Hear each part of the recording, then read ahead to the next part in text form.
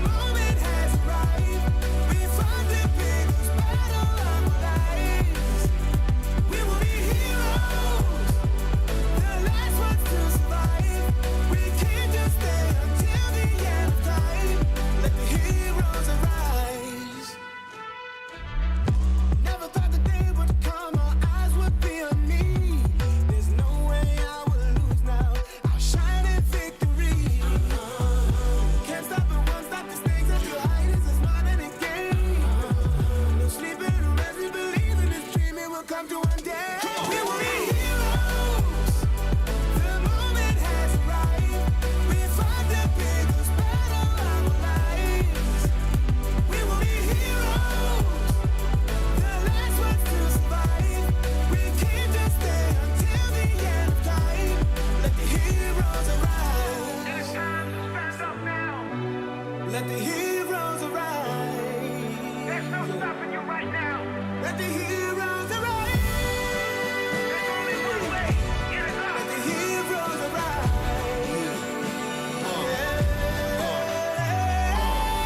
It is what it is, I'ma get it. And I'ma push it to the limit. I don't do it for the fame or the credit, but I'm gonna be the rookie of the year when I finish. You don't want it, I want it, then I'ma take it and I'm gonna make it. Facing the dangers and ways that will turn into celebration. I am courageous, I may just be the greatest alive. I become a sensation when the heroes arrive. We will be heroes, the moment has arrived.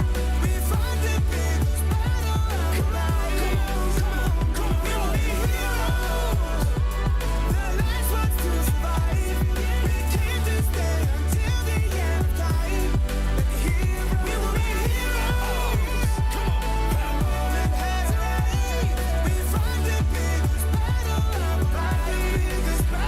We will be heroes, the last ones to survive.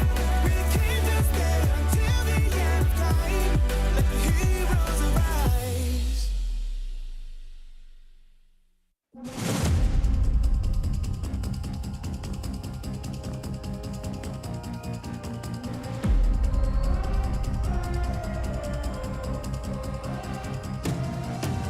I'm very mysterious, unpredictable. If you don't know, we've come a long way, but we ain't done here. Are you ready? Just like the sunshine, we level up. What a great view from the top. It's in our nature, it's in our blood. We can stop, never stop. We don't stop with the squad. Like the sunshine, we level up. What a great view from the top. It's in our nature, it's in our blood.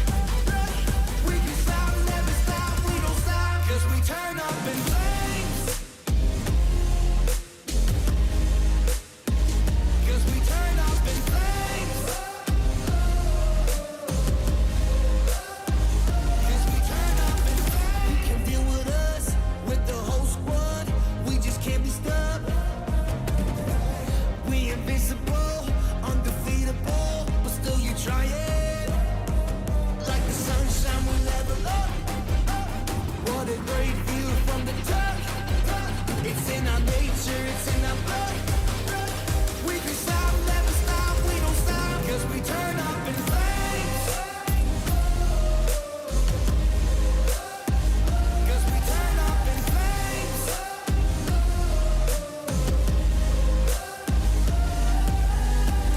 You can deal with us, with the whole squad. We just can't be stopped.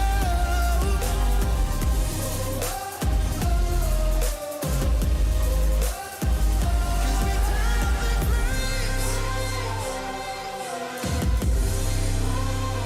'Cause we turn up in flames. 'Cause we turn up in flames. You can deal with us, with the whole squad. We just can't be stopped.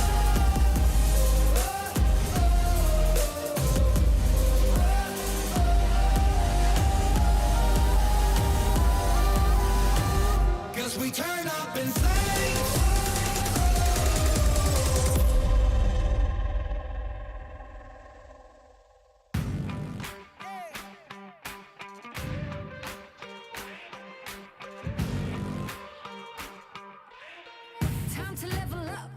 and pay attention. Only the best can win, and I got a vision. I'm gonna be everything you said I couldn't be. I'm gonna leave my footprint, P.S. I know you see. I do believe that some things might be destiny. I do believe that I'm gonna give the best of me. I know you can't see, but I'll be on top. Team name tag on every spot. I'm going in, all in, everything on the line. Everyone wants to shine. I'm going in, all in. I got my crew right behind, and we would die for the win. One time we gon' level up, 2 times we ain't gonna stop, 3 times like a loaded and we're ready to hunt. Yeah, it's all said and done, you better run. In a battle, I'm sharp, I'm a rebel, I hunt, I'ma shoot the stars. Yeah, we're fighting for that one cause, one team, one dream, shoot the stars. In a battle, I'm sharp, I'm a rebel, I hunt, I'ma shoot the stars. Yeah, are you ready for the battle? You know we won't stop. All eyes on me, I smell the danger. Can't turn back now, I can't erase ya. Did they tell ya I'll be coming back? Stronger, faster, like a heart attack. I'll make it known I'm the master. Think that boom boom need a blaster. What you looking at, huh? We coming for you in the masses. Front row passes, champions, world all access. In, all in, everything on the line. Everyone wants to shine. I'm going in, all in. I got my crew right behind, and we would die for the win.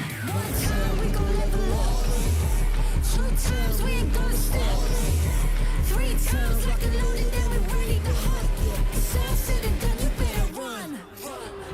in a battle, I'm sharp, I'm a rebel, I hunt, I'ma shoot the stars. Yeah, we're fighting for that one cause, one team, one dream, shoot the stars. In a battle, I'm sharp, I'm a rebel, I hunt, I'ma shoot the stars. Yeah, are you ready for the battle? You know we won't stop.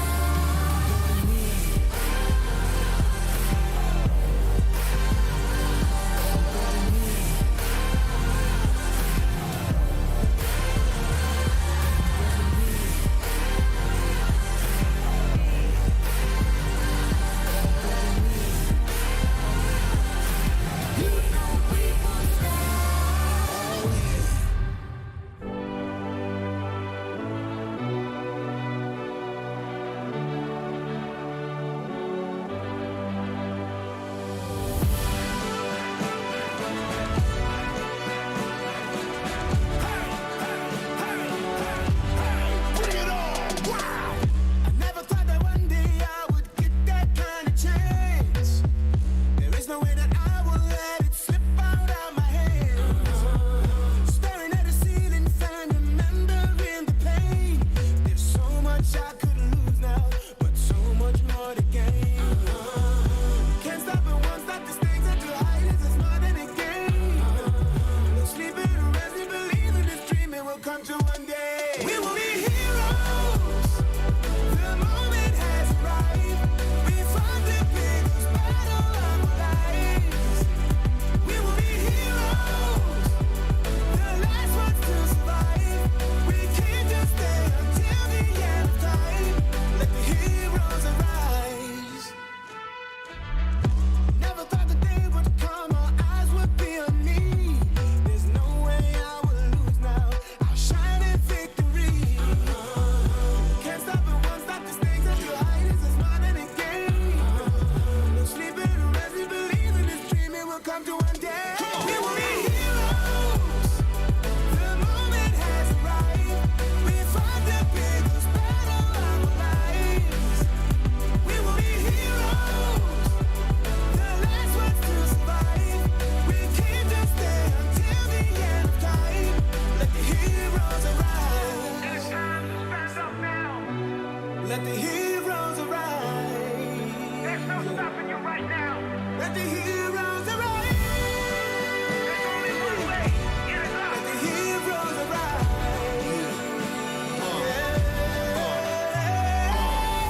It is what it is, I'ma get it. And I'ma push it to the limit.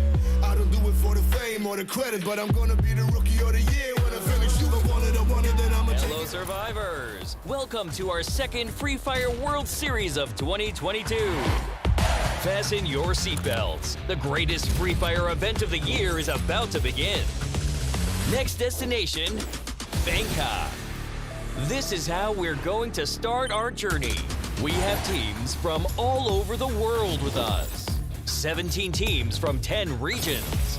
The Free Fire World Series is divided into 2 phases. First is the play-ins. The first place from Taiwan and Pakistan will join the battle with the second places from Malaysia, Cambodia, Philippines, Sri Lanka, Vietnam, Thailand, Brazil, Latin America, Indonesia, Middle East, and North Africa.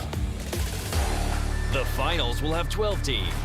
The top 4 teams from the play-ins and the first places from each representing league will be seeded directly to the finals. Let's see who they are. First place from Brazil, Latin America, Thailand, Vietnam, Indonesia, Europe, Malaysia, Cambodia, Philippines, Sri Lanka, and Middle East and North Africa. Both the finals and the play-ins will have 8 matches, alternating between the maps Bermuda, Kalahari, Purgatory, and the brand new Alpine. By the end of each round, the teams will get points based on ranking and number of eliminations. For each elimination, the team receives 1 point. Each booyah gives the team 12 points. Second place gets 9 points, third gets 8 points, and so on. If we have a tie, the team with more booyahs wins the tiebreaker. All right, survivors, welcome to Free Fire World Series.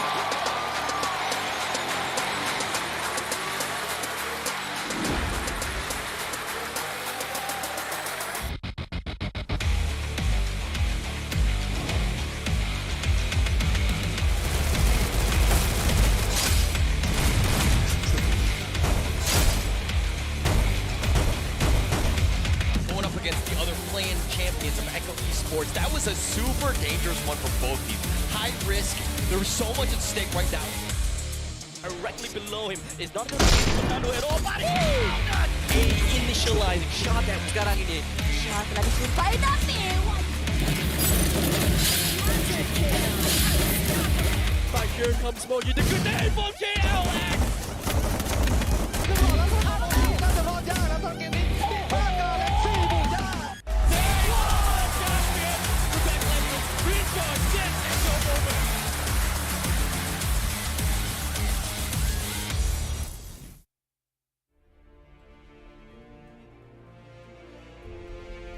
We are a team.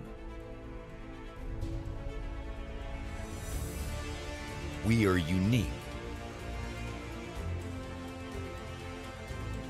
We have different personalities.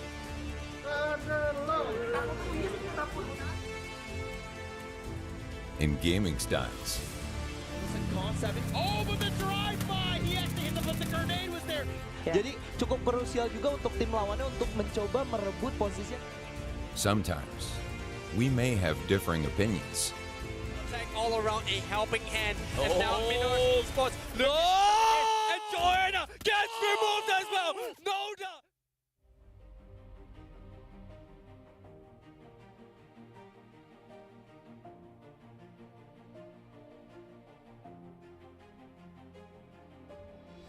But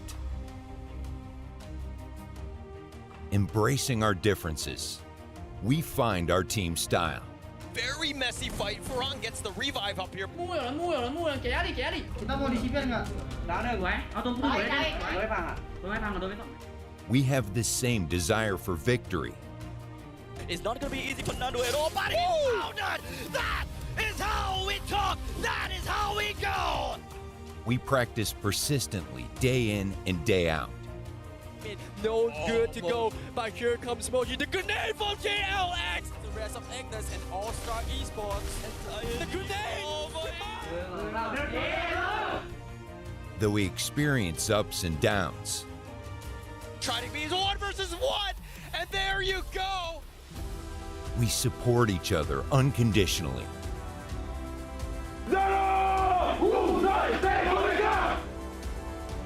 Because we have the same dream. to become champions. But there's only a few seconds left. He goes for the shot!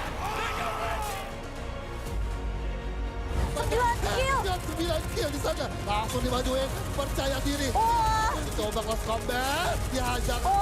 Dan akhirnya berhasil mengantongi 10 poin.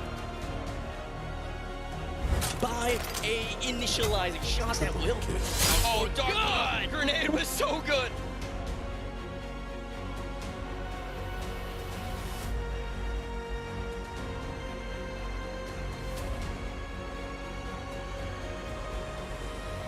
Fight is won. Hello, survivors! Welcome to our second Free Fire World Series of 2022. Fasten your seatbelts. The greatest Free Fire event of the year is about to begin. Next destination, Bangkok. This is how we're going to start our journey. We have teams from all over the world with us. 17 teams from 10 regions. The Free Fire World Series is divided into 2 phases. First is the play-ins. The first place from Taiwan and Pakistan will join the battle with the second places from Malaysia, Cambodia, Philippines, Sri Lanka, Vietnam, Thailand, Brazil, Latin America, Indonesia, Middle East, and North Africa. The finals will have 12 teams. The top 4 teams from the play-ins and the first places from each representing league will be seeded directly to the finals. Let's see who they are. First place from Brazil, Latin America, Thailand, Vietnam, Indonesia, Europe, Malaysia, Cambodia, Philippines, Sri Lanka, and Middle East and North Africa. Both the finals and the play-ins will have 8 matches, alternating between the maps Bermuda, Kalahari, Purgatory, and the brand new Alpine. By the end of each round, the teams will get points based on ranking and number of eliminations. For each elimination, the team receives 1 point. Each booyah gives the team 12 points. Second place gets 9 points. Third gets 8 points, and so on. If we have a tie, the team with more booyahs wins the tiebreaker. All right, survivors, welcome to Free Fire World Series.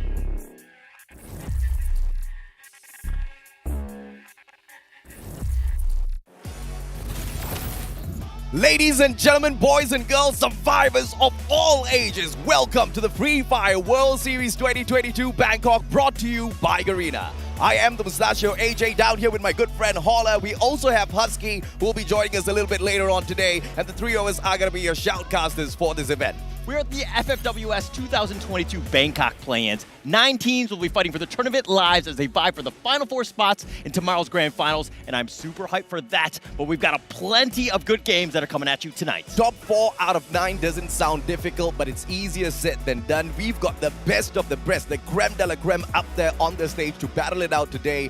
And of course, by the end of the day, I'm pretty sure it's going to be very, very close, Holler. Okay, you talk about easy. Nothing is easy in Free Fire. You have to earn every single win, right? And we have 8 rounds that's coming up. We've extended it. We've added a whole new map as well, and it's just a lot bigger, and there's going to be a lot more space considering there's only 9 teams. Alpine has been a game changer so far in each and every single one of those regional finals, and that was the bread and butter for a majority of these teams that have dominated their individual finals, right? But up here today, everybody knows the map like the back of their hands, so it's not going to be a walk in the park for any of the squads out there. It's all going to come down to the tactical advantage that they perhaps might be bringing on into the competition. It all depends on their strategy out there. Definitely, it's all about strategy, but it's a clean slate. It's a brand new day. Let's look a little bit about the play-in teams. Who's playing in today? It's going to be the first one that's going to be up, the Magic Squad. We know that this is the Master Wizards. They're representing Brazil, a very formidable team. The veteran piece RRQ Kazu representing Indonesia.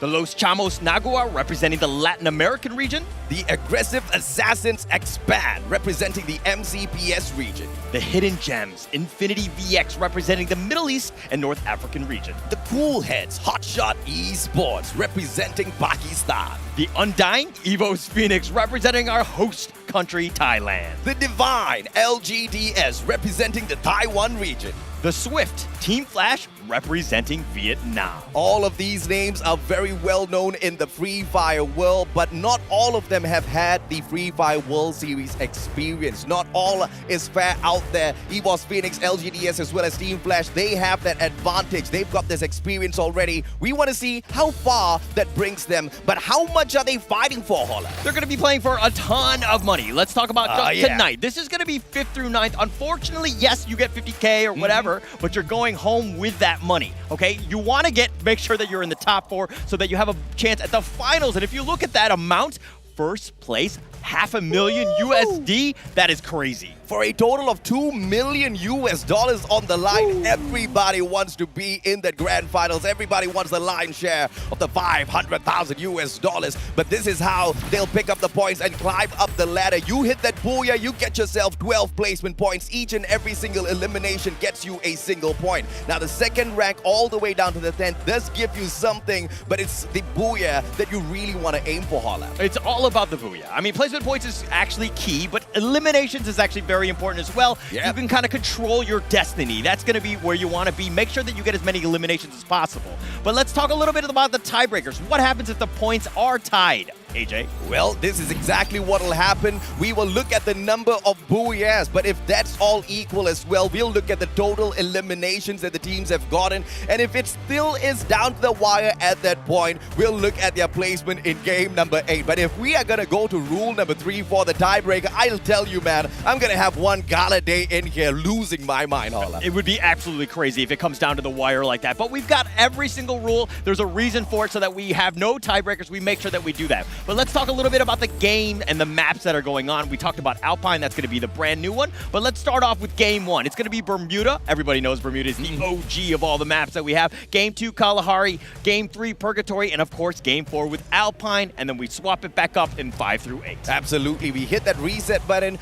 All of the maps will be played, and it's of course going to be dependent on exactly who's got the best map mastery out there. You will be the lucky ones if you've got great mastery over each and every single one of these maps, but we know that's not the fact for a lot of the teams out there. Some excel on Alpine, some on Purgatory, some on Bermuda. If we do find those that are perfect on all of those maps, that's probably going to be tomorrow on the grand finals. Definitely a different level, right? Let's give credit where credit is due, but it's still in the plans. Don't get me me wrong, the quality and the top tier teams that you're going to see tonight are just as high, right? Yep. They have a great opportunity to make a name for themselves tonight, going into tomorrow. And if we've seen anything from the past Free Fire World Series, is that they have a lot of momentum. And it actually kind of plays into that where tomorrow these teams haven't really played against one another, so they're kind of playing cold.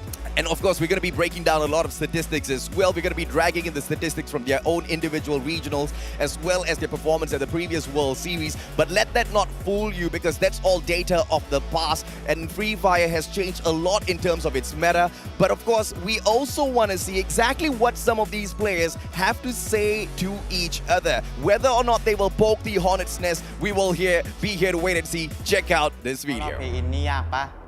พยายามหน่อยนะนี่คงเป็นโอกาสสุดท้ายของพวกนายแล้วทีมแฟดพวกนายเป็นศัตรูในเวอร์ซิลี่กับพวกเราครั้งก่อนแต่ไม่รู้ว่าพรุ่งนี้เราจะได้เจอกันอีกไหมนะที่นี่บ้านเราแล้วเจอกัน Kami pasti menuju ke final, nggak ada kata lain. Ini adalah game konsistensi. Itulah kenapa kalian bisa tersingkir di FFWS lalu. Kami nggak akan melakukan hal yang sama. Nggak ada musuh bagi kita. Do FFWS, se preparem que a gente chegou com um novo estilo e se preparem para as suas aposentadorias, que amanhã vamos nos encontrar e dessa vez vamos sair vitoriosos. Erros Fênix, vocês falaram isso mesmo? Meu Deus, que vacilo!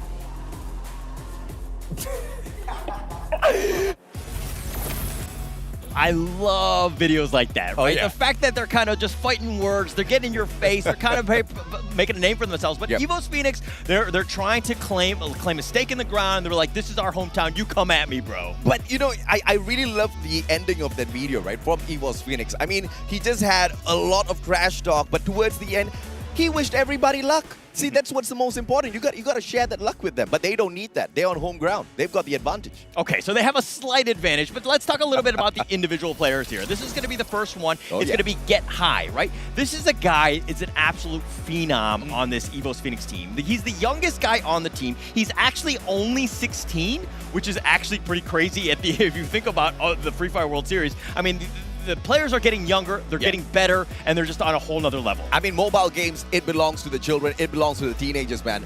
The character that he loves the most out there on the battlefield, Hayato, his favorite pet, the Yeti, and of course, the time turn is going to come in super handy within the play-ins, Holla. Yeah, so this is Get High, right? He is not only the highest in terms of average damage, kills, and assists, but it's for his team, right? So this is a high-flying team, and he's the MVP, getting all the kills, all the stats that you could ever want. I mean, the eliminations is 1.75, but this is the tie region. It's actually quite menacing. It's an absolute, chaotic, and just being able to get 1.75 kills is absolutely pretty crazy. And he usually uses his shotgun, so 0.58 on the headshot is just phenomenal, right? Every 2 shots it takes, one of it is gonna be a headshot, so you better watch out in those CQCs. But the next player we're taking a look at is from RRQ Kazu, the one and only Legoloth.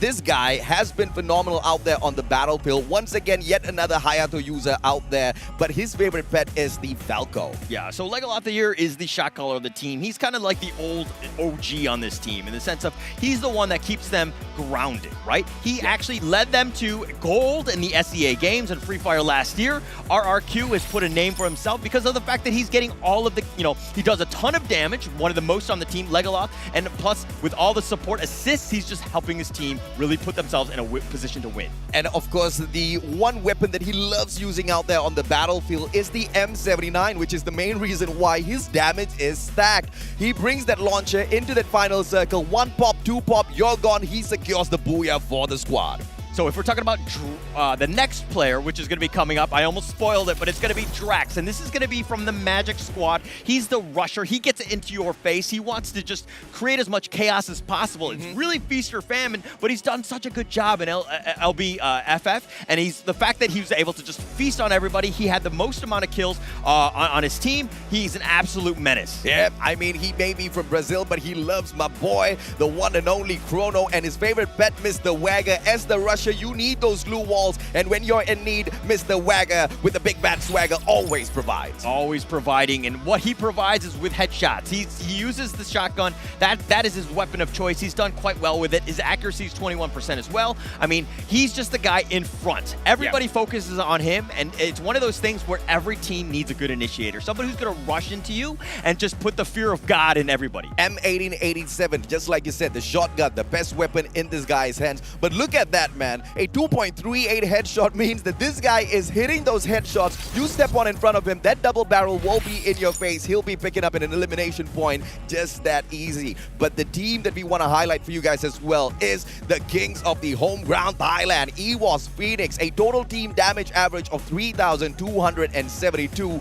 An average eliminations of 5.9 each and every single one of the matches. This is where I'm a little bit worried for the homeboys because that might not be enough to push them towards the top hauler. Okay, I think you've gone a little bit Asian dad. I think that, you know, in the sense that you want more out of this team. Always. This team does quite well. They've already won a World Series. They Yes, were they did. second in the last one. What more could you want from them, Dad? I want them to be in the grand finals, right? But of course, Nigma Galaxy has taken over the #1 spot. We will see if or not EWOS Phoenix will be the ones to make sure that Thailand has got 2 representatives within the grand finals of the Free Fire World Series 2022 Bangkok, because that would just be phenomenal, right? But here are the teams to watch as well, ladies and gentlemen, boys and girls. We have got 2 teams in front of you. RRQ Kazu up against Magic Squad, the Brazilians. Look at that average points per match, 13.6 to 11.4. It's kind of leading towards RRQ Kazu at the moment, Hala. Okay, but yes, those stats are great, but it was in their own region. They never did the head-to-head, so to speak. This is a whole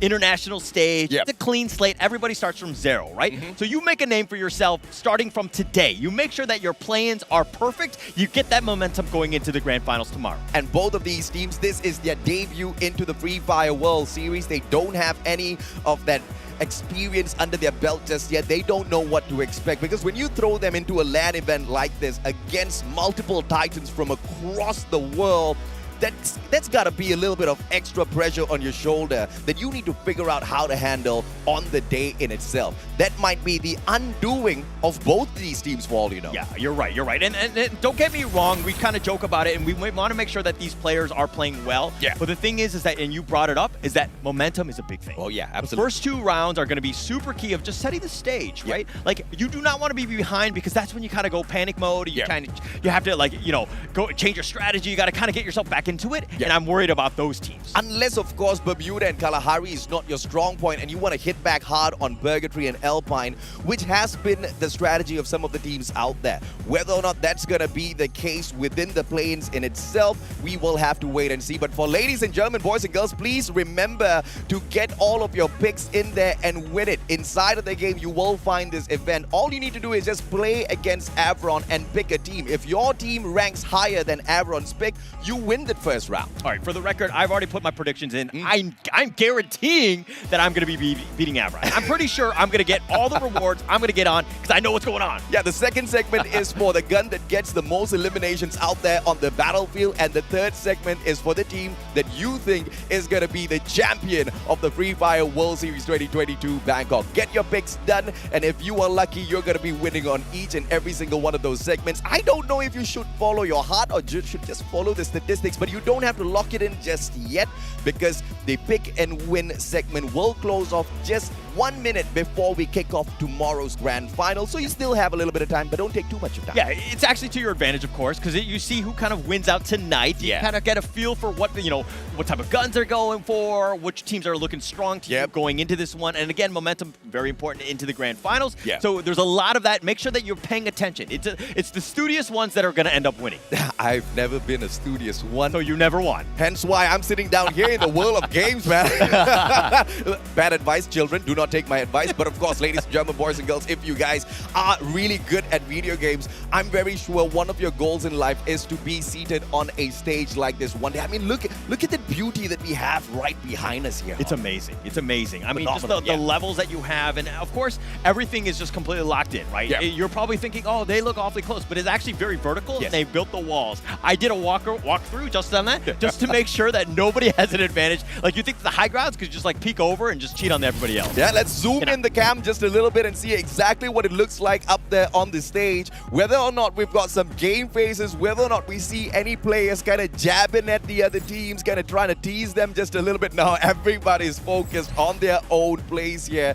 And of course, we've got all of our marshals who are keeping it dead high on all of those devices. Yeah, we got to make sure that everybody's, you know, playing fairly. You know, everybody's in the same seat, using the same phone. Everybody's the level, the playing field is all the same, right?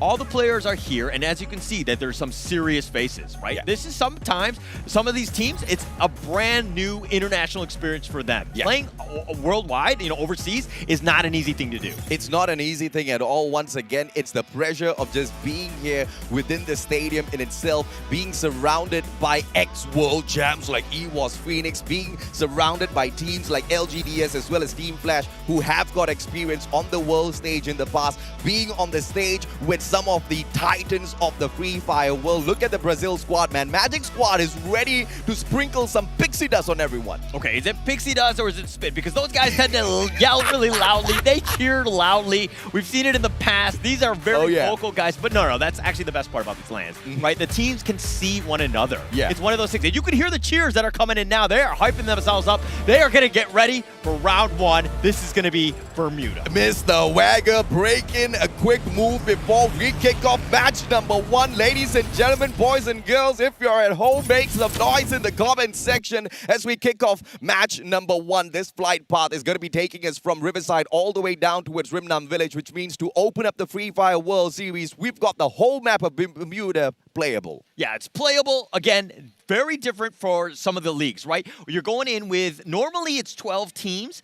but the play-ins tends to be a little bit shorter, right? Yeah. I mean, smaller, excuse me. They have 9 teams that are going in this one.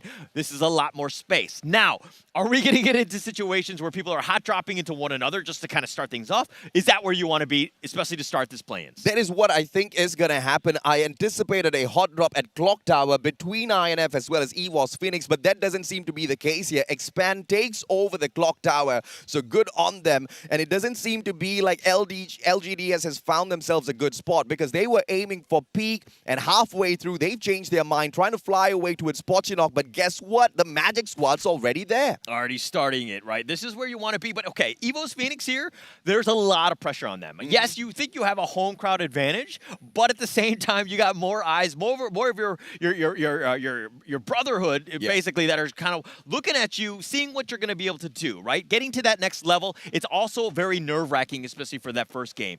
Settle down, calm down, take deep breaths, make sure that you're playing the game that you want to play. Naguara. They've got one player out in the open. Faku tagged up by Moshi. Just a couple of more shots. Maxi down on the ground as well. Naguara biting the dust super early. And we did see yet another player around EWOS TH. Faku very low on HP, and it doesn't look like the guy even has a medkit on him. This is going to be a little troublesome for the squad. LGDS with 2 players down on the ground as well. Bruce and Roro needs to get out of there. Yeah, LGDS, not a great start. This is not what you want to do. They run into Magic, and Magic right here, Drax, again, he's an amazing player. He's able to hit his shots, and he's also got Yuan on this, drawing a beat on him. Yeah, he's kind of like limping around. He's knocked down on that bridge, doesn't really have a whole lot of space. Drax just wants to clean him up, make sure he secures that elimination, and he will get that double kill. The Master Wizards making the spell work in their favor. 2 elimination points already, and they are off to a great start. They can take over Mars Electric and Factory as well if they wanted to. Starting things off at Pochinok,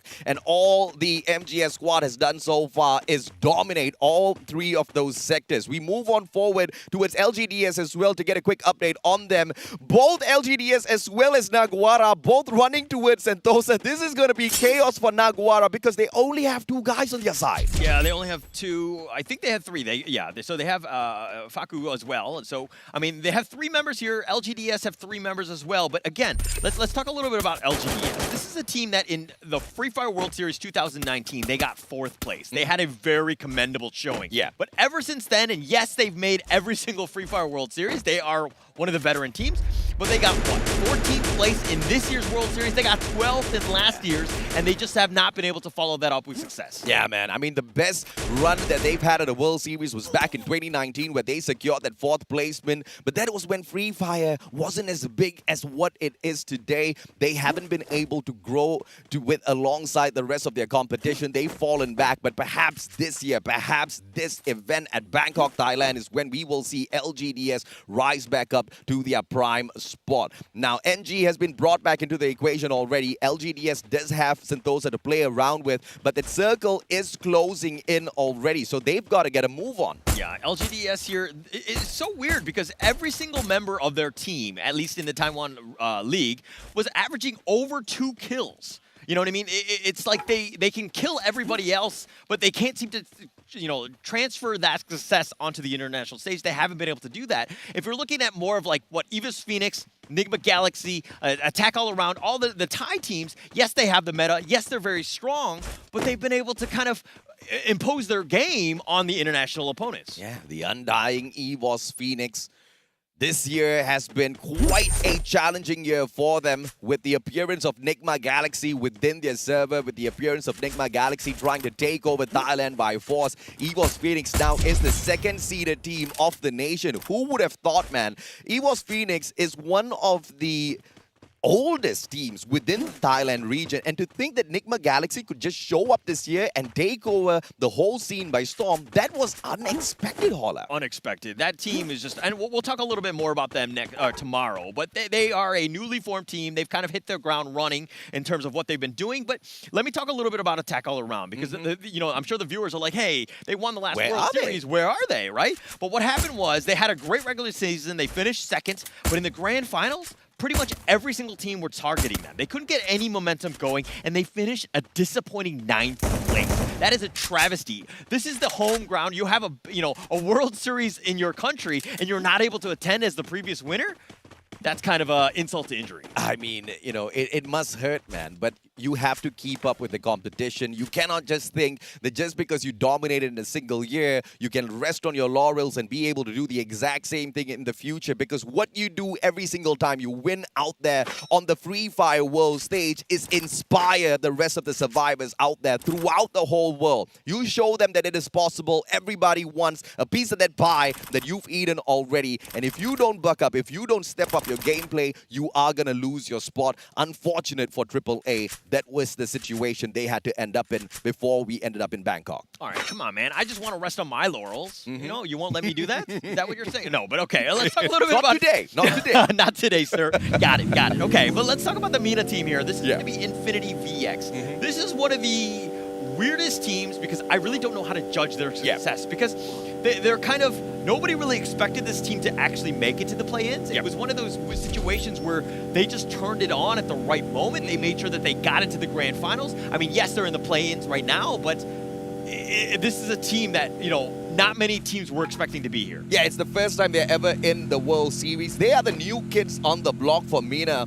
And here's the surprising thing about them. They play usually super slow. Nobody was expecting them to go anywhere because they weren't really hard-hitting during their league stage. But at the grand finals is where we saw them just evolve into a monster that was just chomping down on all of the other squads. Infinity VX might just be able to do that here today, but there's no league stage for you to get comfortable. And as I talk about them, the danger zone goes looking for them. Is that a sign, Holla? No, I don't know if it's a sign, but they do need to kind of move, make sure they get to safety there. I mean, they're right in the center right there, so I think late game they're in a pretty decent spot. But if you're looking at EVOS Phoenix, they're looking with Naguara. They're on the other side. Okay, that fight is generally going in. Brand is going to have to run in. They're going to regrouping. But one thing that I've noticed, at least with this play-ins, is that the teams are playing very well coordinated. They're sticking together. There's no solo, commandos running around. I told myself I'm not going to say anything mean at all during the Free Fire World Series, but I have got doubts on the rotation by Naguara. They are keeping a distance away from EVOS Phoenix, though. I like this, but EVOS Phoenix, they do have that high ground advantage, and it looks like EVOS Phoenix has managed to dodge away, hide their heads, and Naguara are running straight into this trap. EVOS Phoenix, the thighs are about to eat them alive. Yekol down with a double glue wall just to protect himself. The rest of the players, they flank around from the right, and God Cruz has got the AC-80 in his hands. Needs to take that double shot. Ice grenade will move him away from his defense. He responds with a grenade instead. Has got the UMP in hand. Faku drops by to say hello, and God Cruz backs away. Oh, he's backing away. He's going to heal himself. He's going to be fine for now, but this is so close. This is a bit of 50-50. Both teams are in great position right now. Joanna's trying to go for the Brad, what a shot, but he gets taken down. Faku strikes. Maxi takes Moshi as well, and it looks like the Thai Giants are eliminated in the 9th spot. What an upset on home ground. Oh my gosh, this is a huge upset there. Naguara, everyone was saying that this is a team to look out for. This is a dark horse that's going in, and they've already started off with a banger. Eliminated EVO Sports. Phoenix, 9th position. This is an absolute travesty. This was the clear favorite going into the play-ins today, and seeing that they're already eliminated in the 9-minute mark, This is going to speak volumes for the rest of the play-ins. They lost Chamos, Naguara. They are absolutely killing it out there on the battlefield, representing the Latin American region and doing them proud. INF, on the other hand, they have to be really careful here because they have managed to avoid a lot of those engagements in the earlier game. How are they going to fare as they try to move on deeper into the circle a little bit later on? LGDS has been trying to do the exact same play here. When they lost Yuan as well as ENG, they brought them back in successfully, only to lose Roro. This team has been on the back foot since we started off this match. Back foot. This is a bit of a situation for them. They're down low in numbers, but now it's all about positioning. They need to play safe.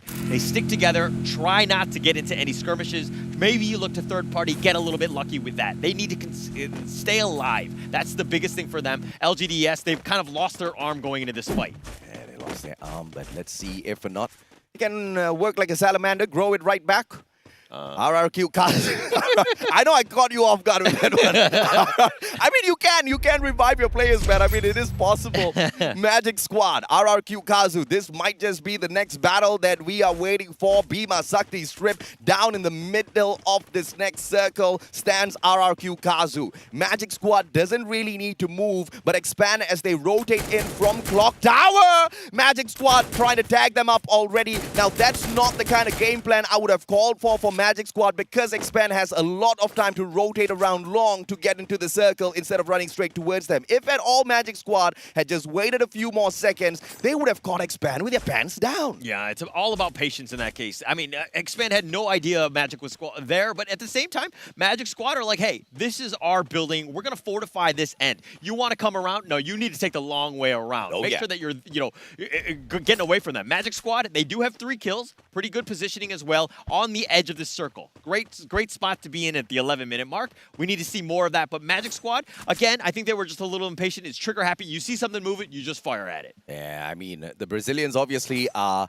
very excited for the play-ins, but they have to just be a little bit more patient when it comes to those engagements because you want to secure those eliminations for yourself.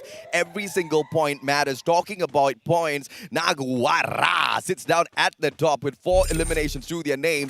The elimination leader of the lobby so far. Yeah, eliminate. I mean, I feel like they should get double points for eliminating EVOS Phoenix. Like I'm sure every other team. I mean, yes, they don't know who has died at the end of the day, but it's one of those things where if they knew EVOS Phoenix was out of this, they would feel much better. INF, Team Flash. This is a fight that has to break down. But do we have any grenades in the hands of INF? I know it is Gatel who has got 2 in his hands, and also the grenade launcher in the hands of Gatel. Gatel can be the biggest of difference maker. Woodpecker in the hands of Nastas. He needs to tag those players up first, but the question is, will we see INF get super cheeky? Because if Shin can get a good nade and take down Gatel first, this will be the saving grace for Team Flash. Yeah, Infinity VX, though, they will eventually have to move, so Team Flash doesn't have to go, they don't need to be aggressive, they don't need to get out of position. At the end of the day, the circle is going to go through them, so they can just kind of just lock it down. As I say this, look at Drax,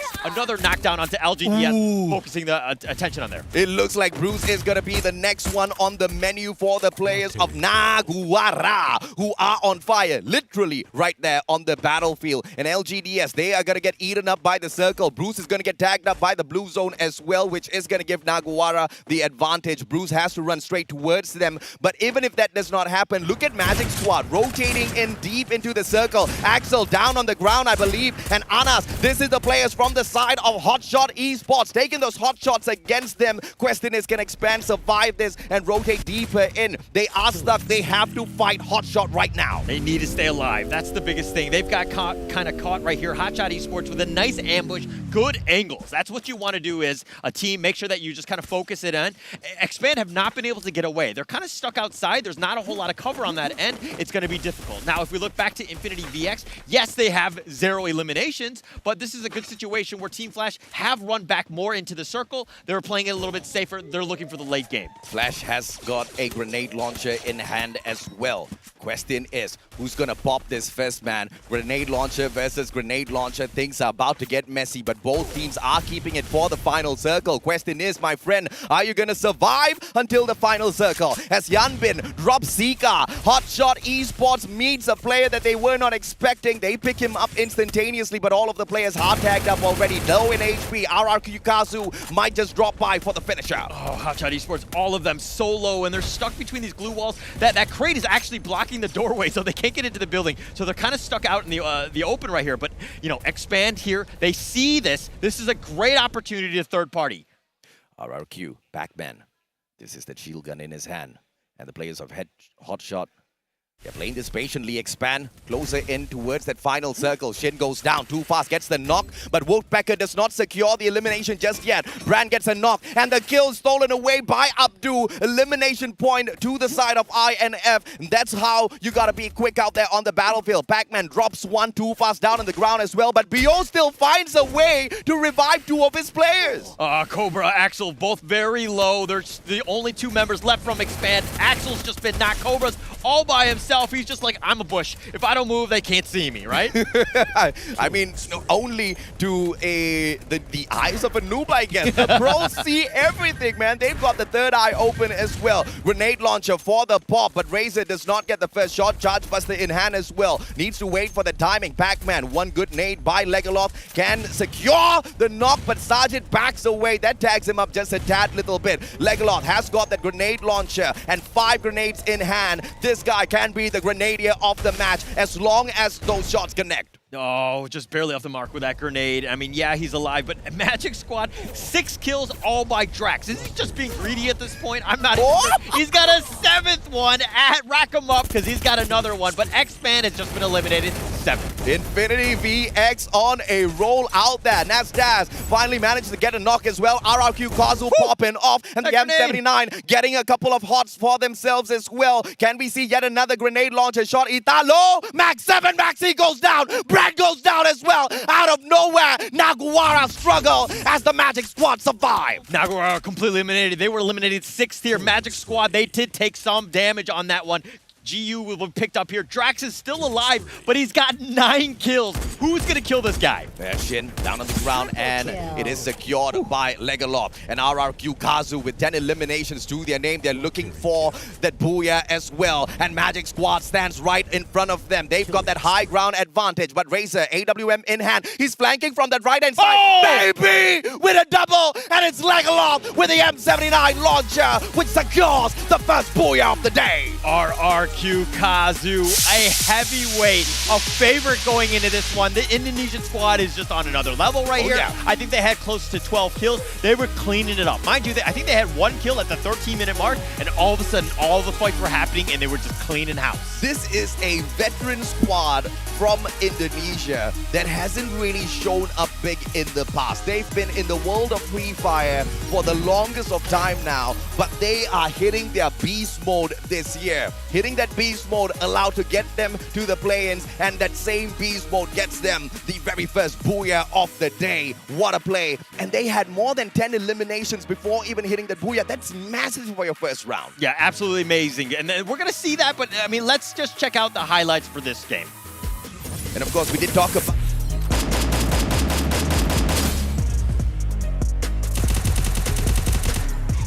Double kill.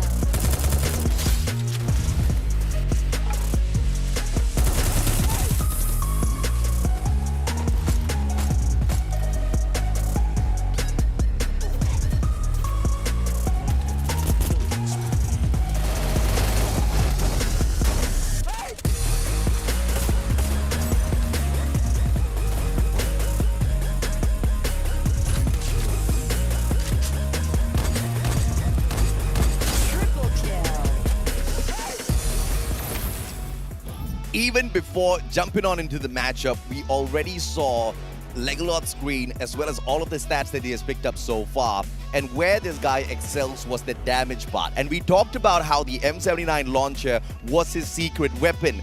Lo and behold, he whips it out in the play-ins as well for the first matchup of the day, and that is the weapon that secures them the double towards the very end. Leglot is on fire, and I am just wondering, can he keep up this sort of a pace for himself? It's a marathon, not a race, not a sprint, right? There's plenty of opportunities to get yourself back into it. Mind you, this is a great start for RRQ. If you're going to have one good game, or like you want to start the plans, this is how you want to start it. Oh yeah, I mean, you know, massive on the side of eliminations. You get the booyah as well, and I think they've managed to pick up the most number of points on both of those lanes, and nobody else had anything on them. Expand got caught out very, very early on. Hotshot managed to finish them off, but even Hotshot couldn't get any luckier after that, as they were caught out in the open. Yeah, definitely so. But let's look a little bit at the match standings. This is, of course, the first one, but that monster came by RRQ Kazu. 12 points, 12 elims, 24 points. Hello to RRQ Kazu. Magic Squad with 19. That's a pretty good number for them in number 2. Very good number for them. They sprinkled their pixie dust on everyone except RRQ. I guess the boys were just a little bit too far away. But Naguara was the squad that started things off hot. This was the team that eliminated EWOS Phoenix in the 9th spot. But look at EWOS Phoenix, man. With their own eliminations, managed to bump themselves up to the 8th spot, thankfully. Team Flash in the 4th place with 11 for themselves, and Infinity VX with a total of 8 and 2 eliminations, 6 placement points. Guarantees that Infinity VX is not going to get left behind just yet. Definitely not. I mean, they still have a chance, of course, very, very early, all of those things, right? But LGDS, I think we started with this one. They probably needed to have a better start than that. They need to be a little bit cleaner going into this one. Getting 2 people down is just really rough. But let's talk a little bit about the MVP of that last match. MVP of the last match, the one and only Leglot with the M79, the damage dealer, the eliminator of RRQ Kazu. You want to bring this weapon onto that battlefield. You want to have that weapon for that final battle for sure. And we saw the patience, we saw the trigger discipline from not just Leglot, but many teams out there who did have the M79 but refused to use it until it was truly needed. But a lot of the other teams bagged out a little bit too early without even bringing it out. Yeah, they were sticking too close together, but this is going to be the top players of that first one. 9 elims from Drax 7. Ooh. We talked about them. The player to watch. The second player to watch we also talked about was Leglot with 6 eliminations. I mean, the M79, he's just an amazing, a sniper with that thing. And of course, Maxi with 4 eliminations. That's pretty commendable too. Yeah, everybody loves the AC-80, man. You take a double shot towards the head, that's an immediate down for you. And everybody loves to engage a little bit longer in terms of range before you get up close and personal. Then you whip out that little charge buster or the Mag 7. But Yanbin, the glue wall master, 11 directed, he tried his best to survive for Team Flash, but unfortunately they had to meet an M79 of their own. And Faku, Homer, and the times he got hit was the total of 4. This guy was a total radical player out there on the battlefield, tagging up everyone he saw. Definitely helping the team, supporting as much as can. I mean, it's not all about the eliminations that you can get, but as I say that, Drax 7, this is another way is just get eliminations, get headshots, got 5. Mind you, this guy has I think a 20% accuracy rate for the headshot, so this is actually quite high, especially for game 1. When he was on, he's warmed up, he's ready to go. But Maxi from Naguara, Assist King 3, you got to have those guys that can help do the damage so that your team can kind of clean things up. And Maxi was amazing at that, right? Continuously tagging players left, right, center. He had players like Faku to back him up to take those elimination points for himself, but he himself did manage to do a lot of damage so that the rest of his team members could continue to move forth towards that final circle. Positioning is all what it's about. But ladies and gentlemen, boys and girls, that's the end of Bermuda. We've got another one coming up on Bermuda later on, but for now, we move on into the dry desert of Kalahari. Kalahari, very hot, very open, a lot of elevation, very difficult map to play. Obviously, these teams are ready for it. They've played a ton on Kalahari, but playing it against the international stage where the strategies might be a little bit different is a whole nother ballgame.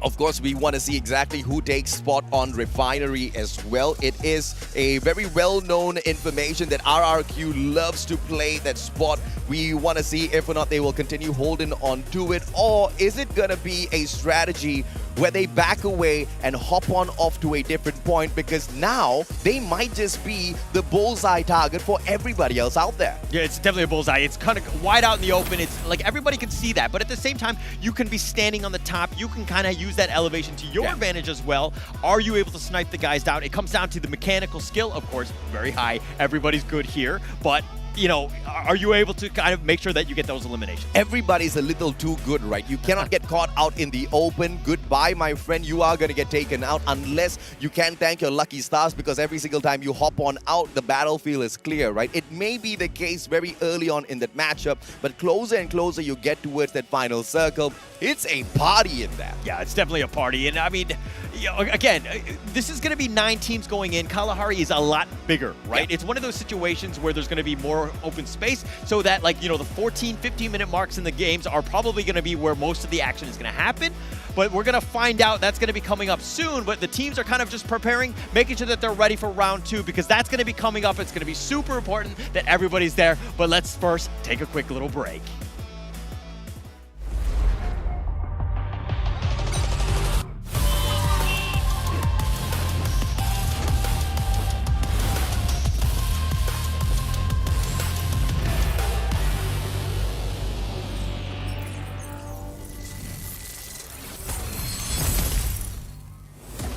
Warning, don't wake up the sleeping dragon.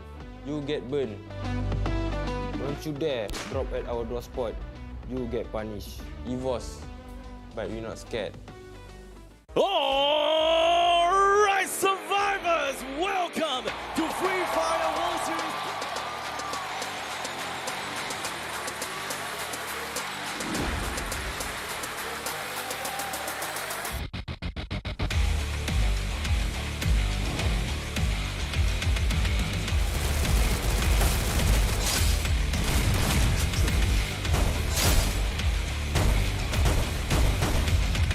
Against the other play-in champions of Echo Esports. That was a super dangerous one for both teams. High risk. There's so much at stake right now. Directly below him is not going to be Fernando at all. But initializing shot that sekarang ini. Shot lagi sampai nanti. But here comes Moji, the grenade from JLX.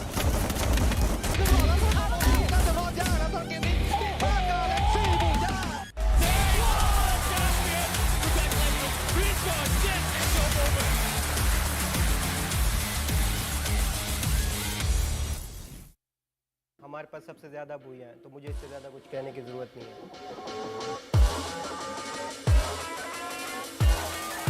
हमारा कोई दुश्मन नहीं है, हम खुद सबसे अच्छे हैं। بالطبع بعد التصفيات خاطر غادي ندير حفل ونعرضكم ان شاء الله. ولا واحد غير اثنين.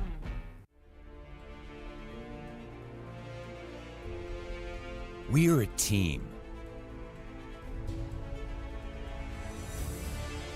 We are unique. We have different personalities.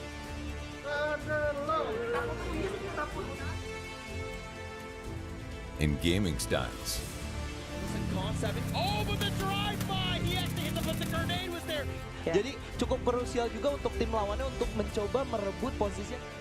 Sometimes, we may have differing opinions. All around a helping hand. And now Minor spots. No! And Joanna gets removed as well. No doubt.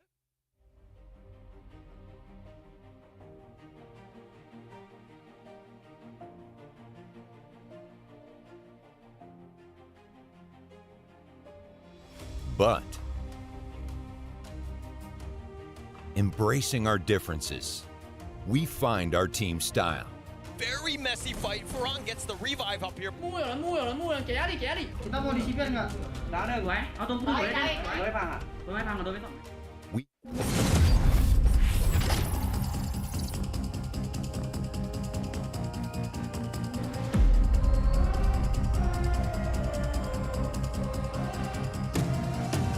I'm very mysterious, unpredictable.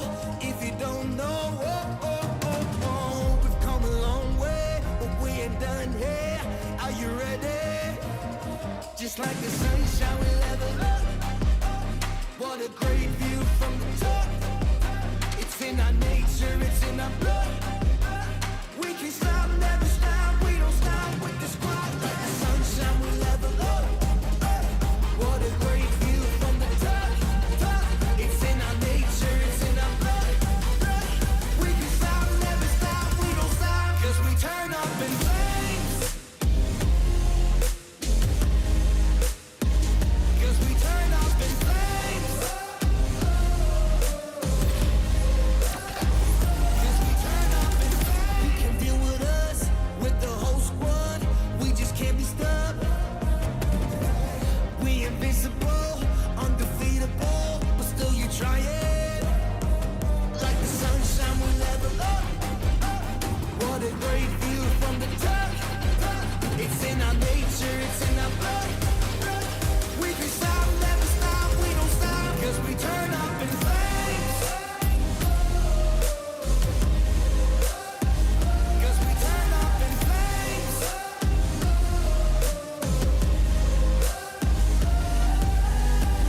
You can deal with us, with the whole squad.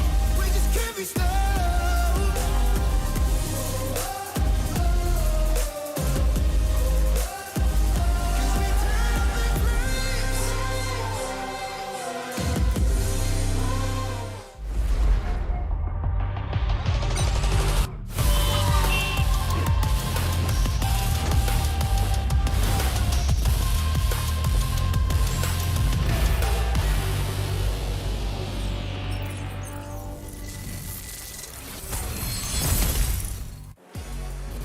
Welcome back to the Free Fire World Series Bangkok Play-Ins 2022. My name is Holler, and with me is AJ. We just saw the first match where RRQ came out on top with that nice booyah. Oh yeah, absolutely, man. Before, of course, we move on to these stats, a huge shout out to our streaming partner, YouTube, the best platform for gamers as well as content creators. If you're not on just yet, hop on over because I think your future in gaming awaits you. Definitely so. I mean, you're going to be probably watching from, maybe you're watching YouTube right now, but it's a big one. And a big thanks, shout out to our sponsor for that. But let's talk a little bit about this first match. Yeah. Right?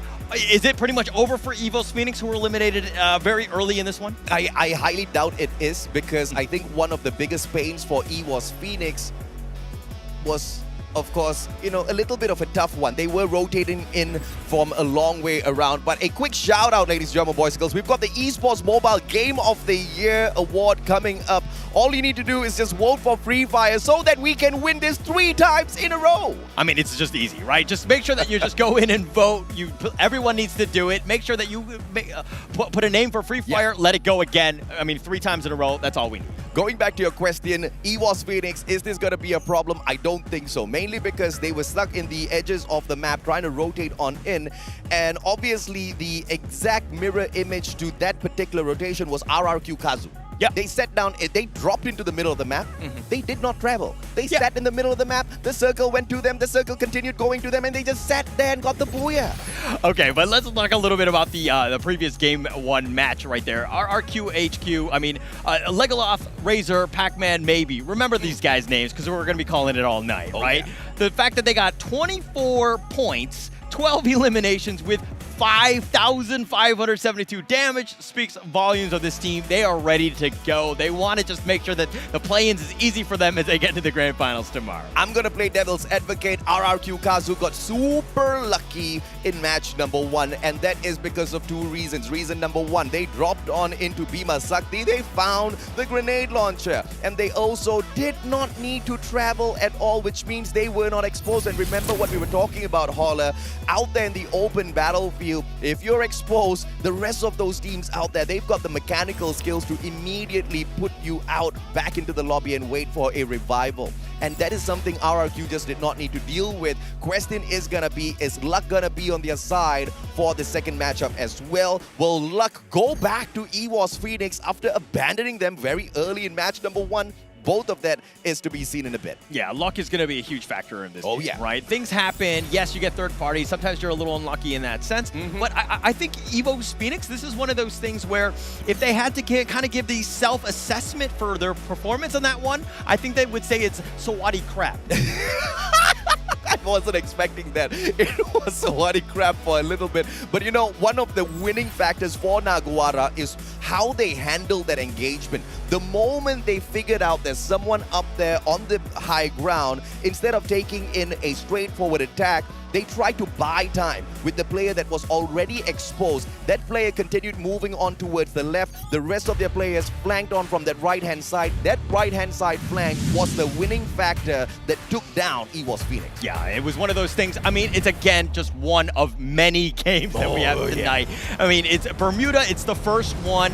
The nerves are kind of just unshaken. Everybody's a little, jittery in that sense. But Kalahari will appease everything, right? Everything's going to get better here. It's going to be wide open. We're going to see those massive fights towards the end. I'm super excited for this round 2. Once again, a super wide open map as the flight path cuts through shrines all the way down between Sub and Stone Ridge, which opens up the full map. Anybody can go wherever they want, but we still get a hot drop at Council Hall. And it looks like Hotshot Esports is going to be meeting LGDS a little too early. But look at Bruce. I love the ideation. Straight off into confinement. So if things do go south for LGDS, they do have a second chance in Bruce. Oh man, ENG already down already. This is going to be a huge one for them. We want it to be a little bit better, but unfortunately LGDS just keeps running into this brick wall. I think they might be one of the more unlucky teams here, but Hotshot Esports are making sure that they're taking advantage. They do have the numbers. That's the second person that's been knocked down. Yuan is going to be there. Anas is looking for the cleanup here. Yeah, Hotshot super lucky as they get to meet LGDS only to take 2 elimination points for themselves super early. Roro, as he tries to run away, has been spotted out by Sika as well. Roro down on the ground, and it's all up to Bruce to revive the full squad. Can he get that triple revive? Naguara out of the open field as well as Maxi tags up a player with the AUG. Ana 6'9" goes down as Brand finds him. That MP40 goes in for the strike. Maxi tagged up. Hasuke goes down as well. Hasu, can he stand right back up? There's no backup from the rest of the team members, and Naguara quickly punish Hotshot Esports as soon as they're done with LGDS. Okay. We talk about space, but they're like, no. We're going to get into the action. We want to be aggressive. Yeah. We want to get as many eliminations early as possible.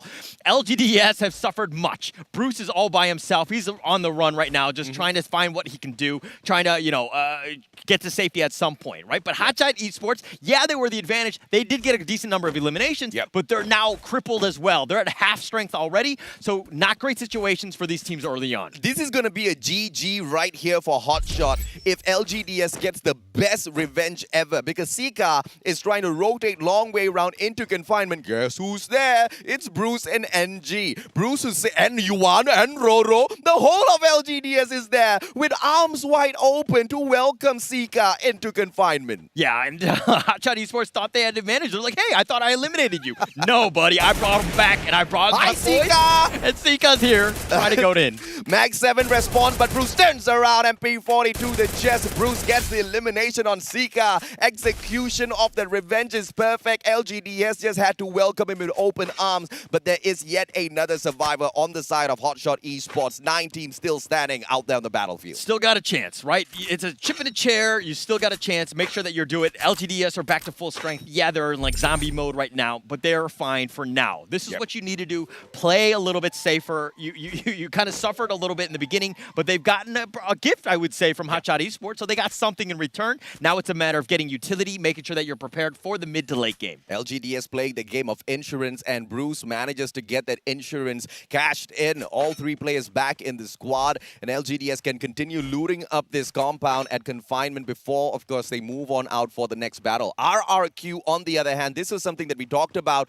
Refinery's their spot. They're going to hold on to yet another mid-segment of the map and hope and pray for that circle to come towards them. Let's see if or not their powers of manifestation will be able to get that done yet again. If 2 in a row, brother, I'm thinking the game just wants RRQ to win. Yeah, okay. Well, it can happen. The Free Fire gods are fickle in that sense, but I mean, they can be, beneficial to some of the team. So they do have a chance with that. That is actually quite good for them. That's something that they want to do.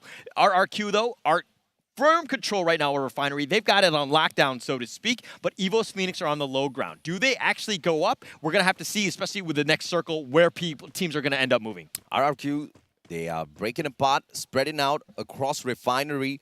This might be a great thing. This might be a terrible thing. Individually, every single player on the side of RRQ Kazu, they are gifted mechanically within the game of Free Fire. Therefore, they can take those 1v2, 1v3 action, but you cannot take that for granted, because if anybody uses that launch pad to launch themselves straight up towards you and land on that refinement's platform, you might just get backstabbed and you might get caught with your pants down. That's something that RRQ cannot afford, Holla. Yeah, it's very true. I mean, you brought up a good point by, yeah, Refinery is a great elevation, but the thing is that there's so much open space that you can get flanked. Like, people can kind of catch you off guard, but it's a matter of getting, you know, sneaking within the wings. Like, it's getting by security, so to speak. Can you get by? We're going to have to find out. But Expand, okay, we talked a little bit about this team. How about you kind of walk us through this team here from MCPS? Axel's having just a little bit of problems. I guess he did not go for his driving classes recently.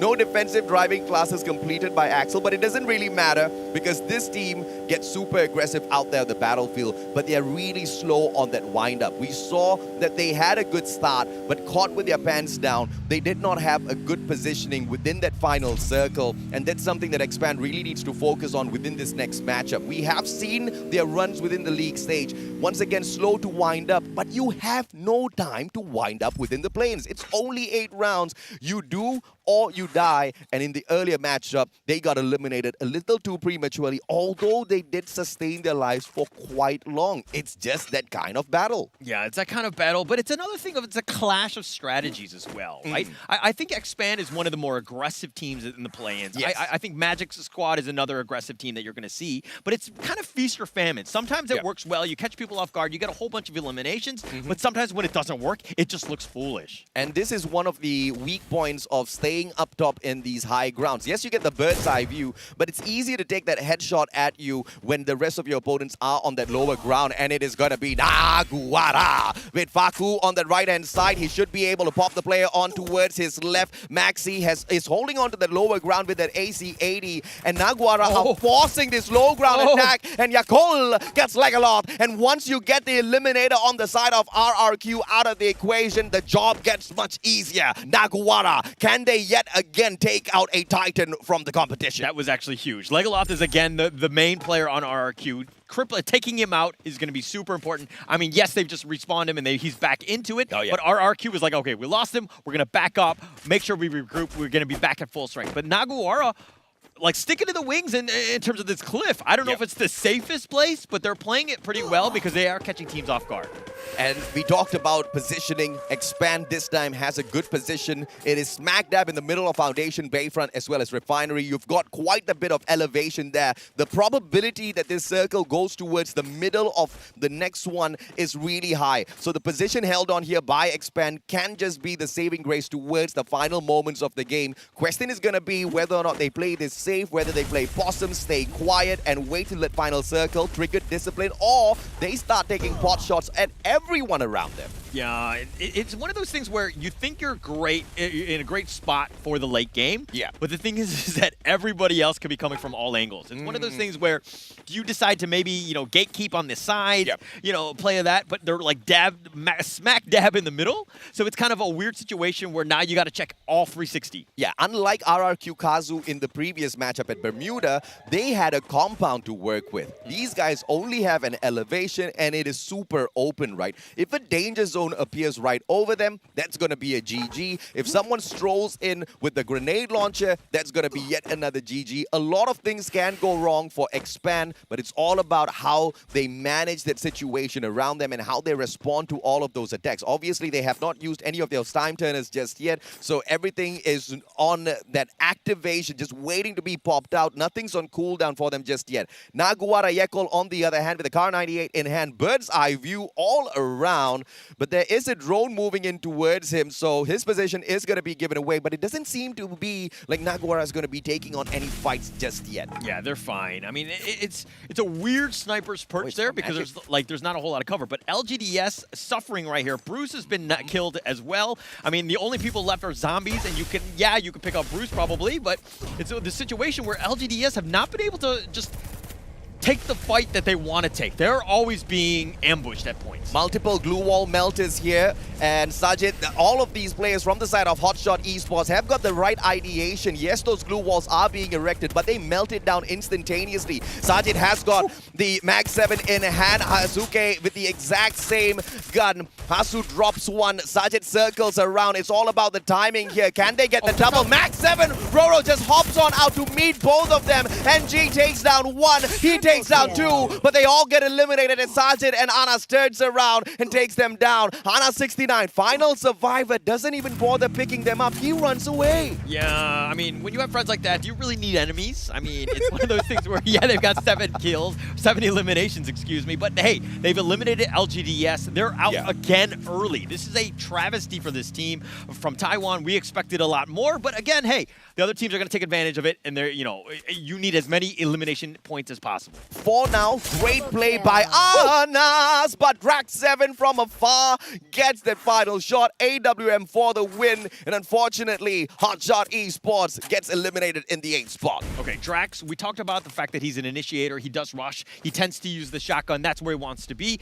but maps like Kalahari, you got to change your gameplay, right? And Drax has been able to do that. He does have the sniper. He understands how to help his team in whatever way possible. Give this man a gun, he will get eliminations for you. SVD in the hands of Drax 7. You might as well say goodbye to your chance of a booyah. You need to deal with this guy, especially when he takes those bird eye view positioning on you. And Magic Squad, for the time being, they don't really have a great position just yet, so they try to rotate. Expand, on the other hand, out in the open once again, and RRQ Kazu is going to be their opponents this time around. Axel tags up one, AWM in hand. Ice grenade maybe goes down. Axel gets a good shot, but no eliminated just yet. X-Roy backstab, and it is going to be the Charge Buster. Pac-Man runs away. Good glue wall erected, but it's a 2v1. Cobra goes in for the hit. Axel takes maybe away for himself, and Roy drops Pac-Man. RRQ eliminated by the one and only Expand. Hell yeah. Okay, that was actually huge for Expand, right? It's one of those things where they didn't have the greatest match last one, but you took out the #1 team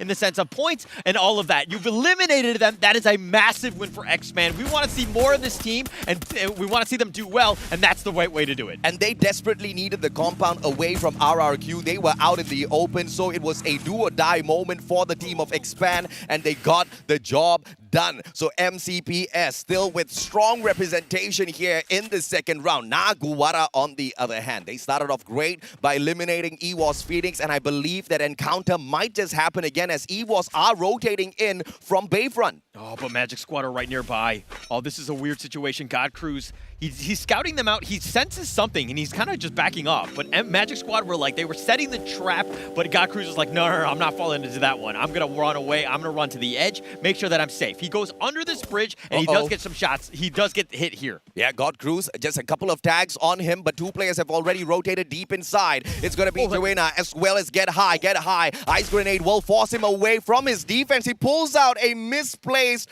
glue wall, and that's going to be a little bit of a mess up for him. He doesn't have a lot to work with. Get High jumps up on top. 3 glue walls left in hand. Now make that 2 as he erects yet another one. Garena from up top. God Cruz now goes down. Drag 7 alongside him as well, but the time turner, timely pull out, survives and gets him that 1 advantage. Oh, God Cruz is down. Drax was down as well. I don't know if they got picked up, but those are actually massive in terms of just losing those players going into this fight. EWOS Phoenix, Joanna is going to back off. He's going to heal. Drax 7 is back up. That's the one that you got to be careful about. He's the one that's getting all the kills. You got to find out, draw a beat on him, make sure that you take him out. Jonah Moshi, 2 more players. What a backstab by Jonah! A couple of tags in. Max 7 and GU goes down as well. Jonah single-handedly eliminating Magic Squad. No! A 3v1 comeback by Magic Squad. GU gets saved as well. Oh my gosh, EWOS Phoenix eliminated 6th. Who would have expected this out of a previous Free Fire World Series winner and 2nd place? Now, a lot is at stake. This is only the 2nd round. Do they even get to the grand finals at this stage? Still very early to tell at this point, but again, first 2 rounds have not been great for EWOS Phoenix. And that's exactly why we were discussing just before the start of this broadcast, right, Holler? Yes, we've got a lot of the past statistics on our notes here, but they mean absolutely nothing. You can even be the champion of the world of Free Fire in the past, but in the current, it means absolutely nothing as all of these teams have stepped up their gameplay. Ice Grenade, Wolf Force Maxi away. way. AC-80 in hand, and look at the whole squad of MGS just running towards them and laying down each and every single one of those glue walls while tossing those ice grenades in at this LATAM squad. Maxi doesn't have much of an option. Bob gets taken down. Team Flash says hello to everyone. Italo knocks Brand down onto the ground. Magic Squad, they only have one more to deal with, and they eliminate Naguara. Oh, Naguara. That was like a Free Fire tower defense, right? They were up in the front, and then you saw like the Magic Squad zombies just coming storming at you, and Magic Squad was coming out the victors. Yes, they lost 2 members, though, but this is something where they've gotten the 8 elimination points. That's huge going into this one, especially since there's only 4 teams left. Just like that question was asked, at what cost? Magic Squad did not have much of an option. They had to rush in towards Naguara, and I have to say they did it phenomenally well. If it wasn't for Team Flash, they would still have 4 players standing up strong for that final battle. But now Magic Squad just needs to get this done with the duo, and look at who's waiting by the sidelines. It's Team Expand waiting to take a couple of pot shots at Team One and Only Magic Squad. The elimination leaders of this lobby, Italo, has got the SVD in hand. He's just waiting for that opportunity for one of Team Flash's members to show their head so that they can go in for the pop. And Infinity VX, on the other hand, safe and sound in the middle of the circle. In the middle, but they've got enemies all around. Magic Squad right now have to go on the flank. They're going to go all the way on the right, make sure that they're safe. They've only got 2 members. Magic Squad not in a great position. They need to ensure that the other teams fight and pick off what you can. You're looking for survival for Magic Squad. Ooh, Axel knocks Shin down onto the ground. Arch takes 1. Axel secures the elimination. Axel's going ham on the players of Flash, who are trying to get off that high ground. That's not a high ground advantage. That's a high ground disadvantage for Team Flash right now. And Magic Squad takes super quiet here. They've thrown that pixie dust in the mix, and Expand doing all of the dirty work for them. Infinity just needs to wait quietly with the grenade launcher in hand and wait for all of these teams to just approach them. Oh, they're getting approached here, but look at that. Brian goes down. Yanbin is by himself, and this is looking great for Expand as they're looking to go in. Yanbin is just trying to stay alive. He's hiding under this blue wall in the corner, but now the enemy team is coming. 9 eliminations so far by the representatives of MCPS. And right up top, Rex Roy with the Charge Buster in hand. Team Flash goes down. Wonderful nade by Too Fast. Backstab by Cobra.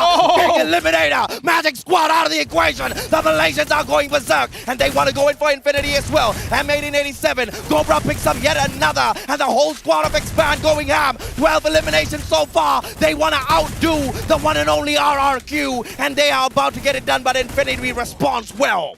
Infinity, I mean, they responded well there, but oh my God! X-Men with a booyah in round 2. Who expected that one?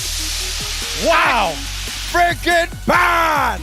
You gotta get it done for MCPS. That was the message sent out to the boys, and they get the job done. Regardless of the adversity they faced in match number 1, brother, they bounced right back, and Cobra was the king of the shotgun in that position. And just when you thought all was lost, one final surviving team member of Expand saves the day for them. And can we talk about that God nade from the side of Too Fast that just did Magic Squad in? It's just an amazing play there. They were super aggressive. They were well coordinated. They were sticking together. Almost everything that they were doing was just on another level. Very smart play. But let's check out the highlights from round 2, Kalahari.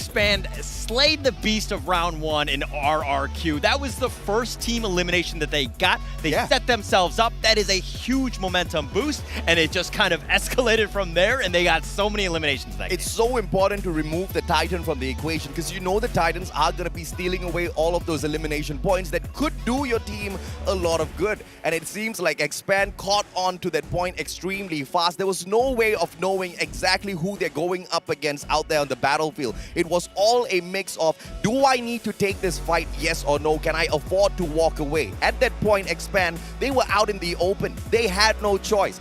And RRQ, they had a good defensive compound. Expand just knew if they want to survive into that final circle, I'm sorry, whoever you are, we gotta take you down. They didn't know, they surely didn't care. They got the job done. They got the job done, they did it in style, and they got more than one team in this one. We're gonna have to see the match standings. That's gonna be coming up soon, but my gosh, Expand really showing what they did in MCPS, and they bringing it, and that aggressive play, the meta is here, and let's just check out the match standings here. Oh yeah, absolutely, man. Malaysia's gonna be standing up proud as Expand hits the massive 28 points to equalize the performance of RRQ Kazu in that first matchup. 16 total eliminations. Say hello to my Booyah and my 12 points. Yeah, I mean, but Magic Squad is second place. This is a team that's kind of, they haven't gotten the Booyahs yet, but they're still top 3, top 4. I mean, even going in. Magic Squad, again, a team that you need to be careful about. 8 eliminations is no small feat, but Hotshot Esports, this is a good team. This is a team that's looking to prove themselves. They're the sole Pakistani team. They're stuck in the play-ins. They have to make their way to the grand final. Yeah, let's see if or not Naguara will be able to continue climbing up the leaderboard because so far they've been stuck somewhere around the mid-segment of the overall leaderboards, which isn't going to be serving them all that too well.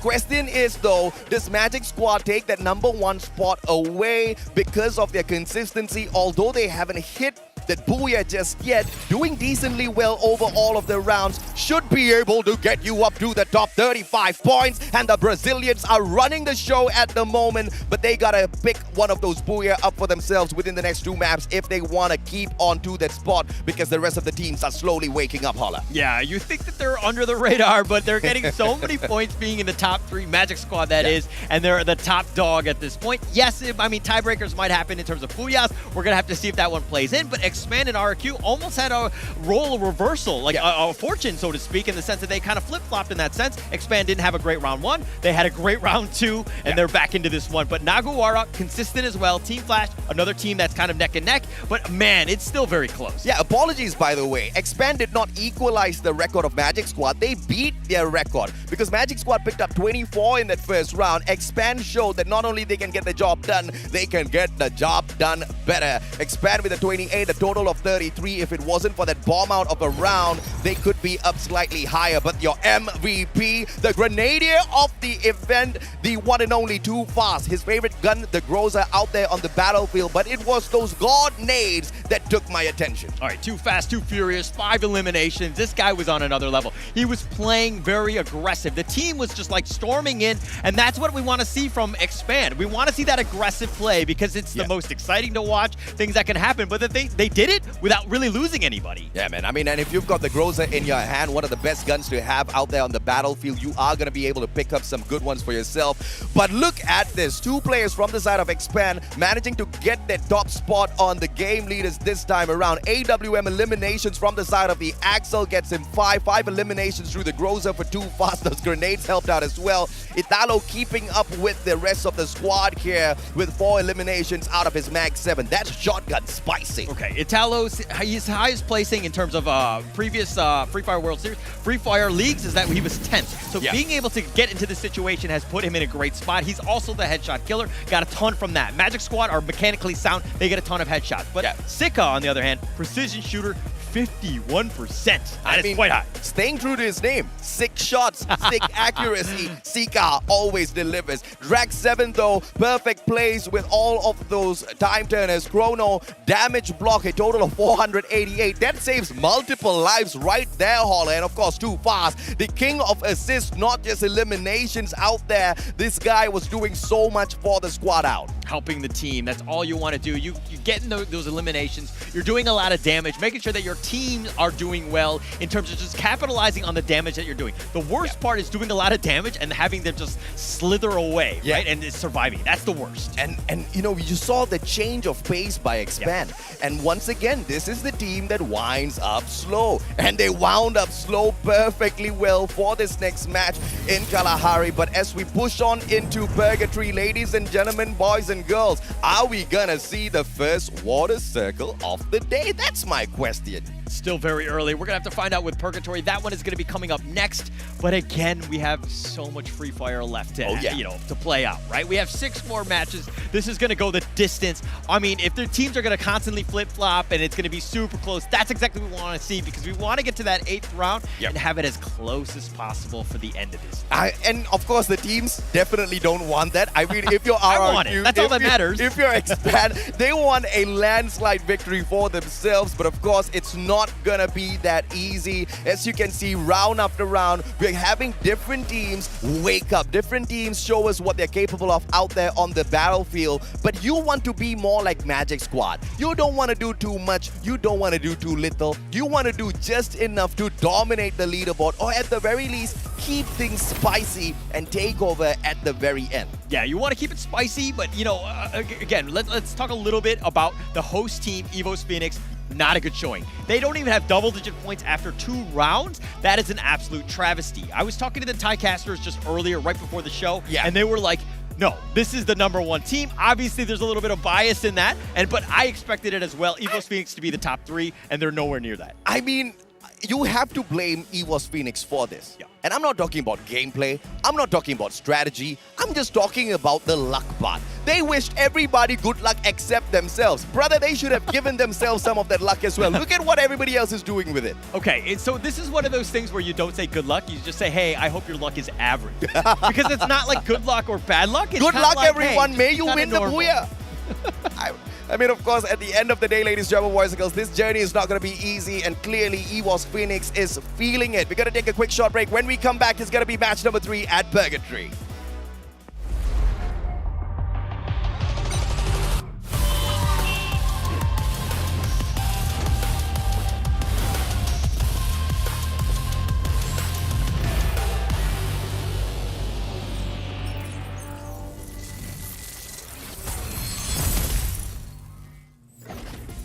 Phoenix lo tenemos bastante estudiado y traten de sorprendernos con sus nuevas técnicas, que lo van a vencer en todos lados.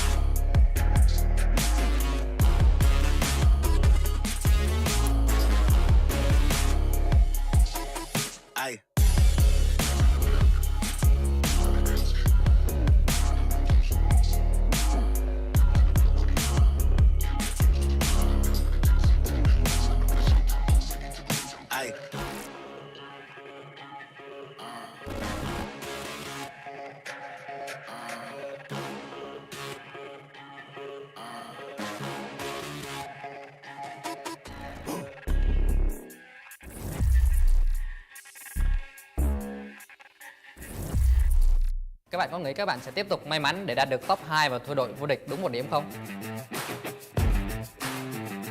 Cứu hết về tất cả các bạn, ai cũng như ai, và Việt Nam mình chẳng sợ một ai.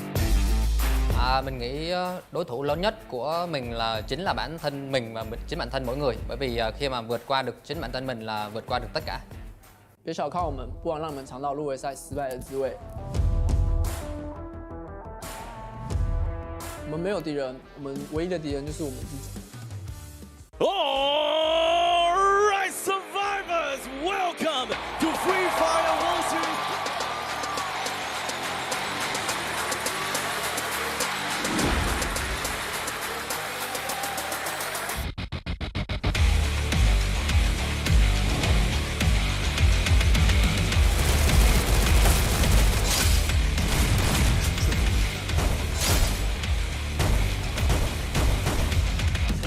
against the other play-in champions of Echo Esports. That was a super dangerous one for both teams. High risk.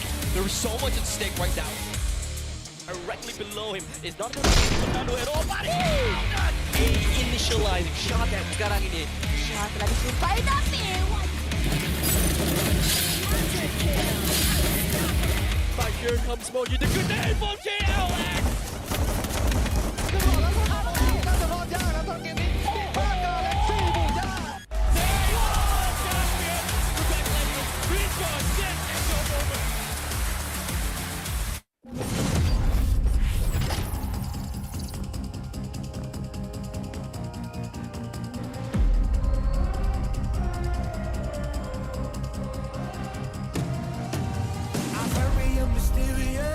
Unpredictable. If you don't know, we've come a long way, but we ain't done here. Are you ready? Just like the sunshine, we level up. What a great view from the top. It's in our nature, it's in our blood. We can stop, never stop. We don't stop with the squad. Like the sunshine, we level up. What a great view from the top. It's in our nature, it's in our blood. We can stop, never stop, we don't stop. Cause we turn up in flames. Cause we turn up in flames. Cause we turn up in flames. You can deal with us, with the whole squad. We just can't be stopped. We invincible, undefeatable, but still you try it. Like the sunshine, we level up. What a great view from the top. It's in our nature, it's in our blood. We can stop, never stop, we don't stop. Cause we turn up in flames. Cause we turn up in flames.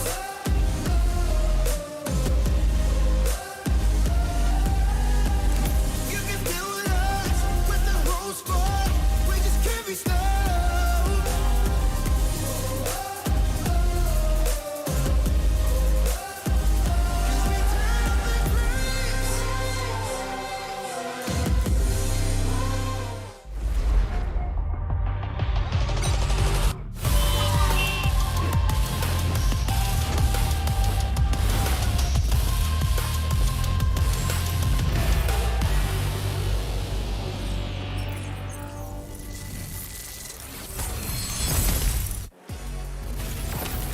Welcome back, survivors, to the Free Fire World Series 2022 live here in Bangkok, Thailand. It has been amazing playing so far.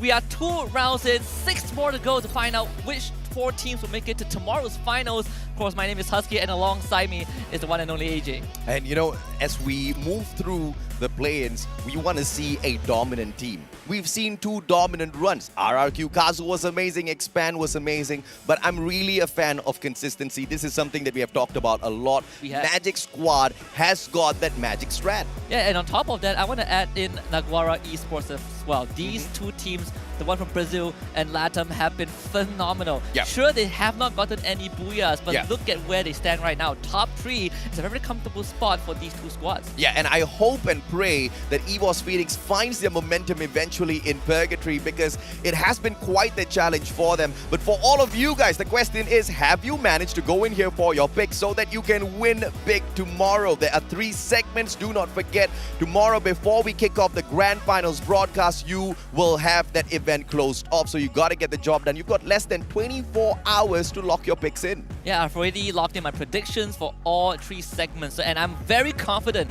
in who will be crowned champions tomorrow. But of course, I'm not going to reveal my answer. You guys will have to do your own homework and figure that out. Question for me, of course, for all of you guys, is it the AC80, Mag7, M1887, or the AWM? I mean, these 4 guns have been making a lot of noise out there on the battlefield, not just in today's play-ins, but in the recent past. The meta has been absolutely cracked. We see it being quite balanced between all of these guns, but the shotguns and the snipers are a notch above. From a region that I'm from, I'm going to add one in. Charge Buster. That one is a deadly piece of weaponry. But enough of all the gunpowder and all. We gotta look at the numbers to get a clearer look into what has transpired in round number 2 and how we ended up in this spot for Expand, getting 28 points in one single round with 16 eliminations and almost a whopping 5,000 damage dealt. The record of the day has been set by the MCPS team. Hailing from Malaysia, this squad has been phenomenal, but only in game number 2. Game number 1 was a little bit of a premature end, but they learned from that experience. And if you guys noticed during the break, as we looked at the overall map, Expand had spread out into 4 different parts of the map, and they were all playing solo. That's such a daring move from the Malaysian team. They definitely have done their homework because they did the same on Bermuda. And sure, Bermuda wasn't the best run for them, but they had 20% of the entire map under their control for the first 2 phases of the circle. That is a lot of space and a lot of resources gathered for themselves, and I love the adaptation going into round number 2. No more messing around, no more playing on the circumference, doing it safe. We take the fight straight to the enemies, and they did it in the best fashion possible. It's really a smart strategy, but it's one that's filled with risk because yes, you might just get some of your team members caught out in the open, but the counter to that strategy is spreading out all 4 players instead of just sending out one solo guy into a compound of his own. Because, I mean, when push comes to shove, you lose 3 out of your 4 players, at least you still have one survivor who can bring the rest of the squad in. We saw LGDS make a good run with that revival play in that second game. And if we kind of call back to MCPS, FFCS in particular, that was kind of what our local team did as well when they implemented this system, right? GeekFam was that team that brought it out where they sent one guy to revive the whole team, and they end up winning that round. So we are watching Expand kind of taking a pages out of the veterans, but can they maintain that performance? Because we're heading into map number 3. It's Purgatory, baby. Absolutely right. Water Circle, please don't come visiting today. I do not want to see anyone take a swim, but every single flight path has been absolutely generous to the squads. Smack dab in the middle of the map once again, from Crossroads all the way down towards Fire Brigade, opening up the whole of Purgatory for them to dance on. And I think it is a very good time, it's an apt moment to talk about Expand so far because they are a very tactical team. That's what we saw in both Bermuda and Kalahari just now. But I want to specifically touch on Cobra while we have the time to do so. Cobra is ranked 3rd in terms of average kills and knockdowns, and this might just be the test for them. This is gonna be one hot drop at Brasilia. Expand cannot afford to lose. But the saving grace here is Team Flash has not been super flashy, but they are a team that can hold their own. 11 points in the first game, 8 points in the second game. The saving grace here is Team Flash is a team that focuses on placement points more than eliminations. Team Expand super aggressive. You do the maths. Expand should be the ones who rise above and win this initial bout. But it's all about who gets lucky with the loot. Yeah, I completely agree with that. I think these 2 teams have the same tactical approach to most of the rounds that they play. The advantage that Expand has is that they have someone reliable from their long range. Axel was feeling it in game 2, and if you give him that space to work with, I think Flash is going to struggle if they end up fighting against each other. Expand knows exactly what to expect here. They have spotted a couple of players on the side of Team Flash who are all huddled up together, but we hop on over towards Central and we take a look at Hotshot Esports as they continue running around. Nobody else is here to ask big questions off of them, so they are going to complete looting up this compound first. Expand not executing the exact same strategy as map number 1 and 2 makes me question exactly what they've got in store for us for Purgatory. But the way they've set themselves up looks like there's not going to be a lot of traveling to be done, but they have to deal with Flash first. And you can feel the tension, right? Team Flash, they're kind of making their move in towards Expand. You see this very spread out maneuver from Team Flash to try to box Expand in this compound, but Axel is ready, and I think he will be the first one to receive contact. Yeah, Shin backing away. Axel repositions. Roy jumps in together. Roy, what a good time turner. Bounces that nade right off. Axel hops on in, but Yan Bin with the double revolver manages to take him down. But no elimination coming through just yet. Roy, can he respawn? Has got the SMG in hand and knocks down Yan Bin instead to trade him out instantaneously. Cobra down on the ground. Roy gets one expanded in the 9th spot. And Team Flash is doing that in the best possible fashion. We talk about how Team Flash love to be strategic, and they might not have that long-range advantage, but what they have over Expand is close quarter combat. They are incredibly sharp with their shots, and we saw how they corral Expand into one single building and pick them apart with surgical precision. This is just phenomenal performance from Team Flash. And this is the weakness of taking a hot drop, because you don't really get to aim for the guns that you want. Clearly, the players on the side of Expand did not have the necessary loot available to them to deal with the kind of aggression that Team Flash brought on into that fight. Each and every single team member on the side of Flash picking up a single elimination to their name, and they will be able to continue on to the next circle. Expand, as they are stopped in this third round, they will most definitely struggle in the overall leaderboard. Now it's up to Magic Squad. How much are they going to be able to pick up from Purgatory to dominate this leaderboard and put some real space between them and the other teams? That also resonates with this whole idea of being consistent, right? Yeah. Even though we don't see Magic Squad or Naguara Esports on that kill feed just yet, we know that they are still in the game, and that's what they have been doing for the first 2 rounds as well. So when we switch our attention over to EVO's Phoenix, that kind of gives us a very polarizing contrast, because both Bermuda and Kalahari have been absolutely a tragedy for EVO's Phoenix. They bombed out first in the first map, and they didn't make it far on Kalahari as well. This time, we see a safer start for this team. 3 points in Bermuda, 6 points at Kalahari, for a total of 9 for the ex-champions of the Free Fire World Series 2021. 2022 at Sentosa, they tried their very best, but it was an absolute upset as AAA managed to sneak the championship away from them with a single point, Husky. I mean, talk about a heartbreak, man. Yeah, that is crushing. But when you look at where they are right now on home soil, this kind of means different, right? There's so much more pressure. There's so much more on the line. It's all about the pride, and not just trying to get back into the finals, but also doing it on where you're most comfortable the most, where people know you the best. And I want to pull out some numbers for EVO's Phoenix, because if we compare Get High to a lot of these players on that battlefield, he doesn't really have the best stats. And these numbers, for context, are all taken from their Masters finals or their respective lead. For example, MCPS would be a Challenger Series finals. And Get High, honestly, is not even in top 5. Yeah, in order to get qualified, you know, this team wasn't the most aggressive out there, but they had a good percentage of eliminations, right? About 10% of the total eliminations throughout the whole league, it went to Team EVO's Phoenix, and it managed to get the job done for them. But where they truly excel is when it comes to those placement points as well. They always try to find that final circle. They always try to get that podium finish for themselves. And that's something that EVOS needs to focus in this game as well, because clearly placement points weren't their strong suit in the past 2 matches, albeit they did manage to pick up, I think, about 4 or 5 points from Bermuda. It's just nowhere near enough. Yeah, just not even sufficient. I mean, if by that standard, you would feel a bit upset, a bit disappointed of what the numbers have shown us so far. But I think this also correlates to a conversation that we had behind the scenes, where we talk about how teams are just generally more aggressive by nature. We talk about Magic Squad, pretty aggressive.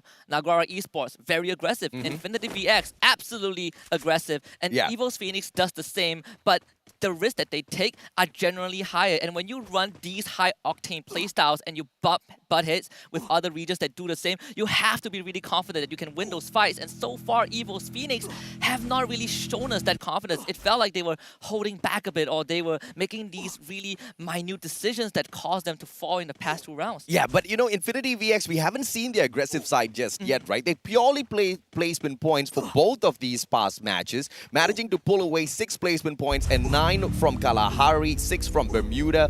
And in terms of total eliminations from the 2 matches, they've only got 2. So I'm waiting to see some of that aggression from Infinity, because if they don't start showing up, they are going to get drowned out. Although those were solid placement points, not picking up eliminations has managed to punish them. They currently sit down in the 7th spot on the overall leaderboard, which has to hurt. Thankfully, one good solid booyah from Infinity can get them bounced right back up. Yeah, absolutely. And there's a reason to that, which I'll get into later when we get to look at Infinity again. But for Magic Squad, this is a team that has been consistent through and throughout. But when we look at Brazil itself, when we look at that local league, sure, you can argue that Heat absolutely dominated them with more than 60 points in differential in the finals of their local league.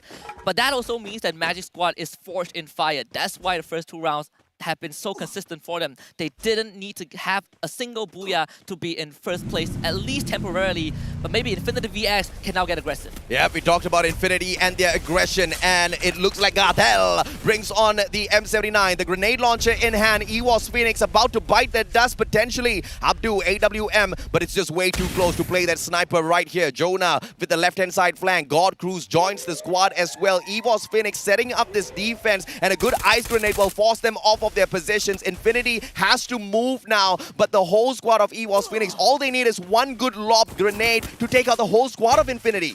Gatel has that grenade launcher, and Infinity have the numbers advantage. Moshi needs to survive at long range. They swing the corner.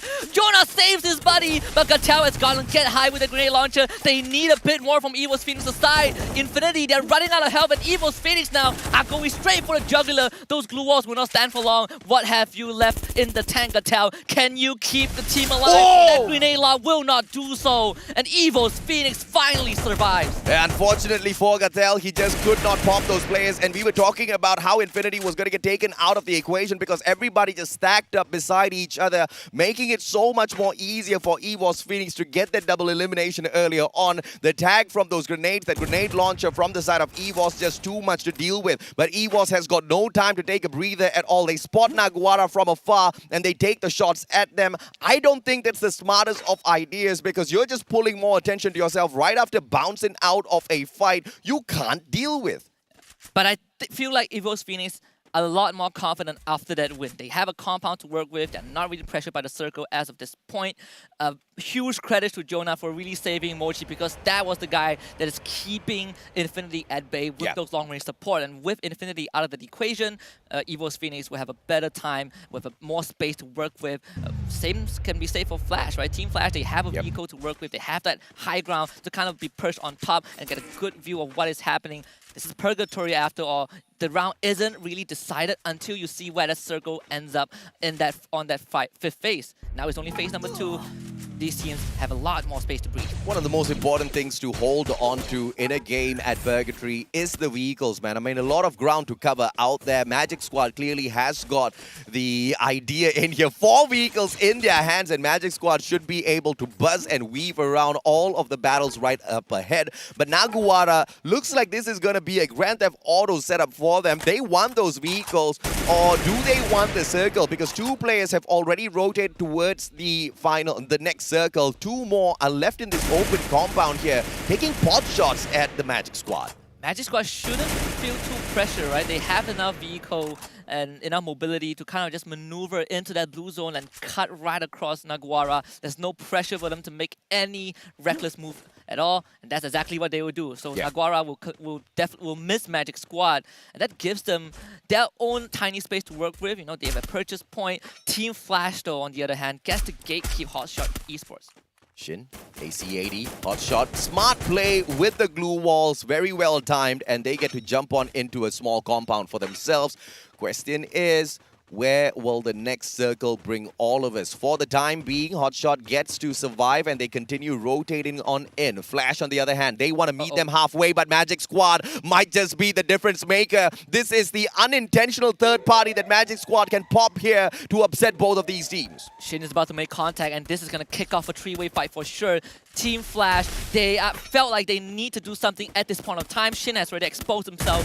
First target and the first point of contact is going to be Hotshot Esports. But Team Flash, they need to somehow find some cover because Hotshot Esports, they are so good in maneuvering the building that making sure that Team Flash doesn't even get within the proximity of this building. 1 nade can do Yanbin in. The distance is perfect. Anas with the woodpecker in hand backs away towards the edge of this window. He's trying to look for that shot onto Yanbin. Needs to get one good accurate one. Mother Nature helping give them a little bit of cover as well through those trees. And Magic Squad continuously tagging them up. But look at this. Hotshot, long rotation around. They want to get that backstab onto Magic Squad. If Hotshot pulls this off, it's gonna be huge, Husky. They have let Team Flash off the hook for now, but they might get punished. And Magic Squad, they are seeing this happen right in front of their eyes. Hotshot will opt to just cut right through Magic Squad to play it safe, but Drax was able to catch the straggler. Sergeant gets knocked down, and now Magic Squad, they pounce on Hotshot. Italo is on the ground. This kind of levels out the playing field. Hotshot Esports able to bring Sergeant back up. They now have the numbers. Magic Squad thought they were going to be that supreme third party, but instead now two teams taking those shots against them. Hotshot the distractor and Flash the ones eating them up from the back, and it looks like the Magic Squad are left high and dry. No more pixie dust in their hands, but GU saves the day. Sika taken down. Magic Squad still surviving this with the breath of a hair. Hanas runs up top with the Charge Buster in hand. They now need to camp it out first as they heal themselves, and the Hotshot Squad, they just need to play this a little bit more slower because Magic Squad does not have the advantage. Magic Squad smell blood. You can see that they are circling the building. They know that Hotshot Esports cannot get out of this, and it's only a matter of time before they clean up the team from represent Pakistan. And it's going to be a bit hard for Hotshot Esports in this situation because it feels like you're on an island and there's just a bunch of sharks circling around this terrain. Magic Squad not hesitating at all, not shy to just camp around, set up camp, and making sure that Hotshot Esports can get out. RRQ, full squad revival. Drax can be the difference maker. Oh, if he can lob a couple of nades in towards that second floor. Anas, does he eat it up? Nope. That one goes a little bit wide. Drax with 3 more left to his side. EVOS Phoenix on the other hand. They meet with Team Flash. Earlier on, that lower ground was a disadvantage for Team EVOS Phoenix in Bermuda. Will it be the same here at Purgatory as well? Brian with his foot exposed. Get high. Can't sneak a shot in with that AC-80 just yet. Yeah, unfortunate knockout for Legolas. He just revived and he spawned right on top of 2 teams. Yeah. Under heavy fire. RQ not really having the best time, but Hotshot Esports still holding the fort. And Magic Squad, they are not budging. They really want to get rid of Hotshot Esports to secure a decent place in this area. But the kill feed is lighting up with EVOS Phoenix finally turning up the key. The grenade launcher in the face of Bio, who denies the spawn, but it does not matter. God Cruz secures the last elimination. 6 points for EVOS Phoenix so far. Good elimination for EVOS Phoenix. They are looking for the jugular. They're looking for that booyah. Question is, can they get to the end? Magic Squad still in the scrimmage against the players of Hotshot. What a shot from Yakol. That headshot takes Roro straight off his bench. NG, final survivor for the side of LGDS. 1 vehicle in hand, but he will make way too much of noise with that. All he can do is just play possum and try to hope and pray nobody finds him. Magic Squad, they are still waiting on this first floor, and with this circle not in their favor, it's either going to be Hotshot Esports or Magic Squad at this point. I think Hotshot Esports will feel a bit more pressure to make that initial move. As Razor, he's just gonna have to pray that no one finds him. He's on the same roof where Hotshot Esports and Magic Squad are at. And now EVOS Phoenix, they take over as the kill leaders of this lobby. The last 3 teams are all in the same place. Hotshot up top, hops on down. EVOS Phoenix from across. They can be the perfect damage dealer for that final battle, but why do they need to move? They've got the circle. Hotshot still scrimming off against Magic Squad. RRQ, Kazu down below. Hasu, final survivor. Is this gonna be the perfect backstab? Misses the opportunity. And look at EVOS. They're eating everyone from across. They are just feeding into the machine of EVOS Phoenix right now, and this seems to be a done deal before the round even ends. GU have nothing left. EVOS Phoenix on home ground scores their very first booyah. What a comeback for the Thai Titans. They won the title for sure, but they gotta get into the top 4 by the end of the day, and this is a good way to play it. A massive round for EVOS Phoenix, and as we can see, not a single round dominated by one team throughout, but Magic Squad with that magical consistency is gonna keep them alive and kicking in this battle. And that's what you and Holler wanted from the very beginning of the show. We wanted to come down not just to the tiebreaker, but also down to the very last round of the tiebreaker. We want Alpine to decide who goes into the finals tomorrow. But for EVOS Phoenix, this is a phenomenal display of what former champions look like. D-Lung looks like my little brother. His mustache is slightly lesser grown out. I'm his big brother. I've got slightly longer ones on my face. Get high. Manages to step up once again for the squad. And God Cruz alongside Jonah. You know it is all about that Moshi play as well. Initially, they kept this guy surviving. And that was crucial because Moshi was the damage dealer in that initial engagement. Yeah, and with that being said, we're going to take a look at the highlights of game number 3.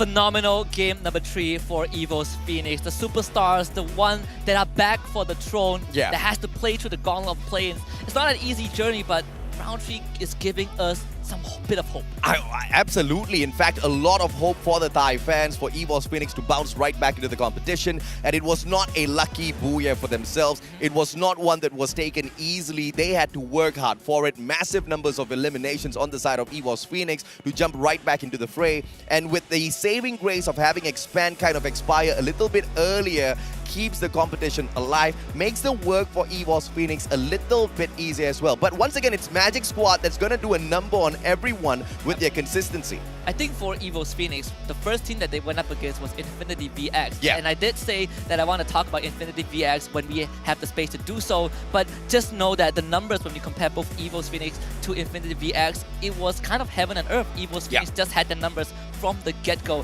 and Infinity VX, with their aggression, didn't really do what they wanted to do. Let's take a look at the standings in a bit, because I do think that when we look at the numbers, you said that Magic Squad is going to be at the top. I do agree, and we're going to find out right now. EVO's Phoenix, at least for this match, have done absolute wonders. 26 points, no one even came close. No one came close in this matchup. They beat the record of RRQ Kazu for sure, but they have not matched up to the record of 28 points on the side of Expand EVO's Phoenix. That being said though, this was a massive round for them after they bombed out back-to-back at Bermuda and Kalahari. Team Flash stepping it up as well on their side. A total of 6 eliminations makes sure that Team Flash is fully awake in this matchup. We're talking about a total of 4 eliminations from the first 2 matches combined. So this was a massive round for Flash. Naguwara maintains that consistency. This is one of the teams that you had your eyes on, Husky, and they're getting the job done just like Magic Squad.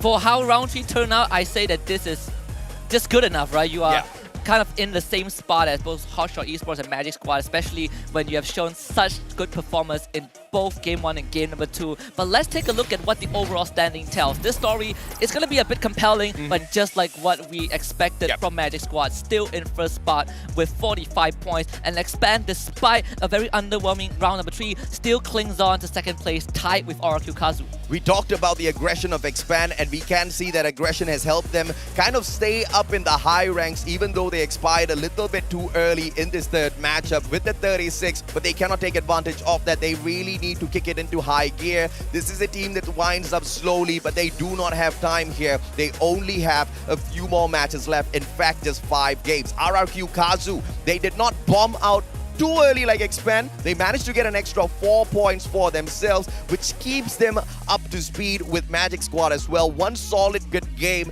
with an additional 10 points can put them in that number 1 spot. But look at EVO's Phoenix, man, from nowhere now into the 4th place. And it's safe to say that EVO's Phoenix have finally joined the battle. They've finally entered the ring in full form, and we have to marvel at Moshi, the MVP of map number 3. 5 elimination with the M82B, just absolute sublime support. When we take a look back, that fight between them and Infinity VX, it was Moshi who kept EVO's Phoenix afloat, and it was Moshi who enabled the squad to not only take down Infinity VX and survive, but also make it to the end of the round. And props to EVO's Phoenix as well, because Moshi almost got taken out of the equation very early on by Infinity, but they backed him up, right? It's not just about getting those elimination points, it's also about making sure the 4 players on your side are standing tall. And all 3 top players from EVO's Phoenix, what about that? 5 eliminations through the name of Moshi with the M82B, AC80 action from the one and only Get High. Jonah steps up as well with a shotgun Mag 7. Look at the difference in terms of the guns that they hold on to. Long range, they've got it covered. Close range combat, they've got it covered. Team Phoenix is ready for battle. I feel like I'm entering a candy shop, because every one of EVO's Phoenix has a different assortment of weaponry that they perform well on, but we also have the key players off of game number 3. We have Garena Esports Yeko with 8 Glue Wall Destroy with that Riptide Rhythm. We have Team Flash's Shin. 13 glue walls erected in that round. And of course, you've got Drax as well, blocking a total of 979 damage out of that Kronos' Time Turner, and the king of assists, the one and only Brand from Naguwara, a total of 4 for his side, so that Naguwara can continue picking up those elimination points and climbing up to the top. And you know, this was a phenomenal round overall for all of the teams, but Magic Squad has not had that magical run just yet. They're just purely maintaining their position with consistency consistency, not doing too much, surely not doing too little. I'm still waiting to see them pick up a massive booyah for themselves, but that's going to be the question. What happens when they kind of kick it up a notch? Yeah, and I think there are plenty of rounds to do so, right? We have 5 more left to go, and just to refresh the memories of everyone out there, what is going to be our next map? We are heading to the snowy peaks of Alpine, the map that has been added as the new addition to our competitive pool right now and has made so much waves. So many teams have picked out Alpine and decided that that is where they want to set up shop,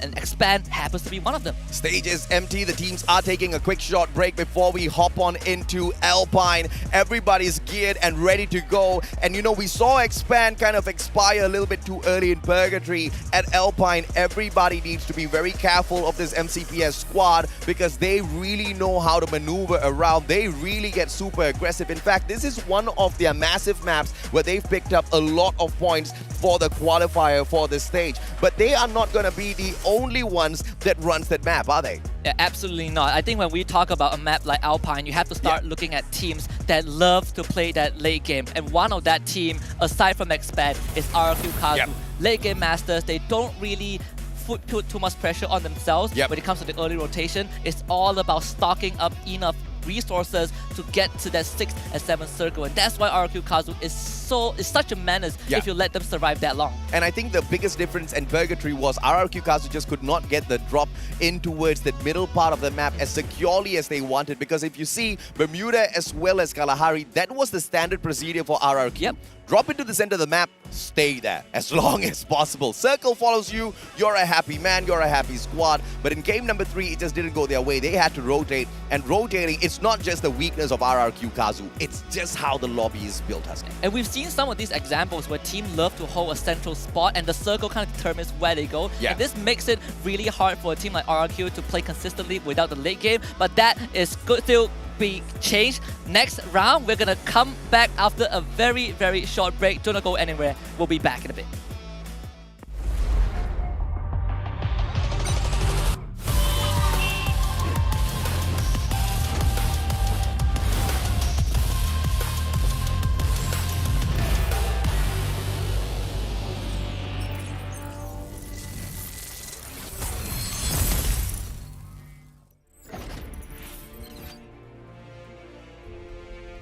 We're a team.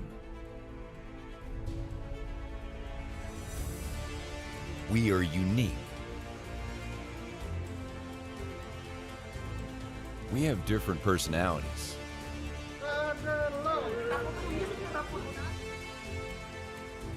And gaming styles. Oh, but the drive-by! He actually hit but the grenade was there. Jadi cukup krusial juga untuk tim lawannya untuk mencoba merebut posisi.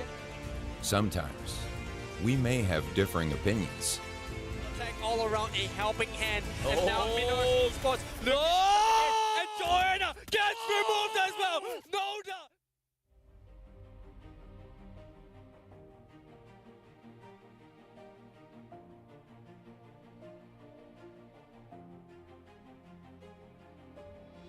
But embracing our differences, we find our team style. Very messy fight. Farang gets the revive up here. Mua rồi, kéo đi. Chúng ta muốn đi shipper nggak? Nggak ada gue. Tunggu dulu ya. Gue paham. We have the same desire for victory. It's not going to be easy for Nando at all, but he found it! That is how we talk! That is how we go! We practice persistently, day in and day out. No good to go, but here comes Moji. The grenade from JLX! The rest of Agnes and All-Star Esports. The grenade!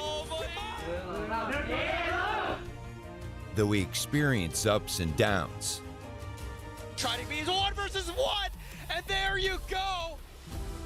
we support each other unconditionally.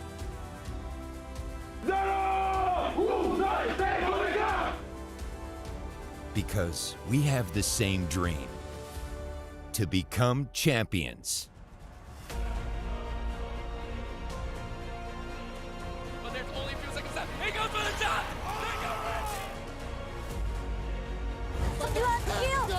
Kill di sana, langsung dimajuin, percaya diri. Coba close combat, dihajar. dan akhirnya berhasil mengantongi 10 poin. By a initializing shot that will kill. Oh, God! Grenade was so good.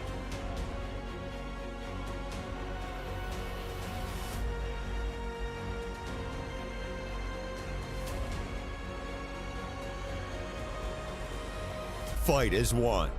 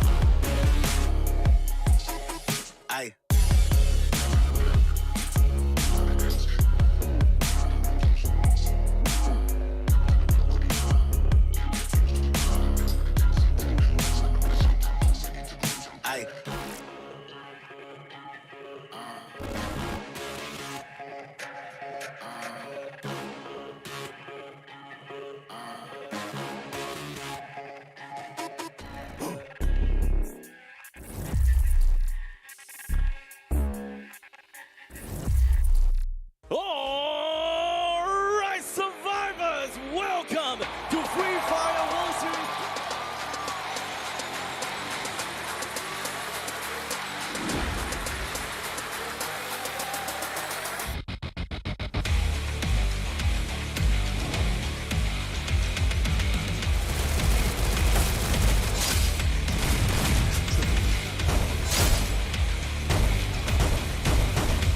Going up against the other play-in champions of Echo Esports, that was a super dangerous one for both teams. High risk, there was so much at stake right now.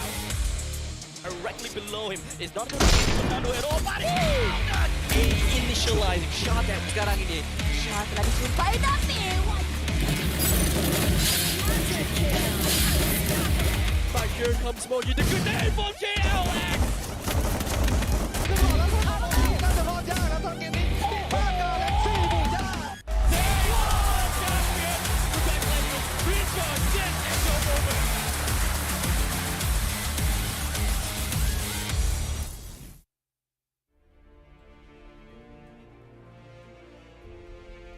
We are a team. We are unique. We have different personalities.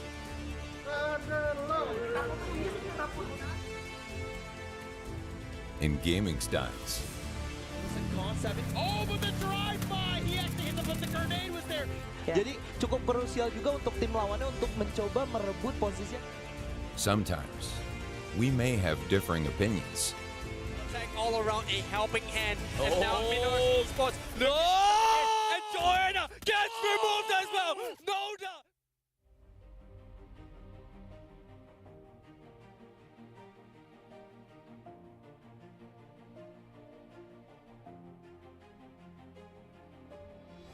But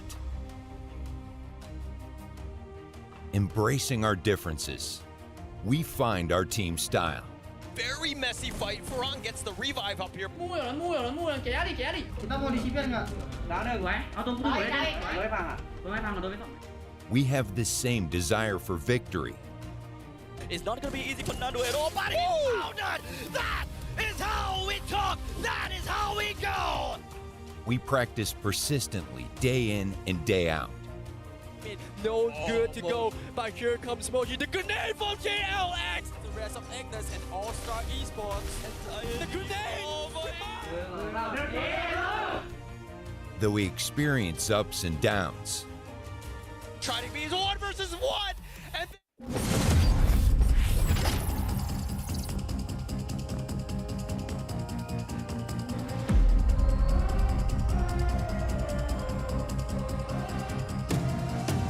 I'm very mysterious, unpredictable. If you don't know, we've come a long way. It's like the sunshine, we level up. What a great view from the top. It's in our nature, it's in our blood. We can stop, never stop, we don't stop with the squad. Like the sunshine, we level up. What a great view from the top. It's in our nature, it's in our blood.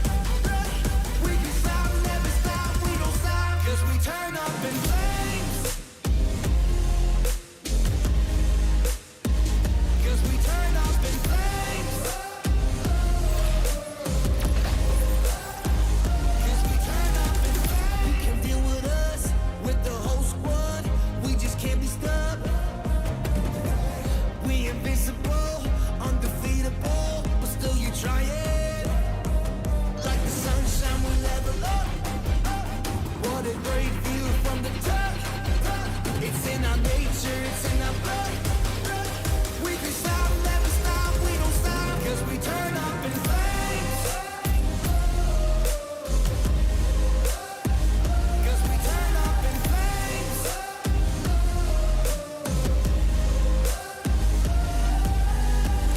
You can deal with us, with the whole squad. We just can't be stopped.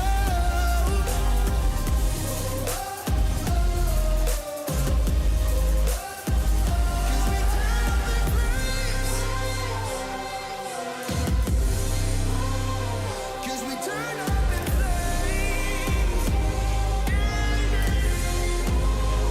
Cause we turn up in flames. You can deal with us, with the whole squad. We just can't be stopped.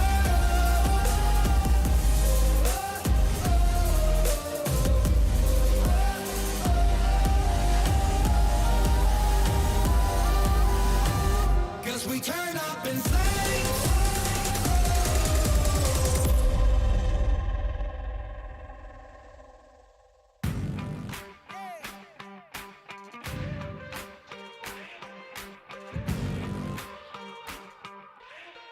Time to level up and pay attention. Only the best can win, and I got a vision. I'm gonna be everything you said I couldn't be. I'm gonna leave my footprint, P.S. I know you see. I do believe that some things might be destiny. I do believe that I'm gonna give the best of me. I know you can't see, but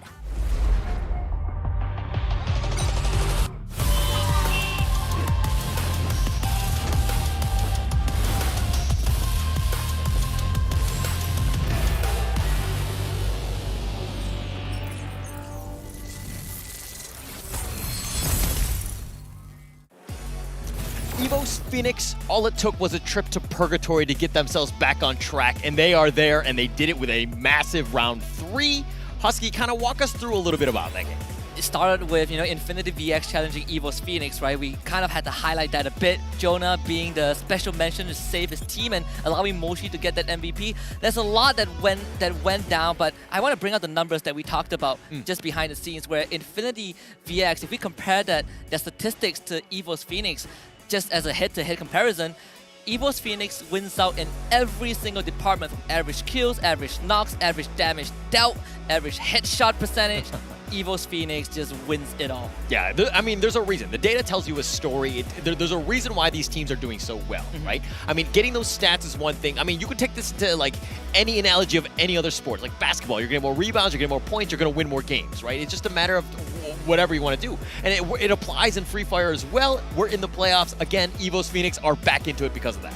Absolutely, and if you want to win, you have to have that winner's mindset. But for all of you guys out there, we have a reminder for you guys to join the Pick and Win that is happening right now. Just log into your Free Fire client and do the deed. There are 3 stages to this. There are 3 parts to it. First, go up against the AI, pick the team that you think is going to be the best performing one, pick the most used weapon, and finally declare who you think is going to be the Free Fire World Series 2022 Bangkok champions. You're going to walk away with some great prizes. And of course, Husky was talking about data. All you need to do is pay attention, understand the data going at the end of today. You don't have to lock it in now, because again, we don't know who's going to be in the grand final, so it will help. But literally a minute before we start tomorrow's grand finals, you can lock in your votes. 8:59 p.m. Thailand time is going to be the deadline. So do remember to just keep yourself awake, right? Just read through the data if you are the hardworking one. But if you guys want to look at numbers, we have plenty of numbers on the screen for you guys. Let's talk about the team that got the booyah, EVOS Phoenix. 26 whopping points in a single round with 14 eliminations, the second highest elimination per round so far, and with 6,530 damage. Yeah, EVOS Phoenix right here, they're right behind us, right? And in the first 2 rounds, let me be honest, they were very quiet because they did not do very well. But when they were having that monster round 3, they were roaring. They are vocal, they are in your face, and they're right up front. So, I mean, basically we hear everything, and it's amazing atmosphere, and the fact that they're fired up is good to go for the next 5 games. Yeah, and you know what they say in the mythology, Phoenix never truly dies out, right? They always resurrect. And I think EVOS Phoenix have kind of found that magic within themselves in Purgatory. And hopefully this translates into the rest of the 5 matches they still have to play later on. Yeah, and it's going to be even more competitive. I mean, the standings are speaking, like, everything is so close right now. Again, you need to be top 4 to make yourself into the grand finals. Right now, it's so competitive. I mean, like, almost every team still has a chance. And again, there's still 5 more games. So you have plenty of time to do it. I mean, if you're looking at the players here right now, very stoic, understanding that, hey, they still have time to make a move. Yeah, and there's something that makes EVOS Phoenix so much special than the other teams out there. At this quality, EVOS Phoenix is kind of considered as one of the teams that is very good at adapting. You put them in a bad spot, you give them some time, and they're going to come back swinging. And I think we saw that quality in round number 3. But it's not to take away anything from the other contenders. I think the only team that is struggling right now, that truly is kind of put on the back foot, is the team from Taiwan, the Taiwan region, LGDS.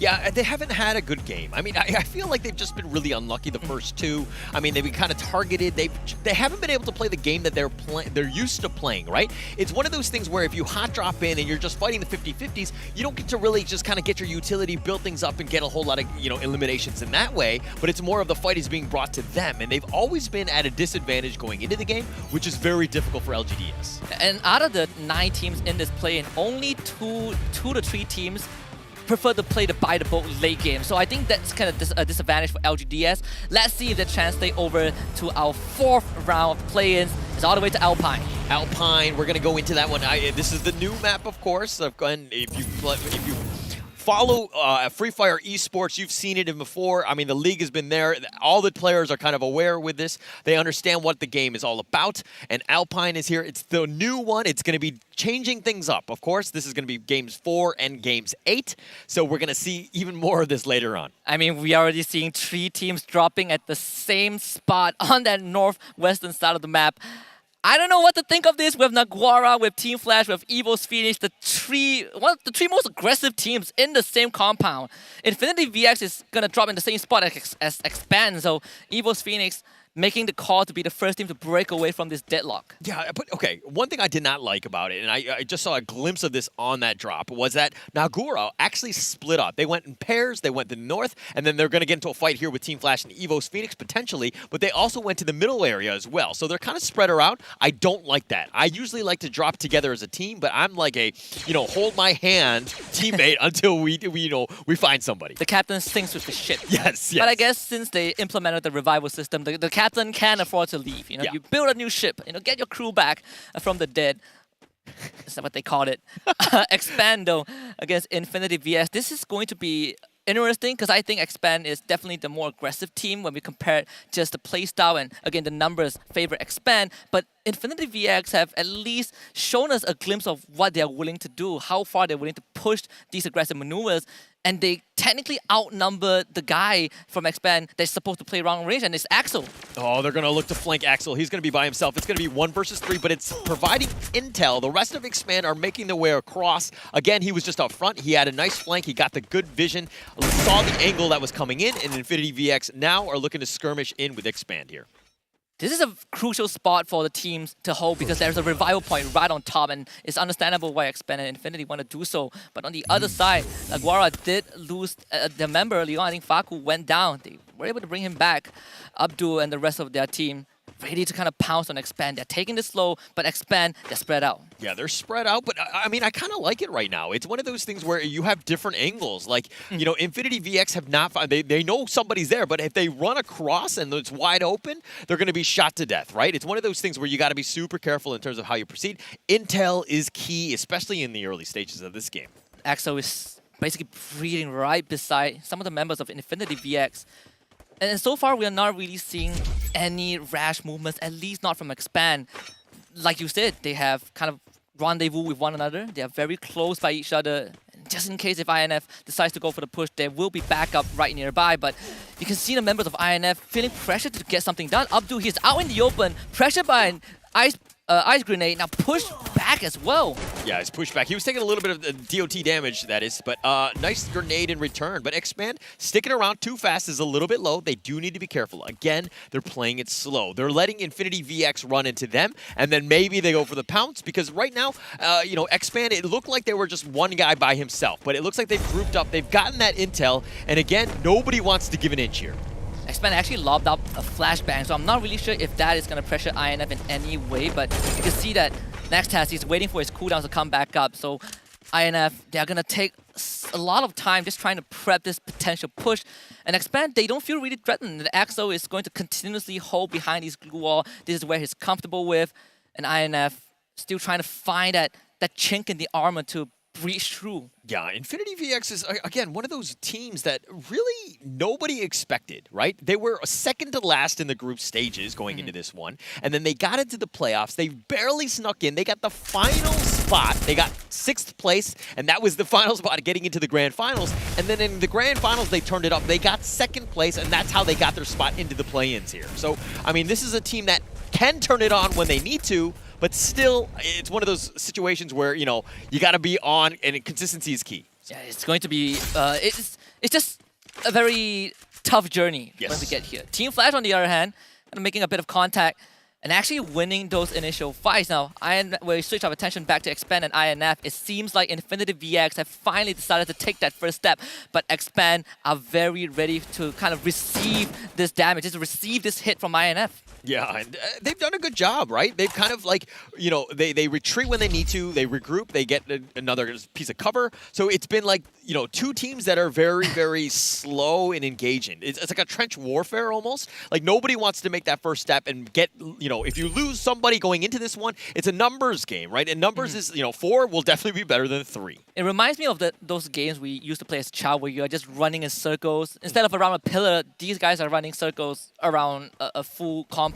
Yeah. And INF, every single doorway that they try to peek into, they see no one from Expand, because it seems like these two teams are reading each other's moves pretty well. I mean, Gatao is pretty near the members of Expand, but too fast. He's spreading out. Yeah, he's trying to get the flank. Again, it's all about that intel. He can do that, and again, the revive system allows you to play a little bit, you know, more aggressively or more dangerous. Like, going for that flank is super important. If you get knocked out, maybe you retreat at that point. You still have an avenue of retreating, right? That can potentially still happen, but again, these two teams, nobody wants to give an inch.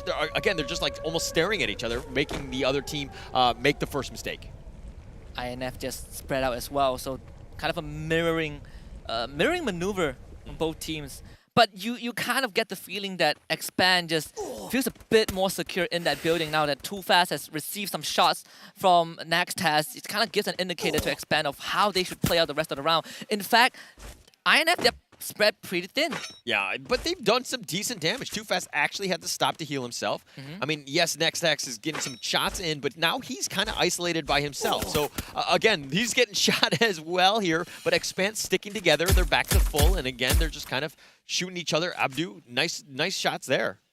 Yeah, their forces are really much thin at this point of time, and Expand, you can see them kind of moving towards where Naxtaz was. It feels like you want to go for that crunch. You get that 2v1 in, and suddenly you have the numbers advantage. But that is kind of the best case scenario, with the circle moving towards a spot where only one team is at, and that's Hotshot Esports, we can expect it to get incredibly messy. It's going to be super messy, especially since nobody's really died as of now. Oh, yeah. I mean, it's still very early, of course. But again, this is why 9 teams is very different from 12 teams, because there's just so much space, right? These are the only 2 teams that are there. Naxtex actually gets knocked, so that's going to be good for Too Fast at least, but can they capitalize on this? And Expand finally found that window, that opening to punish INF. They've been really abusing the fact that Abdul is able to heal his teammates from long range, but you cannot heal through a 2 versus 1. And Expand, they are slowly pushing this advantage. And look at INF instantly retreating from this battlefield. They even lost Gattel as well as Axel wins that 1 versus 1. INF have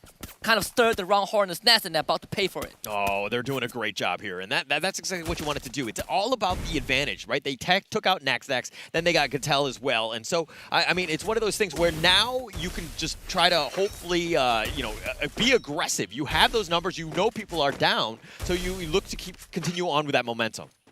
Lovely pincer from Expand, just really identifying kind of the weak points of INF. We know that INF likes to play in the outside, but they're not really making the first move. And Naguara also punishes RRQ. Kazu maybe getting shot off his own vehicle, and suddenly RRQ only left with 3 members. Naguara coming in for the rush as well. Scary moment for them to beat in. Naguara rushes in. Faku turns the corner. Razor does not stand a chance, and the backup is not there from RRQ. Maxi will be knocked down, but Naguara has the numbers, and RRQ, they find no avenues in this. Yeah, that was actually great. I mean, he just jumped out of the car and just got super aggressive. Aku there is going to, heal himself at this point. But, I mean, that's a great start for Naguara. That's what you want to do. This is an aggressive team. People are not really, prepared for what Naguara wants to bring, which is just action and just in your face. He's going to continue to do this. Bran whips out the scythe, and eventually will get the kill there. I mean, Bran, I think he hit Legolas with a nade while Legolas was on top of the roof. That guy was. There's a reason why Bran is kind of the star player of Naguara. He has pretty insane damage and knockdown numbers, and it's really translating into this game. But Expand, they were able to wipe out INF off screen. Now let's give them 4 points. 4 points, it's just baby steps at this point, right? You just get that momentum going, make sure you're there. But Infinity VX, they were 8th place going in with this. They only had 20 points, and I think they got 0 on this one. And being eliminated first right now, not a great situation for them. They need to really bounce back. There's only 4 more rounds for that team. And the same applies for LGDS. If they fall in the hands of Expand, they're going to be in the same spot of INF. It's just a dangerous place to be in. You might not even make it through the play-ins at this, with what has been shown thus far. LGDS, they did lose Bruce to Expand, and that's going to thin down their numbers to 3. Oof, I mean, they already took out Infinity, now they're going for LGDS. It looks like they're finding the dare I say, bottom feeders. I mean, they've been able to find the right targets, I would say. I mean, yes, they've done it in the team by team. They've kind of taken it sequentially as opposed to just getting, ambushed by multiple teams. So they're playing it slow and they're doing it well. It's still 10 minutes in, right? You have plenty of time to figure things out, but can they find the rest of those eliminations? Kind of a slow and steady wins the race. I guess that's the best way to put it. I mean, it circles back to how we talked about Alpine as being one of Expand's best map, right? They have the highest, the best performance, the highest per round points in the recent major with Alpine integrated, and now they're going to bump into the team that knocked them out in Purgatory, Team Flash. Team Flash here, yeah. I mean, they've got 2 eliminations. They're going to kind of stick around here. They're kind of spread around, but rushing in. Now, it looks like they're just going to back up and regroup. Oh, but wow. Yanbin does get the knock onto Too Fast, though. That's going to be a good start, and it looks like they're going to be aggressive here. Roy, Axel, can they keep him alive? The grenade is going to be a little off the mark. Trying to flush the members of Expand out, but they're not seeing any movement. They're not getting any extra info. And Team Flash, they're out in the open, so Expand kind of has that advantage if they want to really push on forward. Yanbin is really leading the charge. One of the superstars of the team, the rookie of the season. He joined Team Flash and instantly got rookie of his league, qualifying for the play-ins. This guy is a force to be reckoned with, but can they take down Expand? I mean, they're trying to go for them. I mean, mind you, LGDS were in a skirmish with Expand. They've kind of just tucked tail and run, and they're just out of there. But now Expand are left by themselves. They need to survive here, and it looks like Flash has already gotten Too Fast. Yeah, Too Fast getting basically caught up from an elevated angle. And Xroy, he also is in a super bad spot. He kind of needs to win this 1v1, get those isolated gunfights, and fight his way out of this. Expand, what is the move? It seems like they have decided to abandon their teammate, but they're also getting caught from separate angles as well. Axel, sure you can fight from long range, but your team is in danger, and Team Flash, they're gonna get Shin back up and kind of finish what they started. Yeah, I mean, it's just like fish in the water, so to speak, just being able to take them all out. I mean, they've been able to do a great job. But Hotshot Esports, largely quiet, at least for this match thus far. They finally made contact with Naguara, and they're hiding behind this wall. They haven't been able to draw a bead here, but Anas, it looks like they're going to just run around. But RRQ, Razor hiding in the wings. He's looking to third party, going in for the ambush at some point. The question for Naguara is that how much blue wall is left for him. Magic Squad is not going to wait for an answer from RRQ. They go straight for Pac-Man, and they eat him up like a delicious dinner. Magic Squad so far has been really quiet, but again, this is a team in first place without a single booyah thus far in this play-in. Okay, Evo's Phoenix, they're starting to get a couple eliminations to their name. They actually found Team Flash. Expand has been eliminated 8th. That's going to be tough for them, especially since it wasn't even the 13-minute mark. Yeah. But now with 7 teams left, there's still plenty of action, plenty of teams, and plenty of players, which means elimination points that's still available. Unfortunately for Expand, just could not overcome their demons, right? Yeah. Team Flash took them on the last round, and Team Flash follows suit, all of them expiring to their blue zone. So at the end of the day, you don't really feel too bad if you're just comparing Expand and Team Flash, since they did go out in sequence. But in the bigger picture, you really would feel that Expand might be falling behind a bit. LGDS surviving is good news for them. They haven't had the best opening 3 rounds, and now being able to squeeze into at least the top 6, I think LGDS can get a couple of points to kind of make up for the losses early on. I mean, the toughest part was that Expand was actually the 2nd place team. Yeah. I mean, yeah, he was tied with RRQ, but it's one of those moments where this is that 4th match. This is when things are going to start to happen. We're going to get into the second half. And again, if you're kind of like in the 4-5 area where we only have top 4s, moving on to the grand finals, it gets more, it's like a pressure cooker, right? It's like some teams will falter at that pressure. It does look scary and safe, or maybe, disaster! Blows himself up with a grenade launcher, and Get High takes a freebie. That is not how you want to go out of the round if you are RRQ. Okay, those are the moments where nobody saw it, right? We just saw the kill feed, but nobody actually saw the grenade, right? Let's, I mean, it's definitely going to be on the bloopers list at some point, and it's kind of embarrassing in that sense. And we did catch that one out, but we didn't actually see the video, so I guess it's okay. Someone's gonna clip it, I'm sure of it. Magic Squad under a lot of pressure from LGDS, but Hotshot Esports putting a lot of pressure onto Evo's Phoenix, and Hasu with a great nade provided backup from Seeker as well. The members of Evo's Phoenix not really ready to take this fight. And Godcruz, his backpack is peeking out of the window, and Hotshot Esports on the top of this roof is going to have so much room to work with. It's a field day, it's a shooting gallery for Hotshot. Yeah, they're right on the high ground. This is great. Elevation is super key. You're able to just kind of peek them out. They've been patient from minute 1, right? They were on that point, and they were just like, let the players, let the teams come to us. They've done a great job with that. So they're continuing to just stick around here. But they haven't been able to vulture too many kills as of yet. It's getting tighter. 19 players left. But man, that 5th circle is starting to wind in and close very, very tightly. It's going to be a hot zone for sure. Magic Squad is the only team that has a safe compound inside the circle. Everyone else is circling this area. I mean, RQ has a member inside, but he's not going to be too much of a threat. I mean, Legalov. Oh, Legalov, what are you Not doing? again. Oh. Last round, he dropped into 2 teams, and right now he drops into Magic Squad.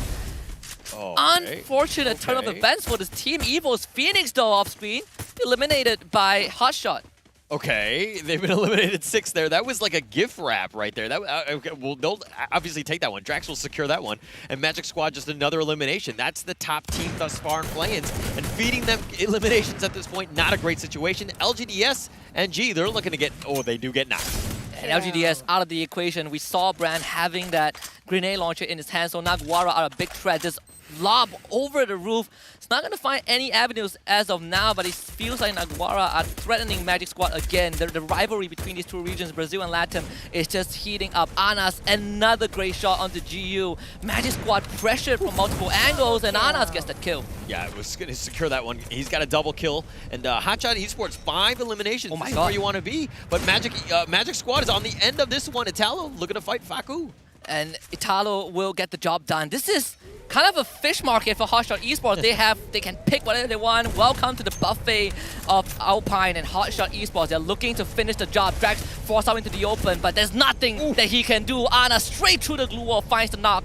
Brand, he's hiding in the corner with that grenade launcher, but can he do much? RRQ already out of the picture. Magic Squad down to just Italo, but he is left out in the open to dry. Might just run into Naguara. Sergeant on the ground. Italo gets a backstab onto Yeko, and Naguara suddenly got caught off guard. But Italo will be eliminated, and now it's down to Pakistan and Naguara from Latam. Who is gonna do it? And Hotshot puts their name on the world stage.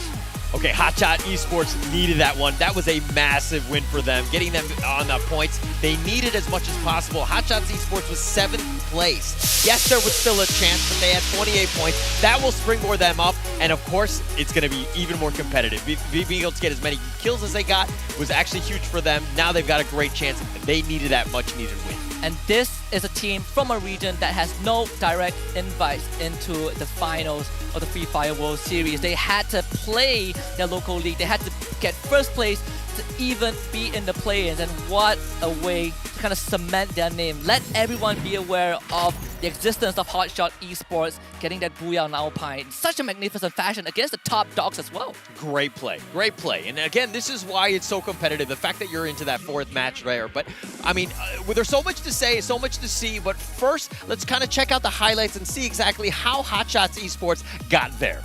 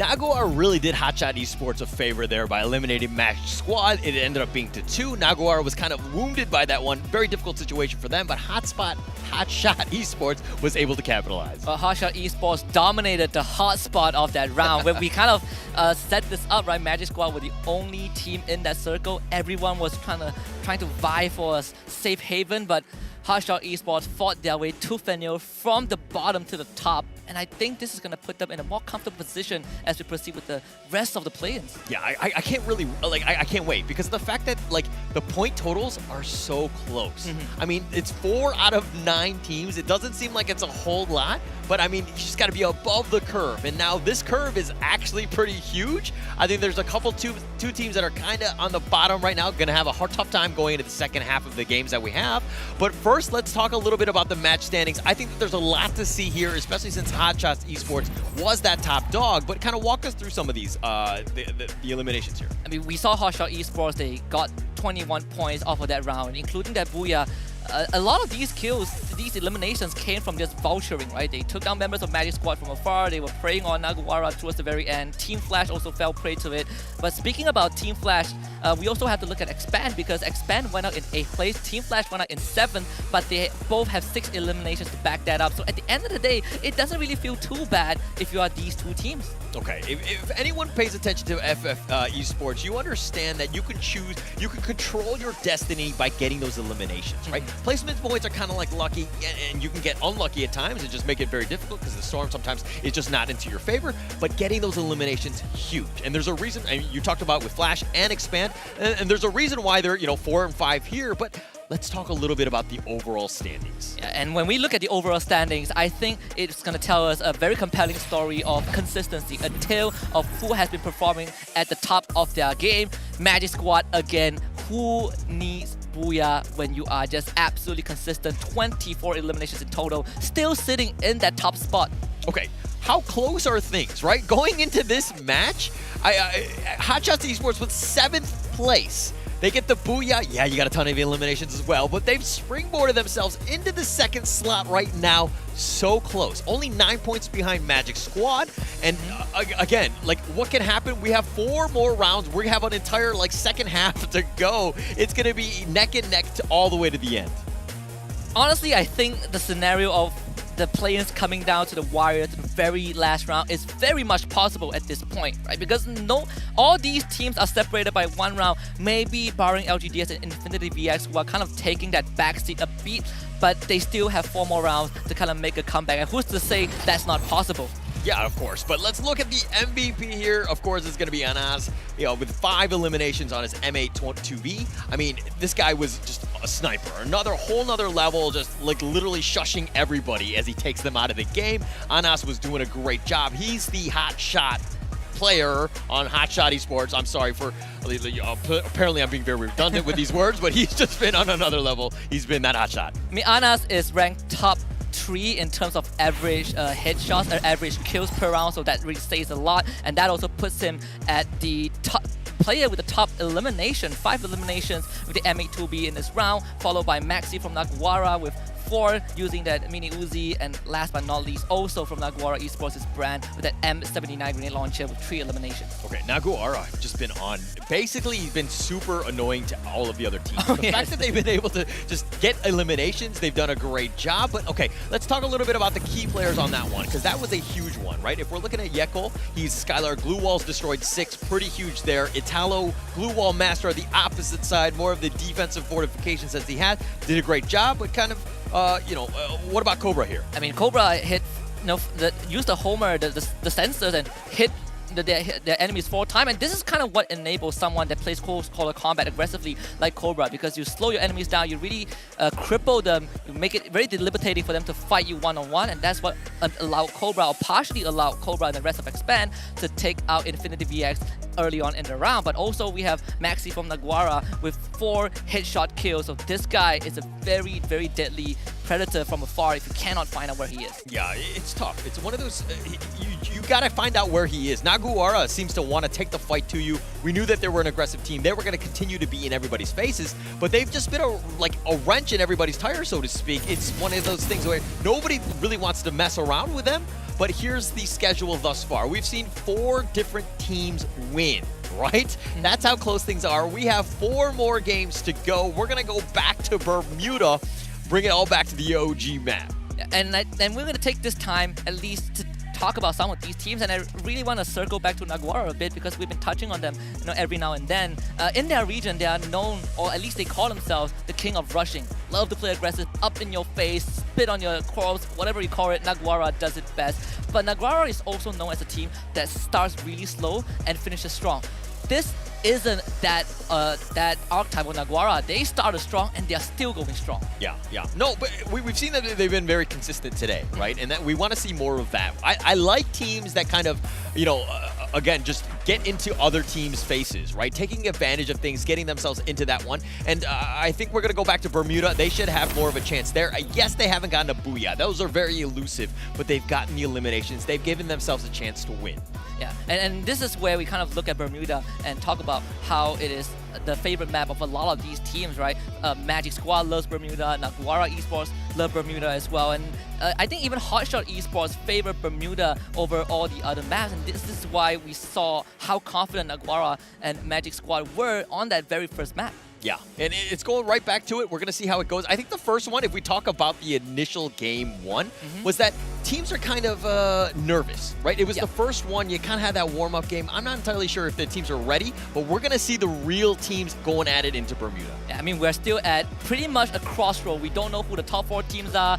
4 different teams have gotten 4 different Booyahs. This is going to heat up. We are going to enter the second half of the play-ins right after this break. So do stick around because I think the Free Fire action is going to continue heating up. We'll be right back in a bit.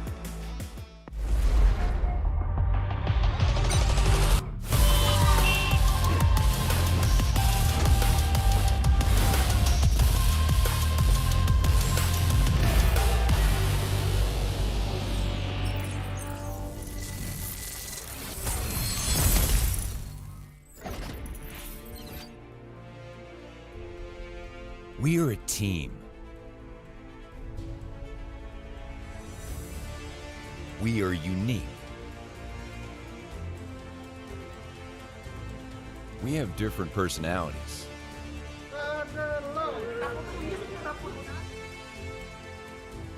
And gaming styles. Oh, but the drive-by! He actually hit them, but the grenade was there. Jadi cukup krusial juga untuk tim lawannya untuk mencoba merebut posisi. Sometimes, we may have differing opinions. Attack all around a helping hand. And now Minor Esports. No! And Garena gets removed as well. No doubt.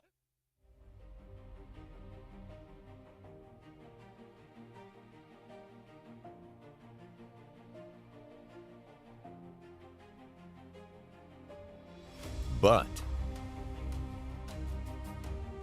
embracing our differences, we find our team style. Very messy fight. Ferran gets the revive up here. Mua rồi, kéo đi. Kita mau di CPR nggak?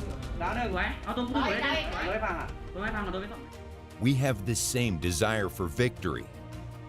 It's not going to be easy for Nando at all, but he found it! That is how we talk! That is how we go! We practice persistently, day in and day out.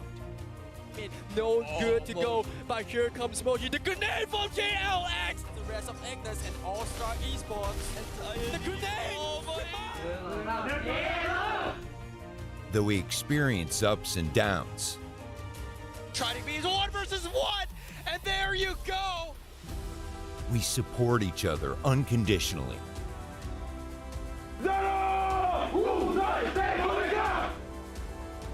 Because we have the same dream, to become champions. But there's only a few seconds left. He goes for the shot! 9 kill di sana. Langsung dimajuin, percaya diri. Coba kelas combat, dihajar. Dan akhirnya berhasil mengantongi 10 poin. By a initializing shot that will do. Oh, God! Grenade was so good!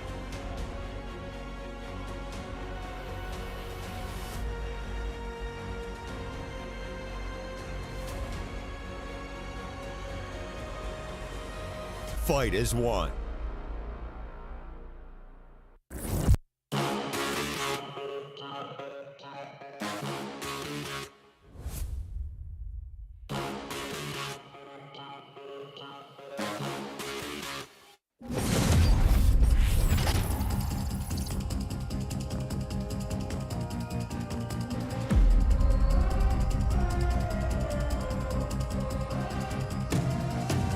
I'm very mysterious, unpredictable. If you don't know, we've come a long way, but we ain't done here. Are you ready? Just like the sunshine, we level up. What a great view from the top. It's in our nature, it's in our blood. We can stop, never stop. We don't stop with the squad. Like the sunshine, we level up. What a great view from the top. It's in our nature, it's in our blood. We can stop, never stop. We don't stop, 'cause we turn up in flames. 'Cause we turn up in flames. 'Cause we turn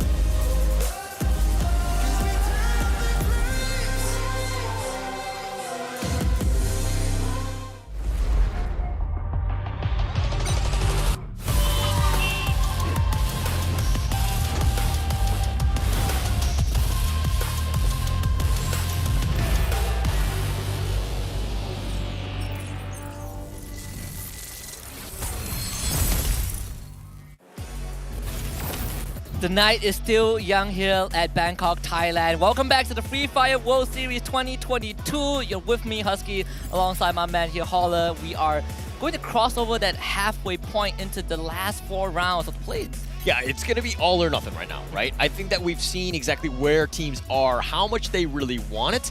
It is very close. Apparently, everybody wants it. Again, only 4 teams out of 9 make it into tomorrow, where, of course, that's the grand finals, and that's where all the real moolah is. Yeah, with how the overall standings has been so far, I'm ready to throw half of my prediction out the window because I came into this plane having a couple of names in my head that I think would definitely make it true, but after round 4, I'm not so sure anymore. I think it's kind of, again, everybody just, it's that desire that wants you know, people are just like really stepping up when the moment is there, right? They're taking advantage of all the opportunities that they can get, and they've really stepped up. It's been an amazing play-in thus far. Honestly, I think, you know, I'm starting to believe in the idea of when you are in this pressure cooker moment, this high octane environment, it really unlocks a different talent in some of these players, and we're seeing so many creative plays from some of these teams, or from Expand, kind of showing us a strategy that we've never seen before by spreading out to Hotshot Esports, taking down the top fraggers from in this tournament. There's a lot to be desired. A lot to be desired, but let's talk a little bit about the match stats of the last one. Hotshot Esports, you talked about the fact that, yeah, they got the booyah here. I mean, the total score of 21 points, eliminations with 9, but the damage was quite high as well with 4,288. I mean, this is a team that we expected. Again, you were talking about the fact that they're only the play-in team from Pakistan, but they need to ensure that they secure it in, because that will help them in the future, because it'll be much easier to just get into the grand finals. Yeah, some of these teams are here to make history, right? When you look at the storyline, Hotshot Esports want to at least, you know, put Pakistan on the map by making through the play-ins. LGDS are here to kind of revive a legacy that really felt like it has fizzled out into nothingness from the last 2 World Series. So there's a lot on the line for some of these teams, but you can say the same for teams like Magic Squad. They want to get back into the finals to face up against Key, their eternal rival from Brazil. And you have Expand. It's their debut on the world stage, and they're showing up pretty great. Yeah, they've done a great job. You know, it's one of those moments where when you have that opportunity, you need to take advantage of it. LGDS, let me talk about this team, right? You know, 2019 Free Fire World Series, they were 4th place. Everybody was like, wow, this team is actually quite high. And going into the World Series after that was 2021, they actually faltered. They got, like, I think, you know, 12th place or whatever. And then in the most recent one just this year, they got 14th place. Again, the international stage has not been great to them. They've really struggled, and they're kind of struggling today as well. It really felt like an era has passed for LGDS, but this is the team that has been the only constant. Yeah. The 4th World Series appearance for the team, but it felt like something is not going right for them, and so far, it still hasn't been. LGDS are really, you know, kind of inhaling the dust left by all these frontrunners. Yeah, they get eliminations in their, you know, the Taiwan League. They do get that. They are clearly the big dog there, right? But being able to just get those kills here or the eliminations, they haven't been able to do that. That's the struggle, right? It's playing against the international teams, which tend to be a little bit more aggressive. They tend to be a little bit more, you know, maybe more mechanically sound. I'm not entirely sure, but they've just really struggled today. And I hope it's not a case of too good for your region, but not good enough for the international stage. It's definitely a heartbreaking story, but they still have a couple of rounds to change that. And we see this very safe drop from LGDS, but they are intercepted by Naguara Esports, who also loves Sentosa. And we talk about this, right? Naguara loves Bermuda. They will fight, right? And then from minute 1, they're going to hot drop into this one. And an LGDS, again, this is the struggle that they had in game 1 as well. They got caught off. I don't remember the team that they were fighting, but they're already in a skirmish already with Naguara, who are doing quite well. Bruce has already been eliminated. Rough start for LGDS again. Absolute tragedy at Sentosa. And LGDS, I feel like you really if you want to keep contesting these areas, you have to be ready to kind of pay the price, but this is not the time to do so. I think LGDS are still struggling and kind of finding their footing on individual maps. Obviously, it's not to put the blame on them. Naguara Esports were just way more prepared number-wise in how they come into Bermuda, but losing Bruce early on is definitely going to take a hit for LGDS. Tough time, right? Again, playing at a disadvantage, not where you want to be. You know, the Latam squad, though, you know, Naguara have just been on a tear. These guys are like, you know, they are not afraid. They are willing to take the fight to any single team that they see. I mean, yeah, they've only gotten one elimination, but that's great for them, and they'll continue to try to prey on as many guys as possible. They love Sentosa. They'll continue to drop there and force, you know, maybe the other LGDS next time. I mean, not tonight, but I mean, the next time they play Bermuda, maybe in tomorrow Grand Final, somehow they make it. You know, maybe they'll look to avoid it then. The good news for LGDS is that, you know, 3 of the remaining members escaped, right? But the bad news is that they've lost a big portion of their safe haven. If you're on Naguara Esports right now, you are really comfortable in LGDS. From the frying pan into the fire, running away from Naguara and running it and into Magic Squad.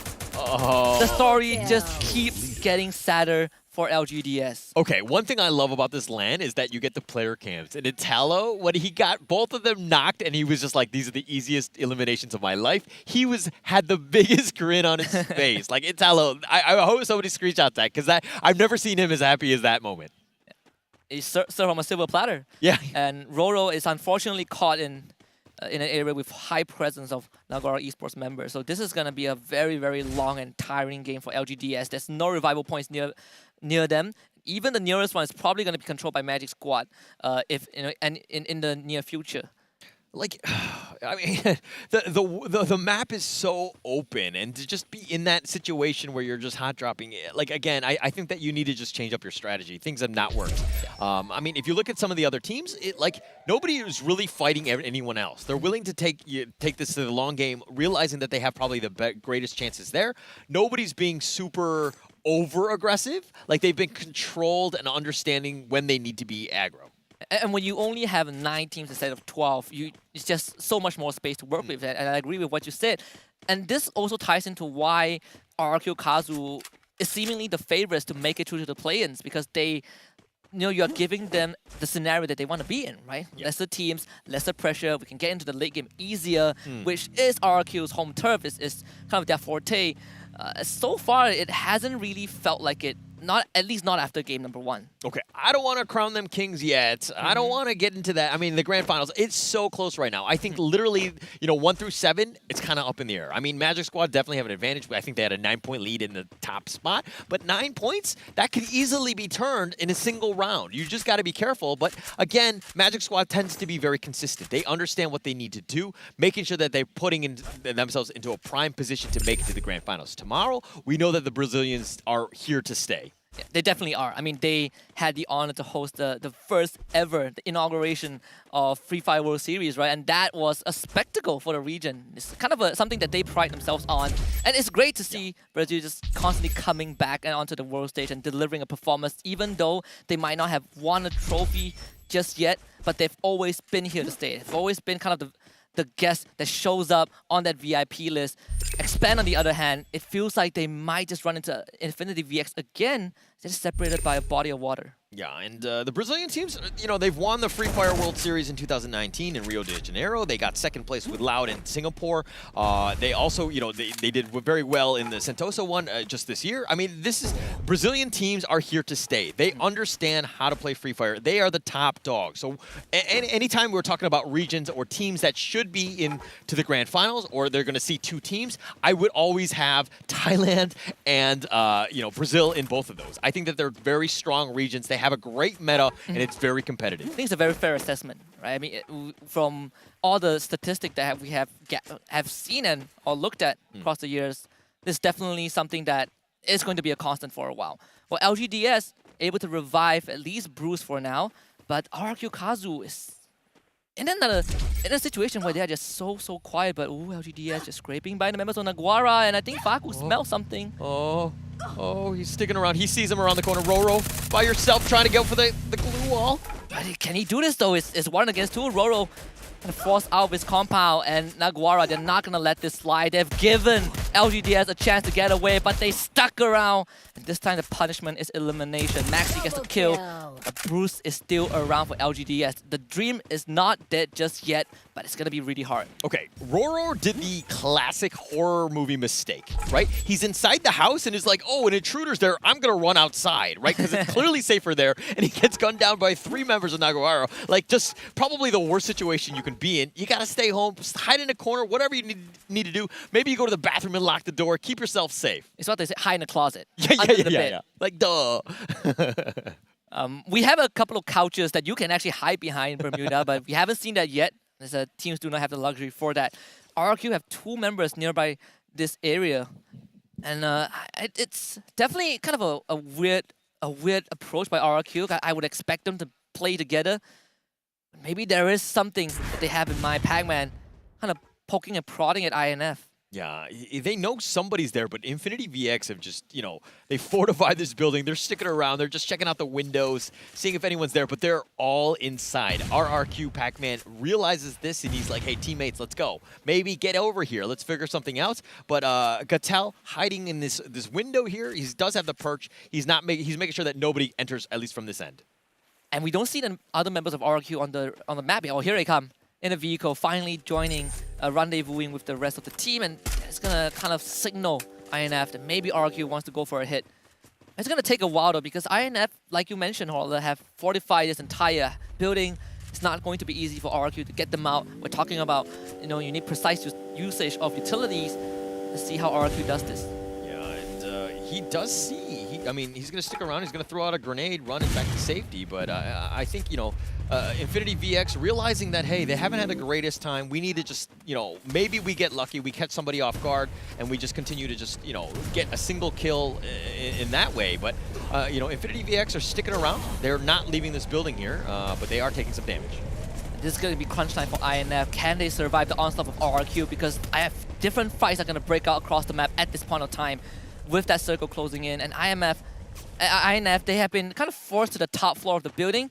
Meanwhile, on the other hand, Naguara, they are kind of skirting the perimeter near Clock Tower, and that's where Expand is holding. I think Expand might have caught a win of that. Yeah, they might have, but Expand, now here is Evo's Phoenix. They're coming in style. They had the monster truck, and they get out of that one. It looks like they're going to look to just ambush Expand here. They did see, or I think there were some shots there, but Joanna is full strength, and Pac-Man on the back end is actually kind of helping out Expand a little bit by attracting a little bit of attention elsewhere. That's a lot of audio for Expand to kind of pick up on, and this should give them a decent info, kind of fortify their defenses. A Too Fast might be the first point of contact, scouting out where the members of Evo's Phoenix are, but Expand decides that it's okay to kind of back off. We have so much ground to work with at Clock Tower. Even if Evo's Phoenix gets in, we can still retreat to the center point of this compound. So there's no panic on Expand's side. I love this calm, cool, and collected approach. They understand that there are multiple teams that might come in, so they don't want to kind of commit to a fight yet. They do have the high ground. It is a little open in that sense. So Expand, it's not the greatest spot, but you can see things coming a mile away, so to speak. So when the teams do make a move, and there could potentially be from almost any angle, they're in the right spot for that. Now, the fight hasn't really started because of the fact that they're not forced to make a move, but Infinity VX right now are going to get into a bit of a fight with RRQ. And maybe from that range, what the heck was that? Abdul did not see it coming. It certainly won't be much because the grenade has been lobbed onto the second floor. Abdul knocked down with a lockdown missile again, so INF needs to spend time bringing him back up. RRQ, they're tired of waiting. They are done with this game of patience. They want this right now. INF still holding strong on the second floor. And Hotshot, they are here to spoil the party. Legolas caught with his pants down and taken out of the fight. Oh, that's a huge one. And Hotshot Esports, the winner of the last round. Again, you got to start slow, and they found RRQ. And I think Legolas did not see that one coming. I mean, this was one of those moments where Hotshot Esports, they tend to just stick on a roof somewhere and just kind of let the battles come to them. They've done a great job of that. Last one, they're continuing to do that. That seems to be their, their working MO, so to speak. But now RRQ, they're down to 3 members. They need to figure something out. This is bad news for RRQ because maybe it's forced away from his team, and I don't think there is anyone that can realistically back him up in the situation. Expand also feeling a bit of a pinch from Evo's Phoenix, who are slowly encroaching closer to them at Clock Tower. But the good news for Expand is that they still have a lot of buildings to work with. Their numbers are spread out thin, but that also allows them to kind of fire at multiple teams at once. You don't need to make the first move. You still have plenty of time. I mean, every single team is still alive on this board, right? So the fact that it's only the third circle, you have plenty of time. Don't do anything stupid where you run from building to building. There's nothing to do that. Axel, though, does get the kill. And LGDS down to their last legs and down to none. Shin delivers a killing blow. Another upsetting finish for LGDS. This is the 5th round where they were not able to do too much, but this pressure can spill over to expand. Okay, well, if anything, I mean, I don't know what to say positive about LGDS, but I guess they get to go to the bathroom earlier. I don't know. They get the. I don't know. I mean, I'm reaching a straw at this point. But RRQ here, they've got 2 members. Pac-Man and maybe still alive. Razor has just been killed here by Nasdaq. Hotshot Esports has been doing crippling damage to RRQ. 2 members of RRQ Kazu have been knocked down, and this signals INF that, hey, we got unintended assistance. We're gonna go for the kill. And Pac-Man will not live to see the rest of the round play out, at least, unless maybe he can revive him, but maybe has been in a tough spot for a long time, thanks to Hotshot and Flash, Team Flash. They're ready to rush into Clock Tower.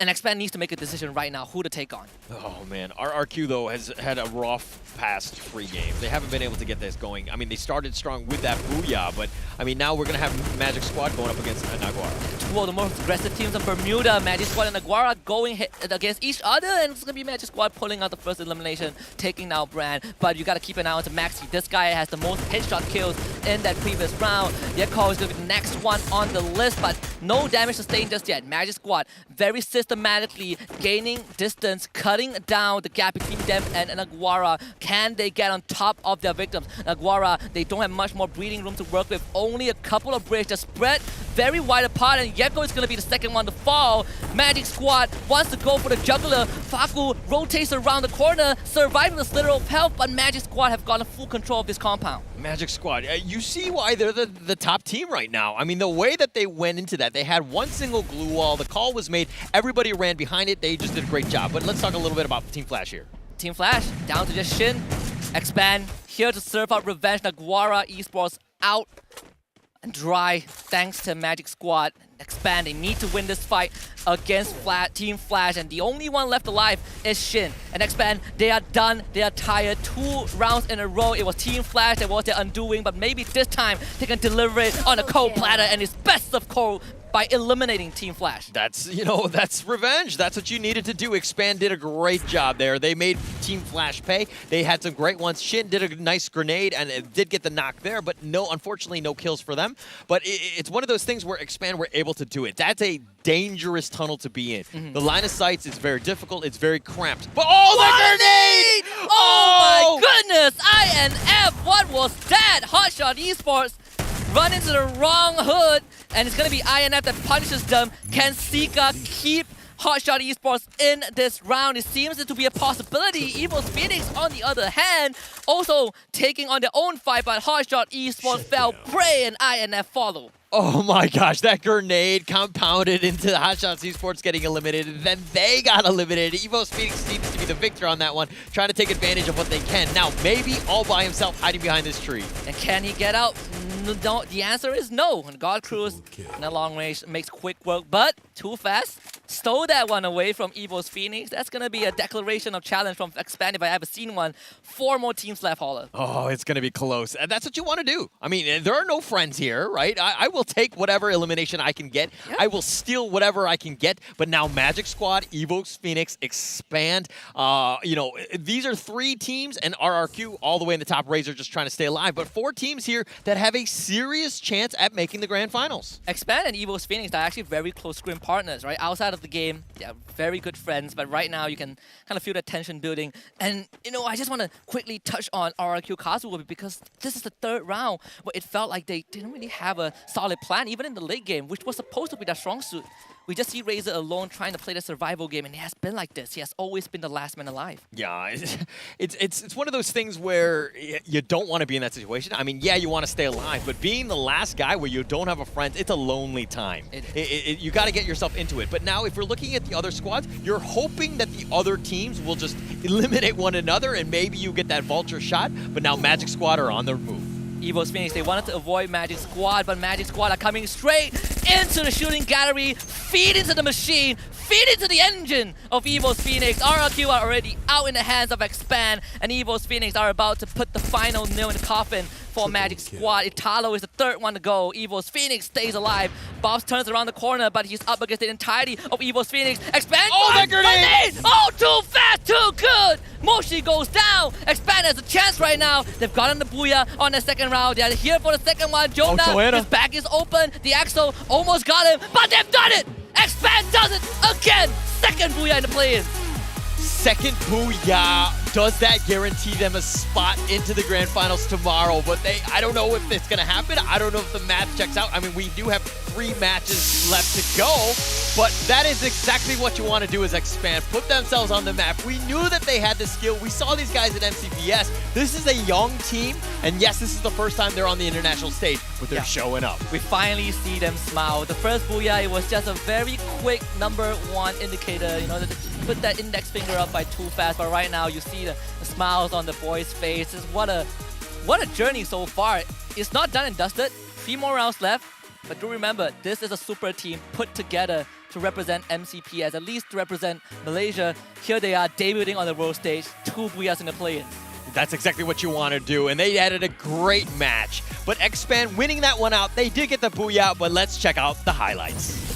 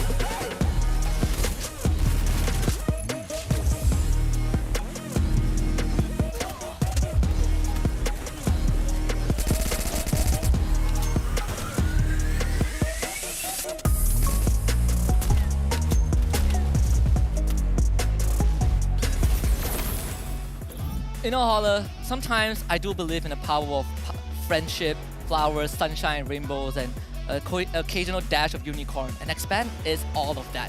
Okay. No, I believe it too. I mean, there's a lot of positivity. There's a lot of, you know, growth that we're seeing, right? I mean, these guys are young. They're playing, but we're seeing them grow right in front of our eyes. Oh, yeah. They're getting better and better with every single match that they play. They've continued to go up, and it's funny that the logo, I mean, it's literally a graph of them growing, right? It is. The idea behind that is if you want to expand, if you want to grow, you will have to grow outside your box, and that's how the logo came about. That's how the team name came about, and it was all done with the pure love of a family. This is a team that doesn't really have an org under them. This is all by the will, the sheer belief of one of the players' mom, and she made it all happen. What a great story. It is. At the end of the day. I mean, that's the thing is that you're like, you know that you have that belief, you're going to get that in. But let's check out the match standings on that one. Expand with a monster 23 points. That's absolutely huge for them. They get the Booyah 11 in eliminations, which is key. Evo's Phoenix, though, another team that has really stepped up. We knew that they were going to be the top dogs. They're finding their groove now and getting second place with that. But Magic Squad, previously the #1 squad, are they continuing to be #1, especially with only 13 points? Probably still there or close to #1, but you know, we still can say that Magic Squad is consistent. I want to quickly touch on Naguara Esports, right? Because we've kind of seen them fall behind just a little bit, only 5 points in total for this match. But for Magic Squad, I wanted to say it was a very questionable decision to run into Evo's Phoenix at the tail end of that round, but you know, it was done and dusted. They probably felt like they could take down Evo's Phoenix. Didn't really work out. But for the rest of the team, I think this is what is kind of expected.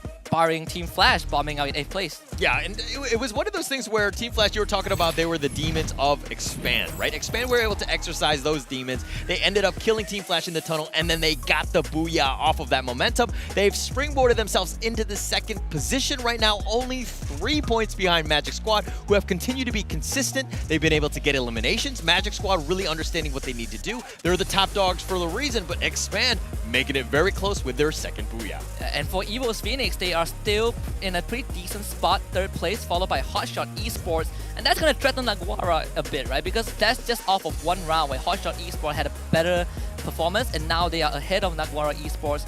RQ Kazu in 6th, Team Flash in 7th, Infinity VX and LGDS still remaining in the spot that they were before. 3 more matches, man. 3 more matches. Anything can happen. We are not done. The night is young. No. We're in Bangkok, and of course, the night will go on until the morning, until sunshine is out there, but we're going to be getting into that one. But let's check out the MVP of the last match. Who do you think it is? It is probably going to be Cobra. And there's a reason. And this is the perfect time for me to talk about this wonder kid. I first saw him 2 years ago, came in. At that time, he was with Baby Argon, picked up at Blacklist International, was one of the best close-quarter combat players that we have from the region, and of course, his favorite weapon, M1887. And he is ranked 3rd in terms of average kills, 3rd in terms of average damage, 3rd in terms of average knockdowns. Wow, just been able to tear it up. But let's, the top players in this one, 2 fast, 4 eliminations. Cobra, 4 eliminations. You talked about both of those. I mean, 8 eliminations between those 2. Yep. I mean, and then Evo's Phoenix Moshi with getting 3 eliminations as well. So all of these guys have really stepped up. This is actually quite crazy. I mean, the KDAs that they have is quite high, and these are great players. And these are the players that are incidentally the aggressive ones as well. It feels like playing that late game hasn't really played out so far for some of these teams, but here are our key players of map number 5. Of course, you have Cobra from Expand, Headshot Killer getting that 1 golden bullet, and of course RRQ Kazu's maybe 14 glue walls that he has erected. Yeah, that's actually a lot of glue walls there, right? But yeah, Cole on the other hand was the homer, so he was just trying to tear those things up. And then of course the field medic, also very important. As a support player, you need to ensure that you pick up your guys when they get knocked down. Axel was on point, and he was Johnny on the spot with the med kit, so to speak. He was completely on, again, this is a team that's playing well. They're playing within the roles, they're understanding what they need to do, and they're really stepping up. And there was a period where Expand were experimenting with how they want to assign roles to these players, right?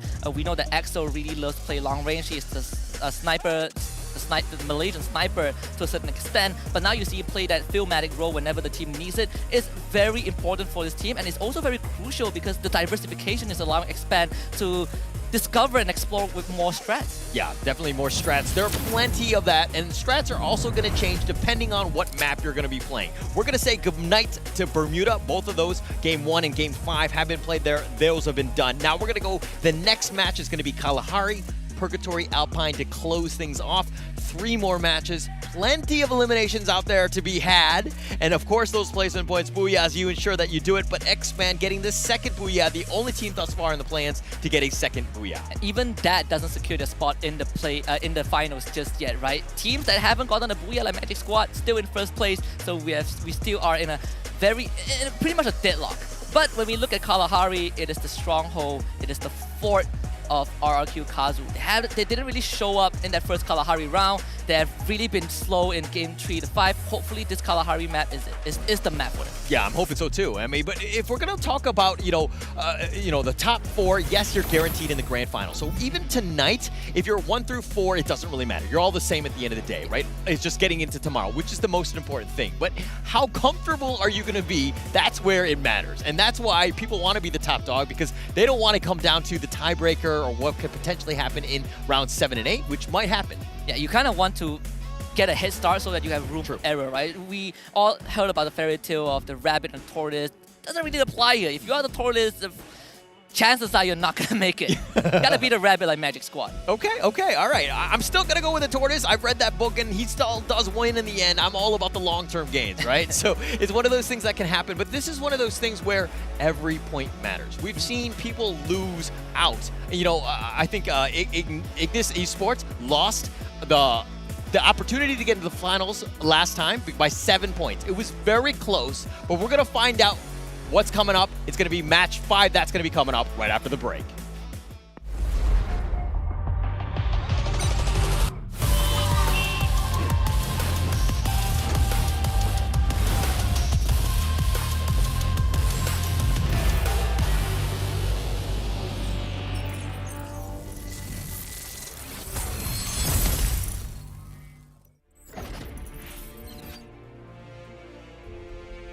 We are a team. We are unique. We have different personalities.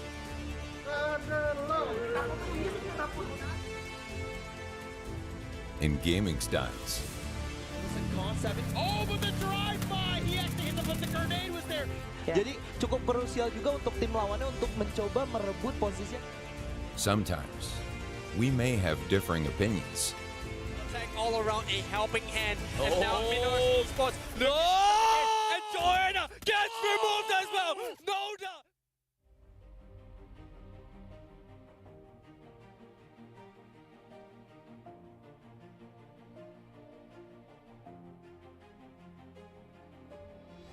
But embracing our differences, we find our team style. Very messy fight. Ferran gets the revive up here. Mua rồi, kéo đi. Kita mau di CPR nggak? Nggak ada gue. Tunggu dulu ya. Gue paham. We have the same desire for victory. It's not going to be easy for Nando at all, but he found it! That is how we talk! That is how we go! We practice persistently, day in and day out. No good to go, but here comes Moji. The grenade from JLX! The rest of Agnes and All-Star Esports. The grenade! Though we experience ups and downs, Trying to be 1 versus 1, and there you go! we support each other unconditionally.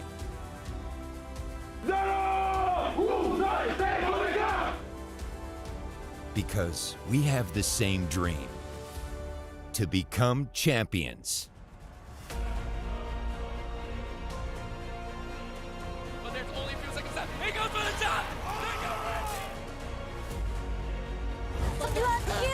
9 kill di sana. Langsung dimajuin, percaya diri. Coba kelas combat, dihajar. Dan akhirnya berhasil mengantongi 10 poin. By a initializing shot that will do it. Oh, God! Grenade was so good!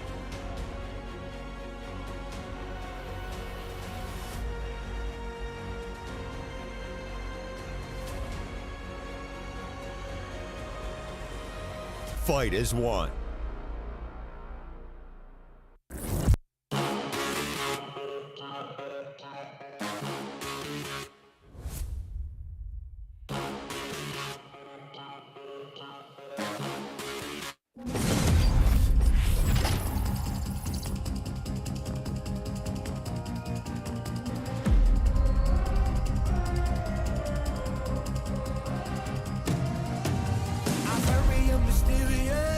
Unpredictable, if you don't know, we've come a long way, but we ain't done here. Are you ready? Just like the sunshine, we level up. What a great view from the top. It's in our nature, it's in our blood. We can stop, never stop, we don't stop with the squad. Like the sunshine, we level up. What a great view from the top. It's in our nature, it's in our blood. We can stop, never stop, we don't stop. Cause we turn up in flames. Cause we turn up in flames. Cause we turn up in flames. You can deal with us,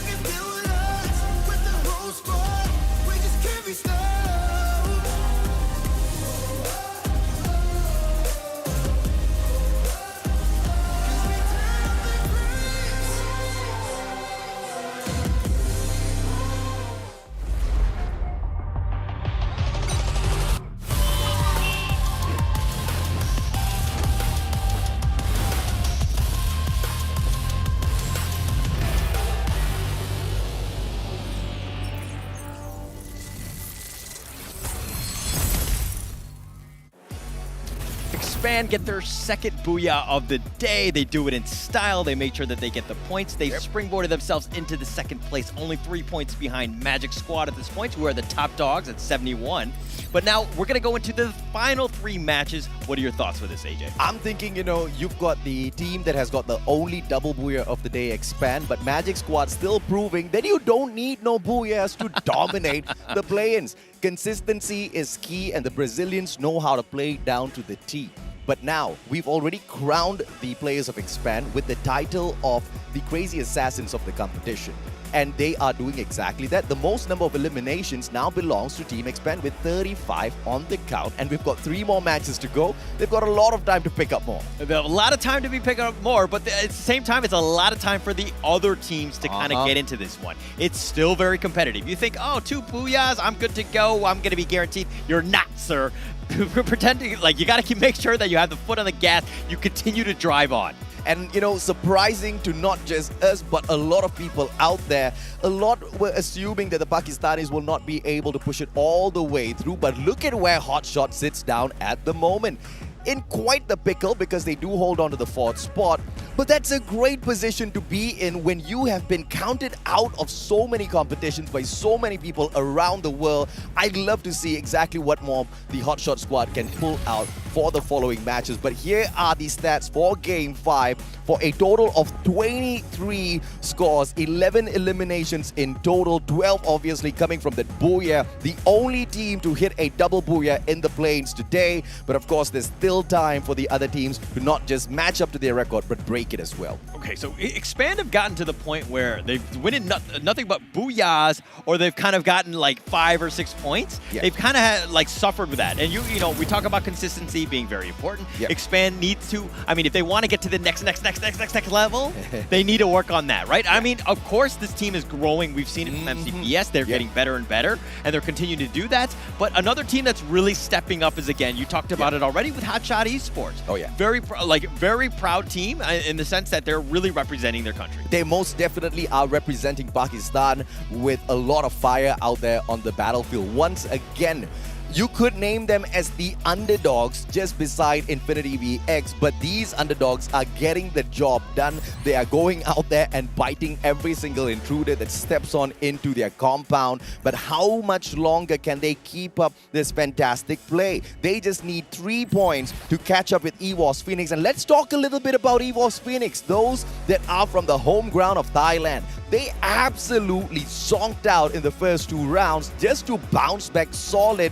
With 3 more rounds to go, EWOS Phoenix can very quickly and swiftly jump onto that #1 spot. But that is all dependent on whether or not the pixie dust in the hands of Magic Squad wears off. That's true. That's true. And it's one of those things where everybody expected EWOS Phoenix to kind of just roll through the competition. You were talking about the fact that it doesn't really matter. It's a clean slate. We are here now, but Kalahari is up next. I mean, Mr. Vagger, Avron, I love these animations, man. I mean, whoever who made them, you guys, I'm in love with you as well. But of course, as we hop on into this match, ladies and gentlemen, boys and girls, this is going to be round number 6 at Kalahari once again. And the flight path is as kind as ever. This time, we cut through Santa Catarina all the way down to Foundation, which means once again, the whole map is open. Anyone can dance the tango anywhere they want.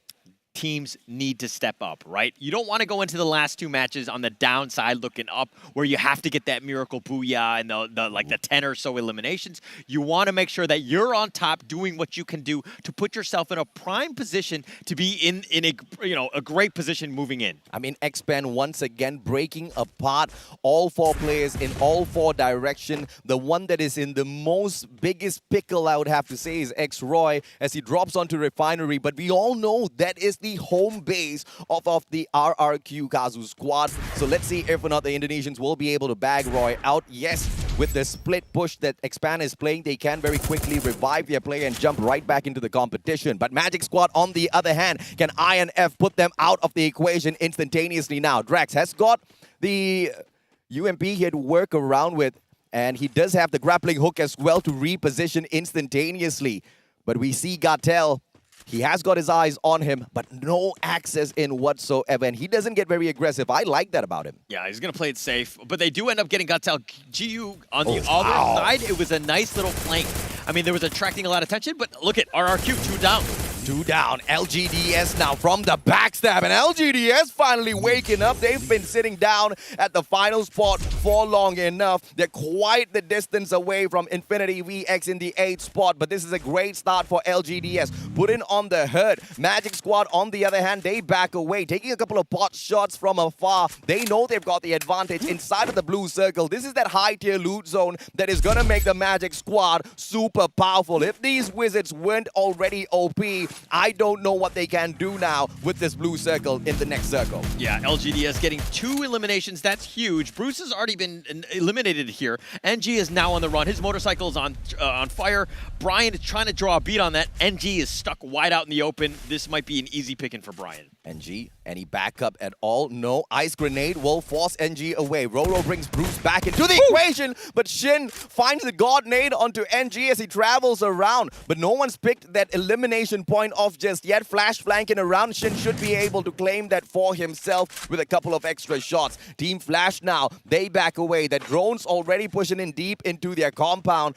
Flash needs to be careful here. They cannot afford some premature engagements. They are sitting down on the 7th out of 9 positions available, and that's not a good spot with 3 more games to go. Yeah, now you got to make the move. You got to make sure that you get some elimination. You need points. Yeah. Whatever it takes at this point. You know, you gotta get yourself a chance, an opportunity to win. RRQ Kazu, another team that really needs points. Yes, they are kind of doing much better than the LGDSs of the world, but RRQ still have kind of faltered. I mean, you talked about how they were so lucky in the first 2 matches, but now Razor here picking off that pick. Yeah, RRQ, fantastic. They finally get their first elimination at the expense of, I believe, LGDS moments ago. And RRQ to reposition, still on Refinery. They just want to play around on these platforms. And as usual, that bird's eye view is going to be giving them a lot. They usually try to aim for the AC-80, double shots and the headshot. You are going to be smiling year to year. EVOS Phoenix, on the other hand, taking command of Command Post in itself, which does have a revival platform, but they're not going to be pushing out too far. All that too sudden. The circle is still on their side. They don't really need to force this travel yet. Yeah, there's plenty of time. Slow it down. Like, we don't need to, overreact with anything right now. We don't need to get anything, go outside of cover. But as I say that, RRQ Razor still kind of on the run. This is an issue with Kalahari overall, where cover is kind of scarce. Yep. Legalot goes down. Yakul from the back. And it is going to be that LMG that gets that first point for the side of Naguara. Naguara now up on top of Refinery. This is going to be that weak spot. But Danger Zone might just be what saves the skin of RRQ here. Will Lady Luck be on the side of RRQ? Will Naguara go down? Or will Naguara get the advantage as the players on the side of RRQ are dropped within this Danger Zone? RRQ scrambling for their dear lives. They want to get out of here as quickly as possible. Yeah, they need to be careful here, and that does slow them down. They're going to go into just hide under cover, make sure that they're safe, live to see another day. As I say that, RRQ do get away, and it looks like RRQ kind of just sticking around in that corner. They're fine for now. Again, there's plenty of space, right? We don't need to, fight where we don't need to, go over aggressive or take any risk at this point. It's just a matter of getting those placement points, making sure that you're safe. Pac-Man must have his Fitbit on, man. I mean, he's out there on a roll. I mean, talk about 10,000 steps. The guy's hitting 30,000 already. 3 kilometers covered on foot. Pac-Man is running around the battlefield trying to eat up all of these nuggets. Yeah, I mean, okay, it matters. I mean, you might as well get your steps in when you're playing. You got to do what you can. But MGS here, they've got one elimination. You know what they say? I mean, if you're a gamer, all the more the reason you need to get up, get on your feet, walk around, get the jog in on a daily basis. I mean, you can't just be sitting on your gaming chair the whole day. Well, okay, for the record, they're still sitting in their gaming chairs, and they're sitting some nice ones. I don't think these steps count for the Fitbit, but you know what I mean? Like, unless you can somehow do it on your own, I worry about you if you consider that exercise. I tell you, Holler, one day we are going to look back and we're going to think, hey, remember we had this conversation, how you can't just sit down in one place and get your workout in. I mean, technology is changing the world, man. For all you know, one day we're going to have that sort of a thing. You run around in a video game, you lose fans at the very same time. I'll be a happy man. I'll be the first one to take advantage of that. Okay, somebody with the technology today, we need that, okay? It sounds great, and don't get me wrong, I will buy into this one. Oh yeah, man. RRQ Kazu, opportunity to spoil the party for LGDS. That revival's not going to be pulled off just yet. And RRQ manages to push them off of the platform. Yuan He is getting his health ticked away. This ice grenade doing a lot of damage. Yuan manages to survive, patches himself up. No! Not enough time. AUG strike from Legolas puts him down on the ground. Roro, the final opportunity for them, but he runs outside of the circle. This circle's gonna hurt, but what's gonna hurt more is the bullets out of the guns of the RRQ squad. Yeah, he's going to just get to safety, just try to get him out of there. I mean, it needs to regroup. Go the far, far way, right? RRQ are like, we want the last member. We know he's there, but I don't think that they're actually going to get him. This is a situation where you're looking for the long game. Get the revives, get yourself a chance to win. MCPS representatives, the one and only Expand. Second ranked within the server at the moment.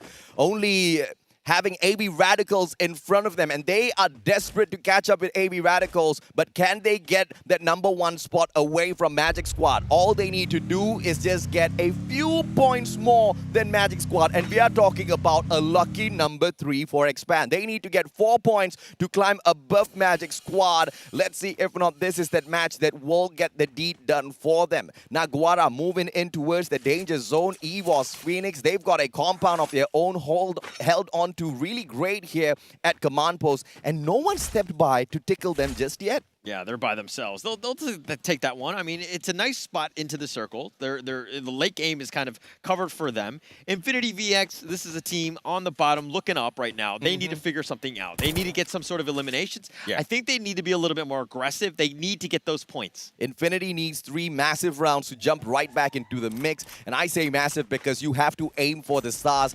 And, you know, if you fail, you land on the moon perhaps. You know, that's the kind of gameplay you want to be going for. I mean, one step on the moon is a great leap on Earth, ladies and gentlemen, boys and girls. And, you know, that's exactly what they're aiming for. But RRQ now, this is the scrimmage against the players of Expand. X-Roy goes down. Pac-Man with the shot out of the Woodpecker. Can he get another one for himself? Tupas has got the AC-80, but the grenade being cooked up already. It's all about the timing. Pac-Man has got the MAC-10. CQC, that MAC-10 can do a lot of damage. Oh, it does a lot of damage, but they're all up. Too Fast is very low. They need to be careful with how they proceed on this one, especially with that storm coming in. The glue wall's providing so much cover. And Too Fast goes down. Razor gets the one first, but the Mag-7 would go ahead to strike. Can Too Fast get picked up here? Cobra, Mag-7 circles around. This is the deadly flank. Razor meets him halfway through. Cobra goes down. Razor saves the team with the Charge Buster. Axel, final survivor, but the nade puts an end to them. RRQ Kazu survives. Okay, you know, it's a tale of two teams right there, right? RRQ, Kazu got the first game, booyah, right? Second game started, Expand eliminated them early, right? So this is just payback for that. Expand won the last one, now they've been eliminated 9th here. They've got a 17-point lead on Team RRQ Kazu, but now that they've gotten taken out prematurely here, and you know, this is just a little bit of an upset for the Expand squad because they just hit that massive booyah for themselves and immediately bombed out, right? Every single time they take a step forward, these teams are good enough to pull them 2 steps back, and RRQ Kazu knows exactly what it takes. Not only do they need massive number of points for their side to get the top 4, they also need to put a stop to the run of some of these top flight teams. So once out of the equation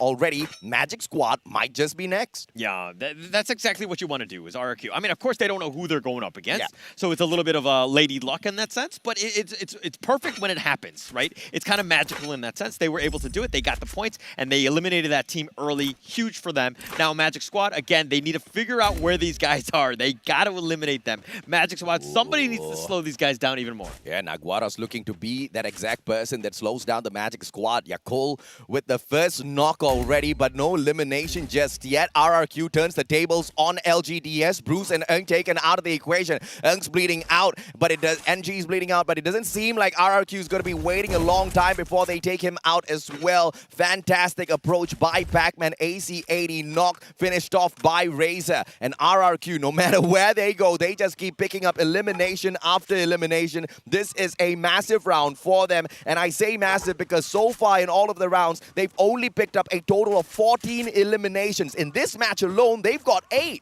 8, and of course, there's only 36 players in. We're down to 30. It's like, whoa, how does the math work? But it's because of the revive system. That's why they're in there. But 8 eliminations, huge for them. They need to continue on. RRQ needed to bounce back. This is the perfect way to do that. Groza in the hands of Brian. He can turn the tables on the players of Magic Squad, but Magic Squad playing this very smartly. Everybody's inside of their own compound, only pushing out GU to take that AC-80 up onto that second floor. Drax holding on to that AWM downstairs, and this is the double snipe setup that could be the death of Team Flash. But Flash has got a AWM to respond as well, and look at Yan Bin. He wants to flank around from the right-hand side, but his car already up in flames. Yan Bin pulls out the time turner, but does he have enough time? What a nade from afar! Shin strikes with the M79. That was actually huge right there. Drax has been knocked down. He's going to be picked up here. Magic Squad still in control. They do have 3 eliminations. Make that 4 now. They're continuing to just rack these up, but Team Flash have kind of walked into this wall. Abracadabra, Magic Squad is in the house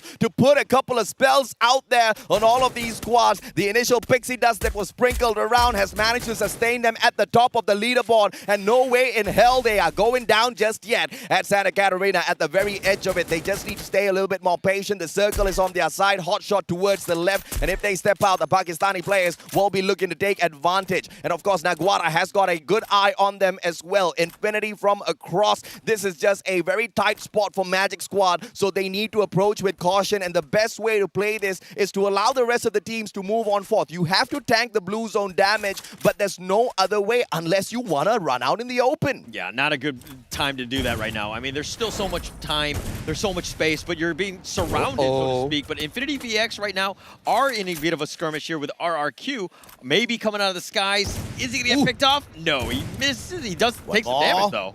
Abdu takes the first shot, maybe down on that HP already, but Abdu does not connect with the second one. LGDS bites the dust once again. I feel bad for them. 4th time on the world stage, but they just cannot seem to catch a break for themselves. 2019, the best run for LGDS in that 4th spot overall in the Free Fire World Series, but ever since then, they've been bombing out season after season, year after year. Jonah now, Yan Bin down and out of the equation, yet another elimination point, but with the Max 7 in hand, needs another spray, but turned around by Brian. Brian with a nice shot. He did the CCQ. He's able to do that. He's going to pick that one up. God Cruz will secure that one. They've got 3 eliminations. Evo's Phoenix. This is the team that we know. And, you know, the host team was going to be strong. They're continuing to do so here. Yep, Infinity, 2 eliminations so far. Maybe, just maybe, he will step on out. Yeah, goal! Hey, dangerous shots coming through from this guy. AWM, super spicy. Just spots a fraction of a body there. Takes that shot, manages to go in for the pinch, but no knockdowns just yet. Even if he did manage to get the knockdown, elimination would be impossible. But that's kind of pressure you need to keep on piling on all of these teams out there.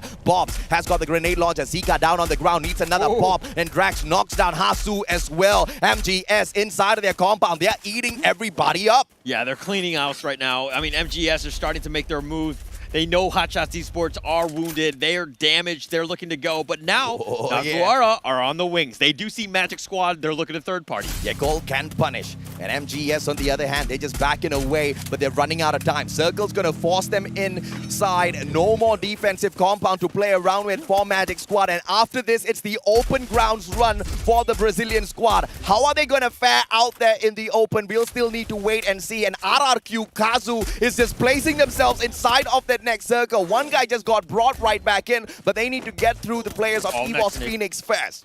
Yeah, they clean them out there. God Cruz is here. They're looking to just make a fight. Hotshots Esports eliminated 7th. That's going to be huge. That was a top 4 team. They just got eliminated. EVOS are continuing to ride. Gatel has got the grenade launcher in hand. It's all about the timing. When do you whip it out? RRQ, this is that opportunity for them. Infinity VX as well, looking for that booyah. They have got a total of 34 points in hand. They need just 10 points to catch up with Team Flash, but that's not a lot for them, right? Because that's just the 7th position. But with 3 matches to go, as long as they step it up in all 3 matches, Infinity VX still has got an opportunity in here. Naguara, on the other hand, they've got this high ground advantage. God Cruz, although he does have the grenade launcher, one got hurt. It is just the glue wall melter, so that's going to be a little bit of a disappointment for the LATAM squad. Maxi with the charge buster, but he doesn't catch anyone just yet. Tosses yet another glue wall melter. Tosses 2, in fact, to take all of those glue walls out of the equation, but RRQ bites the dust early. But they got a ton of eliminations. They got the points that they needed. It's not going to be the worst thing for RRQ. Now it looks like Infinity VX are going to skirmish with Magic Squad. Yep, main squad, Infinity VX. Nastas all alone. Max 7, can he grenade pop, not enough time, and that ice grenade ticks away at him. And Talo with the grenade launcher strikes as well. EWOS, MGS out of the equation. Finally, Magic Squad, the consistency kind of gets tagged down a little bit. Naguara from up top, and it is the final player from Team Flash. Bio tries to circle around, but EWOS Phoenix is going to be quite the annoyance. Ice grenade is going to force EWOS Phoenix to reposition. Bio's not waiting for anyone, brings in the M10. Can he get the double pop with this double barrel? He's all by himself. Team Flash just hoping that the other teams just eliminate each other. He's going to try to stay alive, but he's been scouted out. They know he's around this glue wall. He's trying to stay alive, but is he able to do that? Naguara's got 2 members here. Yep, 3 more teams left in the equation. Naguara looking for their booyah as well. Team Flash wants one for themselves, but look at who's inside of this whole equation. The elimination leaders of this lobby, the one and only EWOS Phoenix. This is their home ground. They won the #1 spot, but gets denied by Naguara. Naguara, they needed this one, right? This is one of those things where they were getting a lot of eliminations. In other games, they were getting a decent amount of points, but that booyah was elusive to them. They were not able to get it until now. Finally, they get it. They're going to springboard themselves up, and again, it's just going to get even closer here. You're looking at a potential 3rd placement for Naguara. They don't jump up 1, but they jump up 2 ranks with that massive booyah under their names. And you are absolutely right, Holler. They didn't just do it with the placement points. They were going ham against the other teams this time around, and they got solid eliminations to their name. Yakol, the main damage dealer out there on the battlefield, he kept hitting those shots, and the whole squad is proud. Yeah, I mean, you would be too, right? Oh, yeah. That was the time. That was the moment. Game 6, you needed to make sure that you did that to give yourself a chance in the last 2 matches. But we are so far from that. We have so much time for those 2 to play, but here's the highlights.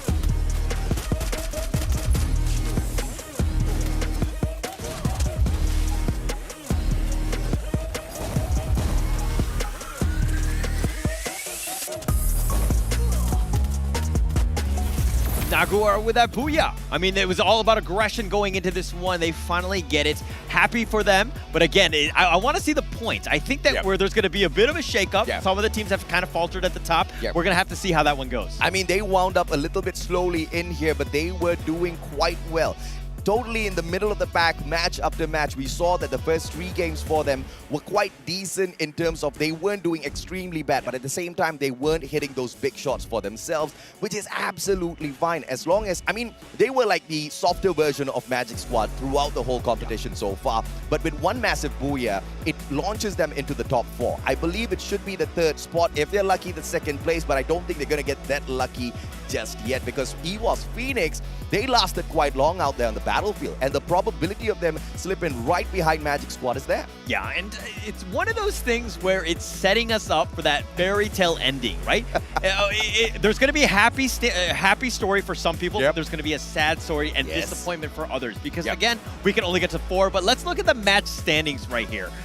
Let's take a quick peek at it, and of course, by the time we get down to the final 2 matches, it's gonna be neck and neck. EWOS Phoenix picking up a total of 18. Naguara with the booyah, but a little soft on the eliminations part. They pick up a total of 17 for themselves. Nobody on the Naguara fan base is gonna be complaining, because this match still does launch them into the top 4. RRQ Kazu recovers a little bit of their dominance out there on the battlefield with a total of 16 for themselves. And Magic Squad, this is that one just crazy team out there on the battlefield. I don't know how the Brazilians are getting this done. And I believe that magic is true, man. The grand wizards of the competition are still getting it done, and the pixie dust that they sprinkled at the very start is sustaining them all the way into game number 6. But will that magic wear out? We still need to wait and see. Okay, no way. That magic is not going to wear out. The Brazilian teams are here to stay. They were always B2 into the grand finals. That's how the history has been.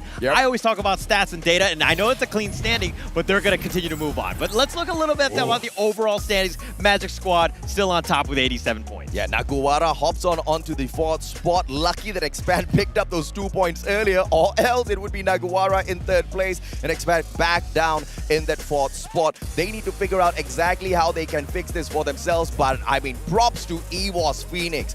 On home ground, bombs out in the first 2 rounds, only to jump right back into the mix of the top 4. And in fact, now they're one solid round away from catching up with Magic Squad. But in fact, that's been the storyline throughout the whole day. Everybody's just one solid round away from catching up with the Magic Squad, but they just don't have the spells to counter the Wizards. Oh my gosh, it's a rat race for the top 4 right now. It's so close. I mean, 70, 69, 67, 61 points. Like, they're just so close in getting there. And I'm really sad for the team that's not going to be making it. But let's look at the MVP of that last game, and it's going to be...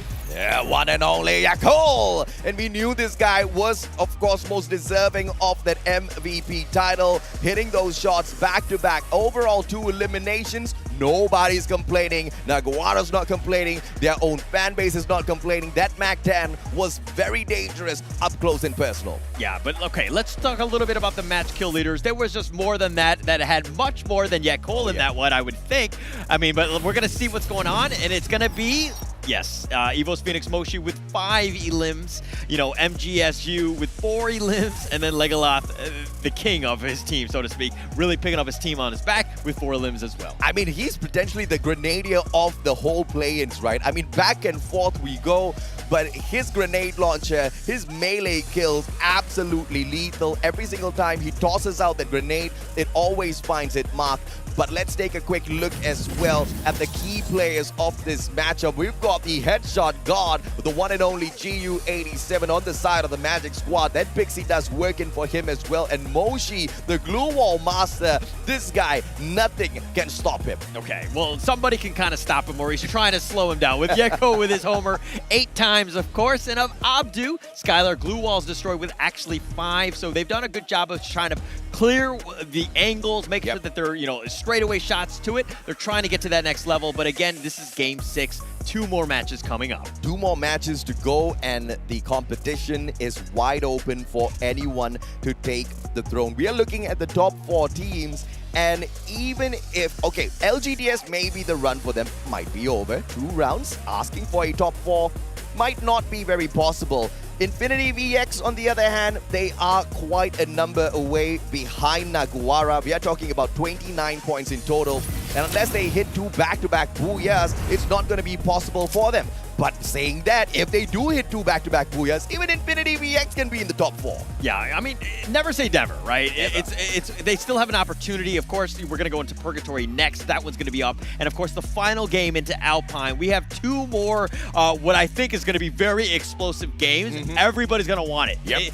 The teams right now are going to step up even more. Yeah, they are. I mean, they don't have a choice. They have to step it up. Especially if you are in the top 4, you've got to step it up as well, because teams like Expand, teams like EVOS Phoenix, they've had bad rounds. They can't afford those mishaps once again, because if push comes to shove, anybody's willing to take your spot. You need to appreciate where you are, and you need to continue putting out that hard work to stay exactly where you are. But ladies and gentlemen, boys and girls, what a day of play-ins it has been. 6 matches. The only team to score a double booyah so far is the one and only Expand, but they are on the verge of getting kicked out of the top 4, Holland. Oh, I mean, that would be heartbreak, right? The fact that you got those 2 booyahs, because it's the highest of the high. I mean, they were shushing everybody on the video or whatever, and they were doing it, right? But slow your roll, so to speak. You got 2 more rounds. You cannot have a bomb like you just did. You need to step up. You most definitely need to step it up, and you cannot take any chances whatsoever. I am 50-50 with the setup of Expand, with them continuously spreading out wide open every single time they hop on off of their initial flight. I think it's one of the riskiest plays that you can go in for, but that part, they've kind of got that covered, right? They've got solid loots for themselves. Where they do falter is the rotations into the circle. That is the part where, you know, not just Expand, a lot of teams get caught off. Yeah, I mean, it happens, right? Sometimes you get a little unlucky. It's one of those things that happens. But, you know, we're going to find out with the next 2 matches that's going to be coming up. And, of course, right before we do that, we're going to take a quick little break.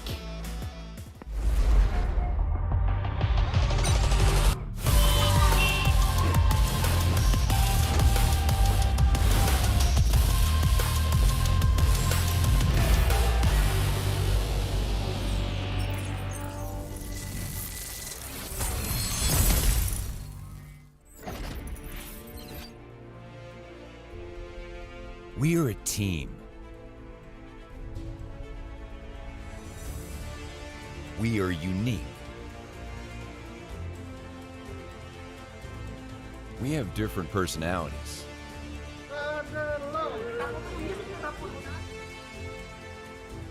And gaming styles. Oh, but the drive-by! He actually hit but the grenade was there. Jadi cukup krusial juga untuk tim lawannya untuk mencoba merebut posisi. Sometimes, we may have differing opinions. Attack all around a helping hand. And now Minoru spots. No! And Garena gets removed as well. No doubt.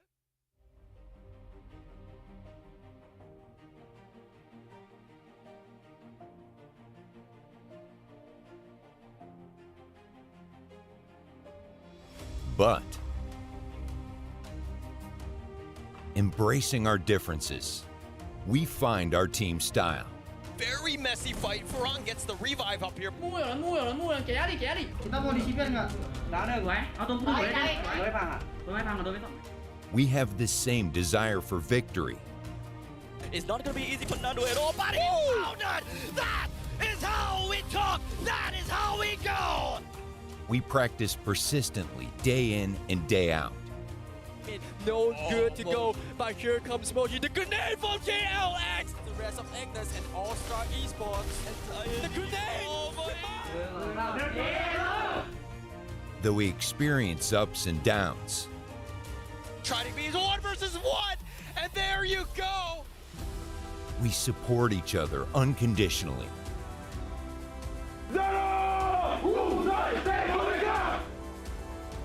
Because we have the same dream, to become champions. But there's only a few seconds left. He goes for the shot! Sembilan kill di sana. Langsung dimajuin, percaya diri. Coba close combat, dihajar. Dan akhirnya berhasil mengantongi 10 poin. By a initializing shot that will kill. Oh, God! Grenade was so good!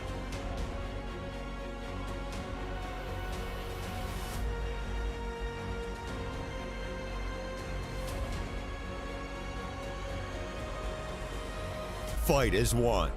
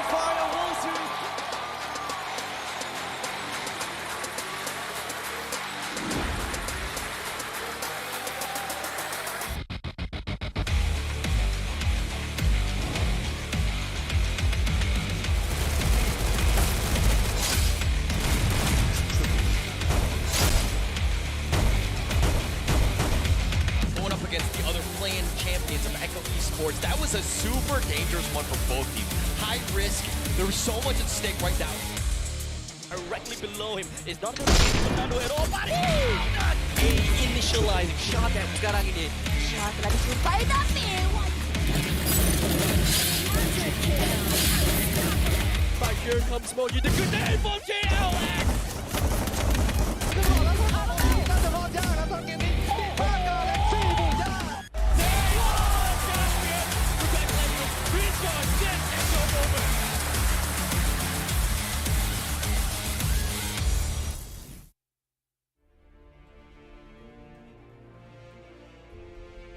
We are a team.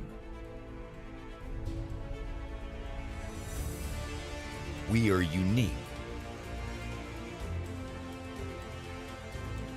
We have different personalities.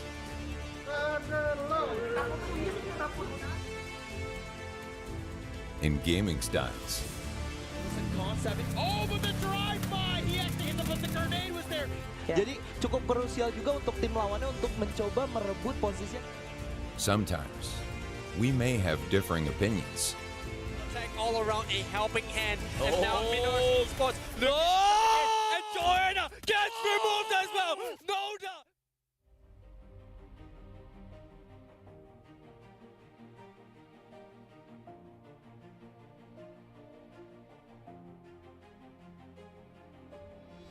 But, embracing our differences, we find our team style. Very messy fight. Ferran gets the revive up here. Mua rồi, kéo đi. Kita mau di CPR nggak? Nggak ada gue. Tunggu dulu ya. Gue paham. We have the same desire for victory. It's not going to be easy for Nando at all, but he found it! That is how we talk! That is how we go! We practice persistently, day in and day out. No good to go, but here comes Moji, the grenade from JLX! The rest of Agnes and All-Star Esports. The grenade! Though we experience ups and downs, Trying to be 1 versus 1, and there.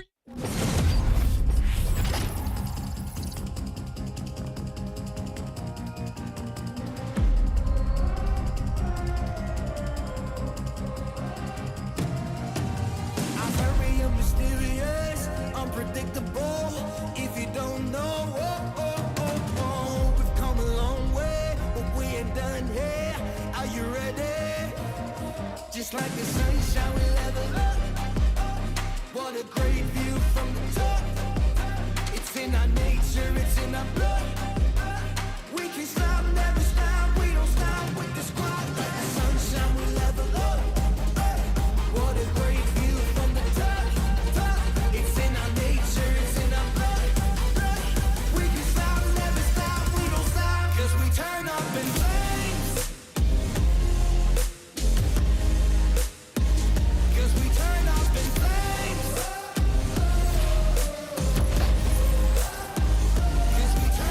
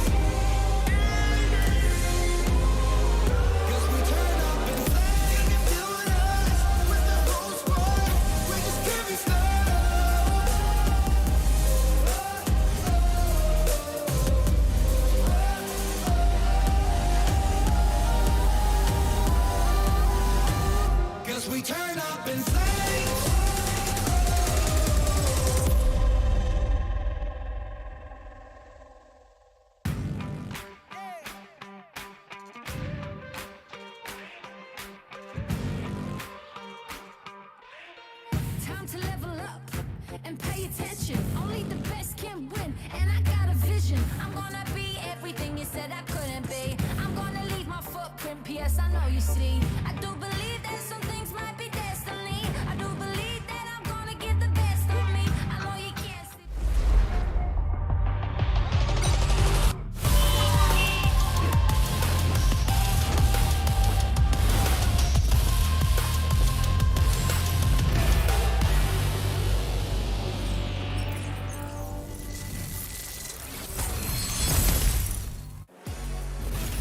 Welcome back, survivors. This is the Free Fire World Series 2022 play-ins live from Bangkok, Thailand. My name's AJ. I'm the Mustachio down here with the one and only Husky. 2 more matches to go, and it looks like the competition is still blown wide open. Perhaps the 2 teams down at the bottom might not have a chance, but everybody else still has a good shot. But Magic Squad, I think they're pretty much all right at the moment. Yeah, they're fine. You know, who needs booyahs when you have the most points? Booyah is kind of an inflated currency, but of course, the Brazilian Magic still stands true.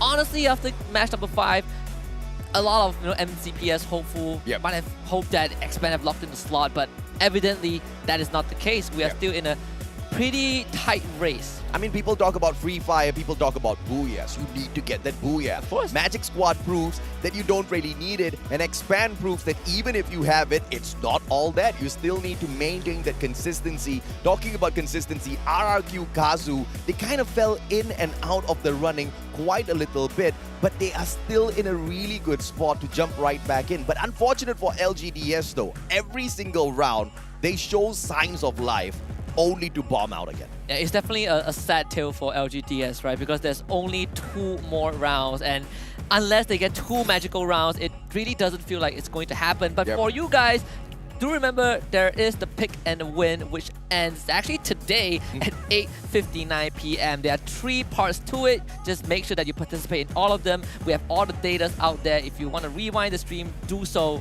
Just make sure you key in the right data and declare who you think is going to be the champions by the end of the finals, and then you probably win some rewards. If you're like me, you don't like doing homework, no problem. I mean, in Malay, in Bahasa Malaysia, we say main tikam. Just pick one and be done with it. For all you know, Lady Luck's going to be on your side and you're going to win that reward either way. But of course, let's take a quick peek at the previous match stats before we move on into game number 7, Husky, because we need to see exactly who managed to dominate all throughout that matchup. The one and only Naguara, 17 points, but look at the total damage dished out by them, 7,099.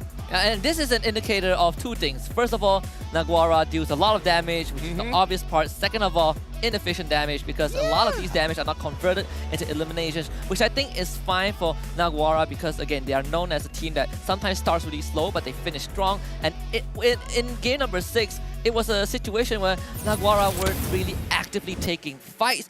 They were running out the clock. They're letting the Blue Zone do its job. And even up to the very end, I think there was a shimmer in EVO vs Phoenix's players' eyes that they could have gotten that booyah, but the Blue Zone did the work and gave it to Naguara. This is a battle royale. Survival is surely a strategy, and it's a sound strategy. You don't need supreme eliminations to stay in the top 4. If Naguara can keep up with the exact same strategy, keep surviving into that final circle, they barely need any elims to their names. They will still be able to qualify for the grand finals. But of course, the bigger question is going to be, who's going to be putting up a good fight? Because RRQ Kazu, hot on their heels, just 2 points behind them in that 5th place. Hotshot, on the other hand, in that 6th spot with 61 points. It's going to be a close game, and one might think that Team Flash is out of the equation already with 55 points. But we've got 2 more games to go. Team Flash does decently well in this next game. Score booyah maybe for the final round. Thank you and welcome to the top 4, Team Flash. In a game of Free Fire, it is never the end until the tournament says it ends, right? You can always turn the standings on its head with just one good round. We've seen it time and time again, locally, internationally. 2 more rounds to go, and this is the second last. It's back to Purgatory. And some of these teams have had pretty decent results, and some of them have struggled just now. But remember, Purgatory was a map that we saw a lot more actions happening in the first half of the play-ins. And let's see if that is replicated. We also saw a hot drop between Expand and Team Flash at Brasilia. If that happens again, the end could be near for the MCPS squad, so they have to be really careful. But who's going to go in here with the ego challenge? Because if Expand does hop on over to Brasilia once again, they really want to prove themselves, but I don't think this is the place, nor is it the time. And Expand hops on off a little bit earlier, but they spread out across fields as well as the very edge of Brasilia. This is not the best case scenario, but it's much better than taking a headshot straight into that equation. But Naguara finds LGDS, and LGDS once again about to bite the dust, I believe. This is just pure tragedy for LGDS at this point. They have been trying to really not bump into any other opposing team for a couple of rounds in a row, but they always seem to end up in Naguara territory. Yep. And this feels... It doesn't really feel like a coincidence at this point, but you have to really feel for LGDS. They've lost one member early on, and when we talk about an area like Moat House, there's really not much left out there for anyone. Maxi, can he turn this corner? Will he get punished? Has got backup. It's a 2v1. Yuan together with him as well as they hop on up. Brand manages to take ENG out of the equation, and Maxi circles around. Yuan backstab. Maxi gets it, and Yeko steals that knock with a Max 7, secures the elimination as well. Naguara's not going to be complaining, but Baku goes down. P90 in the hands of Bruce, but Maxi says goodbye to him just as quickly. Yeah, crush. They absolutely crushed LGDS.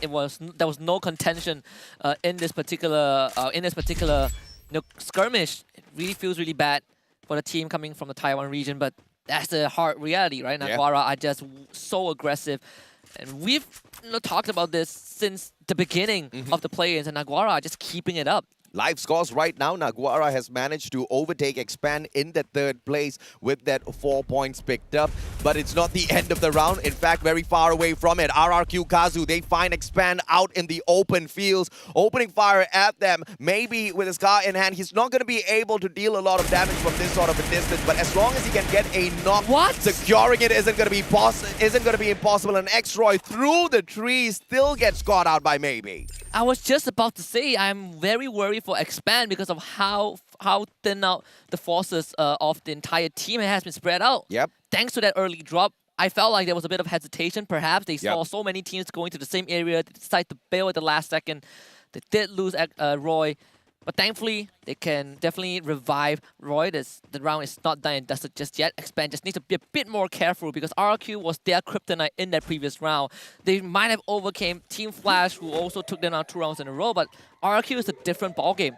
We saw the previous round when they got the Booyah, it was one of the most... they didn't get the Booyah, but it was one of the more dominant rounds for RRQ Kazu. Game of information for Team Flash. They send the drone out. They know that RRQ Kazu's waiting right in front of them, and therefore they slow that pace down. They want to be able to get a couple of knocks first before pushing on 4th, especially when you know there's a team already on the defensive stance within Brasilia. The last one final thing you want to do is just rush on into their compound without calculating your steps. RRQ Kazu, on the other hand, they know Team Flash is just beyond the horizon, not them specifically, but with the drone sent towards their way, they are on guard. One player taking that bird's eye view in the name of Pac-Man, AC-80 in hand. If he finds Yanbin first, who's on that long left-hand side flank, this is going to be very deadly, and Team Flash might just bite the dust a little bit too early here. But if at all they can take Pac-Man off of that roof, Team Flash might just be able to bite away at RRQ Kazu. Has to be a very slow and methodical approach if you are Team Flash, because sure, RRQ Kazu is near us, we know that, but how are you going to approach this? Because you can see that Legolas is on one side and he has that grenade launcher as well. These explosives are going to do massive damage to Team Flash, who are huddled up together in one building, and maybe has already started making contact. That allows Razor to get that green light to kind of pursue this push. Bio has that nade in hand, but he's hesitating. They don't know how to deal with RRQ, and they're giving a lot of ground over. Bio did he get... Yes, he did get caught. Literally crawls right into the grenade that was tossed on up towards that 2nd floor.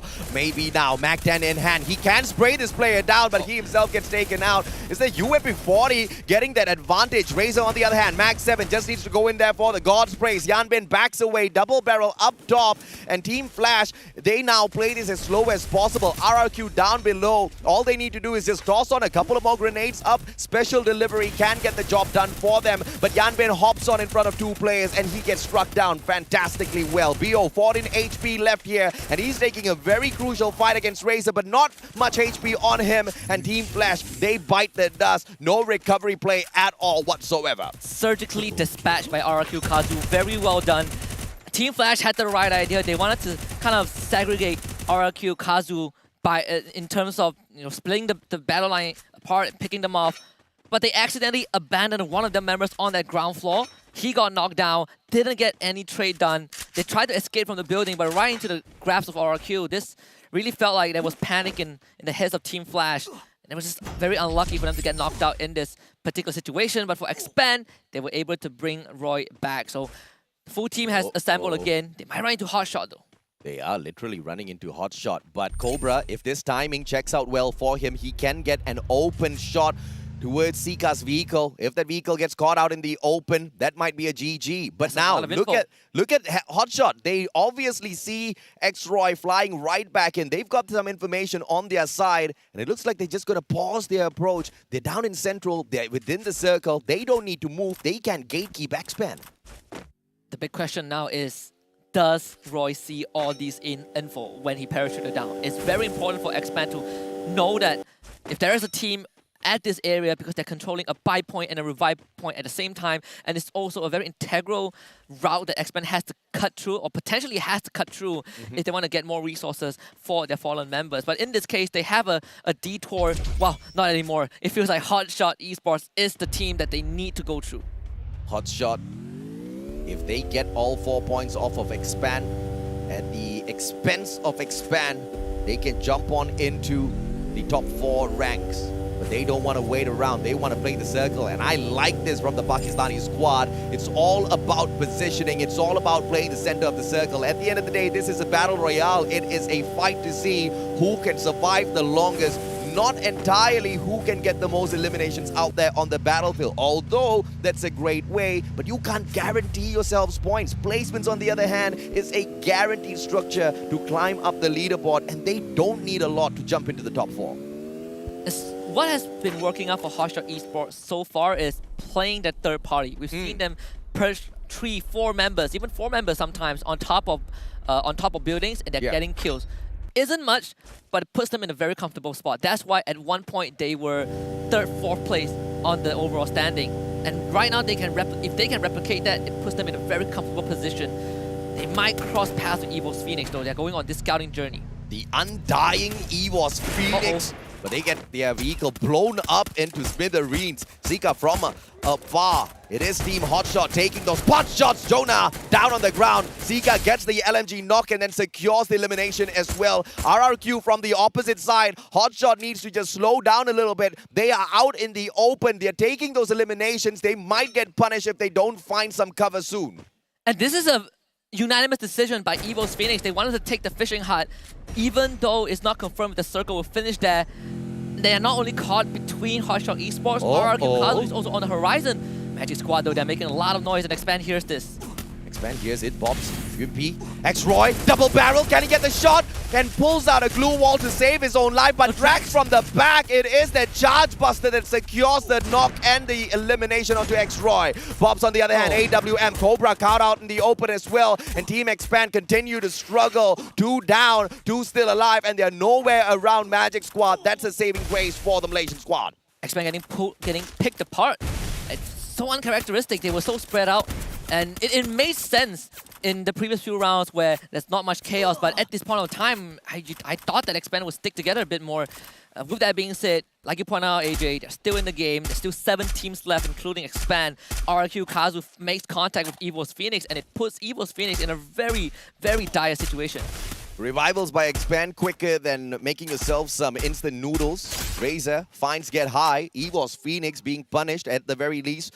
2 players out of the equation, but they've got nowhere to go, nowhere to run, nowhere to hide. They need to take the fight against Hotshot as well as RRQ, or they can play the IQ gameplay here, but just staying quiet, allowing these 2 teams to do the dirty against each other and hop on out as the third party once these numbers get thinned down and be the final survivors. players, but it's all going to be up to luck as Hotshot does not look like they want to engage with anyone just yet. They're just waiting patiently to see exactly how to travel on in towards the next circle. And I do think that if you are Hotshot, you are in no position.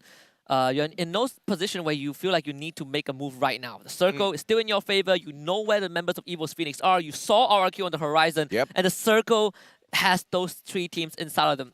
Evil's Phoenix made the right read, but they find themselves in a pinch. You're going to get crunched by 2 different teams, potentially 3 if Naguara joins. Expand full squad, but they're slowly rotating into another team. Infinity VX, who have struggled all throughout the competition, but maybe they can go out in a blaze ball of fire by taking Expand out of the equation and ruining their chances. Or maybe Expand is going to expand all of those players and continue to keep some pressure up on top of that leaderboard. We will still have to wait and see exactly how that breaks out. But this final engagement needs to start now for the sake of EVOS Phoenix. They're running out of time. They need their 2 players right back into the equation, but there's no buy point around them, no revival points whatsoever. Time is running out, and EVOS Phoenix might just be the biggest loser. I mean, off-screen, Infinity VX have ran into Expand as well. Expand had to revive Cobra.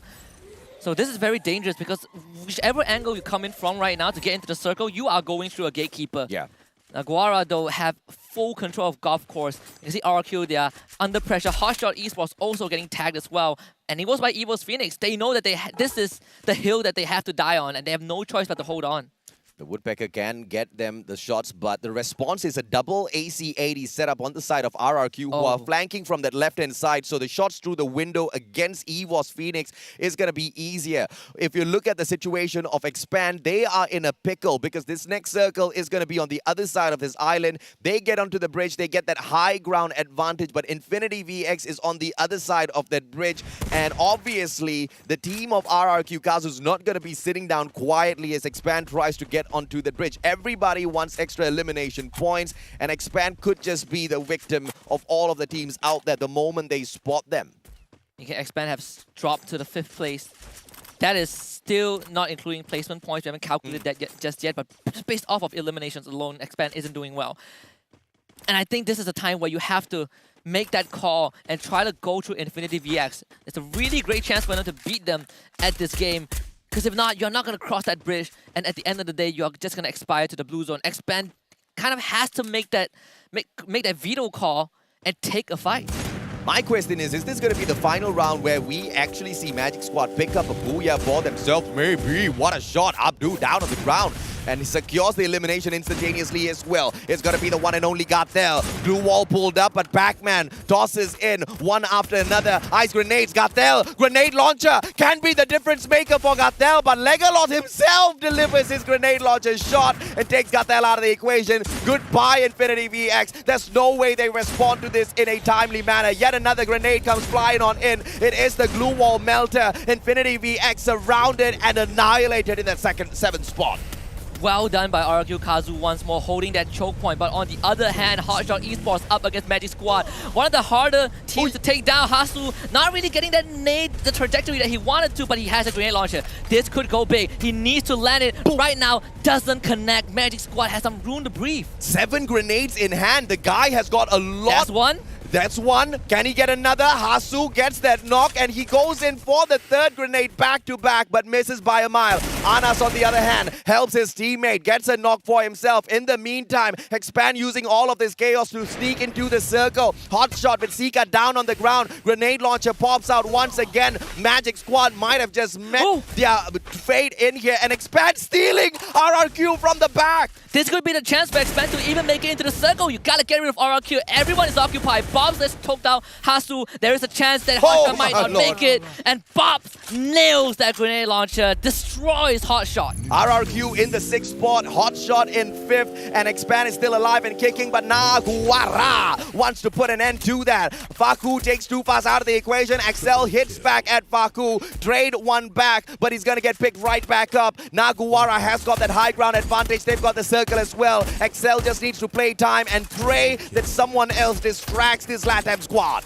It seems like X-Men might have ran out of gas unless Magic Squad spoils this. X-Men needs Magic Squad to really disrupt Naguara, and that might be a reality. That might be a birthday wish come true for X-Men, but Magic Squad, they have taken that low ground. Too Fast is already out. EXO no longer available. Expand out in 4th. 4th place taken out there, and Naguara going in here for a back-to-back booyah. By the looks of it, Latam squad on fire. EVOS Phoenix still alive and kicking. They won that #1 spot for themselves, but just God Cruz and Moshi alive and kicking here. It's gonna be quite the tough run for them. Magic Squad down in the middle. Naguara doesn't need to do much. They can play the perfect third party. It's a duo versus duo, and Naguara with the biggest winners. They should be able to get this back-to-back booyah. Magic Squad in a chokehold, 1 on each team. And the numbers are spread so thin. Naguara have perfect control of the circle. EVOS Phoenix, they're starting to move in. Faku is going to be the first point of contact, but if EVOS Phoenix can get rid of this anchor, they will have a good chance of getting into the safe zone and contesting for the booyah. One with Mother Nature. Faku backs away behind the tree. Moshi, on the other hand, trying to spray down anyone he finds. Faku responds, AC-80, but the players on the side of EVOS Phoenix very smartly back away behind their super glue walls. Ice Grenade will force them to reposition, courtesy of the Magic Squad. And the players of Naguara trying to take advantage. Ice Grenade after Ice Grenade. Here comes a glue wall melter as well right in front, which is going to prevent EVOS Phoenix from pushing up against Naguara. One of the loudest teams in the arena today, Naguara, they might be doing it again, and all of these kills are so well done. They are no longer going to stand back. We talk about how these teams always finish strong, and Naguara, they're doing it 11 eliminations, that they're going for more. Oh, this is God Cruz here from that left-hand side flank. Can he get anything for himself? GU goes ahead, drops Brand. What a play by the Magic Squad. They're taking it to the players of Naguara. Naguara, final survivor. Maxi, can he get it done? Charge Buster in hand, going up against GU. Double barrel in the hands of GU, and MGS gets taken out. Naguara still alive, and EVOS Phoenix with the impossible survival gameplay. God Cruz, Woodpecker, this is going to be a crucial one. It's the same gun on both sides, but God Cruz already cooking up the grenade. If he gets this connection, it's going to be a GG. He does connect, and it's going to be the circle that takes him down. Naguara down. EVOS Phoenix claims the #1 spot. And remember how this all started for EVOS Phoenix. A decision to go for a fishing hut, pincered by 4 consecutive squads, had nowhere to go, stuck it out until the very end, and even got the booyah. Unbelievable run by the Thai squad. And talk about having that fire in your hearts after getting stomped out twice. They had a spark to reignite that flame, and they burned it all the way down here into Purgatory, round number 7, and they dominate the play-ins. But it's gonna be a close one down to the wire in this match number 8. EVOS Phoenix proves that the home ground advantage is the real thing. And that is why EVOS Phoenix is such a force to be reckoned with. We're gonna look at the replay and the highlights of round 7 to see how EVOS Phoenix did it.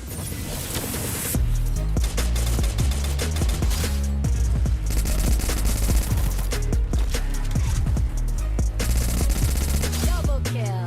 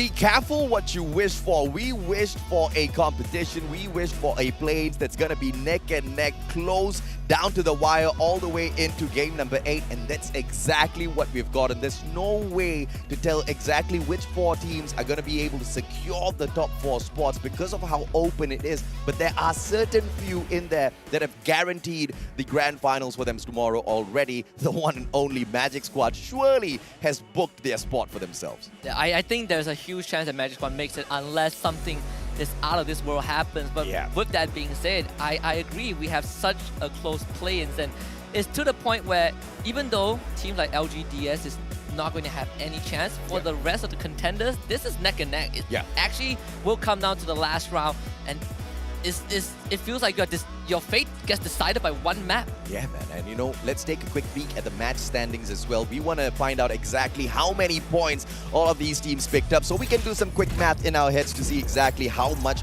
that jump was. Naguwara, 22 points, and that is more than enough for them to hop on up to challenge for that #1 spot. But Magic Squad, the consistency out of this squad is unbelievable. They've gotten that 2nd place twice, in the 3rd spot twice. What can they not do? The consistency is mind-blowing as RRQ Kazu picks up 10 eliminations. RRQ's on fire as well with a total 15. And check this out. The team that picks up the Booyah down in the 4th place. And that is completely justifiable, right? Because of the situation that they found themselves in. The fact that they still got the Booyah was a miracle itself. Expand down in 5th place, getting 9 points this round. Hotshot Esports getting 7. And Infinity VS getting 5, Team Flash 3. Of course, LGDS only got 2. But, you know, it's kind of a common agreement that LGDS have officially won't have enough points to make it through even after the last round. I believe. For Expand, though, there might still be some chance because when we take a look at the overall standings right now, Expand are sitting in 5th place, 3 points away from top 4. Absolutely, man. So there is an opportunity for them, but RRQ Kazu, Naguwara, EWOS Phoenix, Magic Squad, they've all been on fire these past few rounds, but Expand has been riddled with inconsistencies. We need to see safe plays from them if this MCPS squad wants a shot at the grand finals tomorrow. But thus far, they have outclassed all of the other Malaysians who have stepped into the play-ins so far. I mean, the best position that a Malaysian squad has gotten at the play-ins is 9th spot. So they're doing great, but not good enough just yet if you want to make MCPS proud. Yeah, and honestly, you know, I think it's the ample time to bring this up. If Expand fails to make it to the finals, this is going to be one of the first time on the World Series that we don't have any Malaysian representatives in the final. So this is going to be something that is going to go down in history, and it depends on what is going to be written in there. It's going to be good, it's going to be bad. But for now, let's take a look at the good part. EVOS, Phoenix, MVP, God Cruz, the only guy who got elimination in that round. I mean, if you're getting 1 elimination and the MVP title as well, you've got to be ecstatic. You look at the look on his face. He already knew that this was going to happen, right? And we teased the players of EVOS Phoenix for giving everybody else that luck and not really taking any for themselves. But these boys clearly proving they need no luck. They've got these skills. They've got the God skills to get the job done. But of course, these are the top players of that round number 7. 5 eliminations out of Bobs from the side of Magic Squad with his M79. That grenade launcher has shown up one too many times, and it has dominated that final circle a lot. Yeah, it can never truly live in Free Fire without the grenade launcher, right? They're followed by Maxi from Naguwara and also Legola from RRQ Kazu, all with 5 kills apiece. So this is a very even round for most of these players, regardless of the results. But we also have the key players for game number 7. Ooh, GU getting the 4 assists. He's the assist king, but look at the glue wall master, man. Italo was just building up one after the other, protecting the rest of his team members as they pushed in through battle after battle. Magic Squad, that Pixie does still alive and kicking. I want to get a few of those sprinkles myself before we end the competition, man. Magic Squad's got the secret. Naguwara, on the other hand, I believe they stole that bag of magic dust for themselves, because out of nowhere, this LATAM squad just woke up in the competition. Yeah, and this is really playing true to Naguwara, right? Start slow, finish strong, and who can forget Yanbin from Team Flash being the field medic for the team. This is not the first time that Italo has appeared on the the key player screen. Yep. And I believe this is the 2nd or 3rd time, and it's all because he's the glue wall master.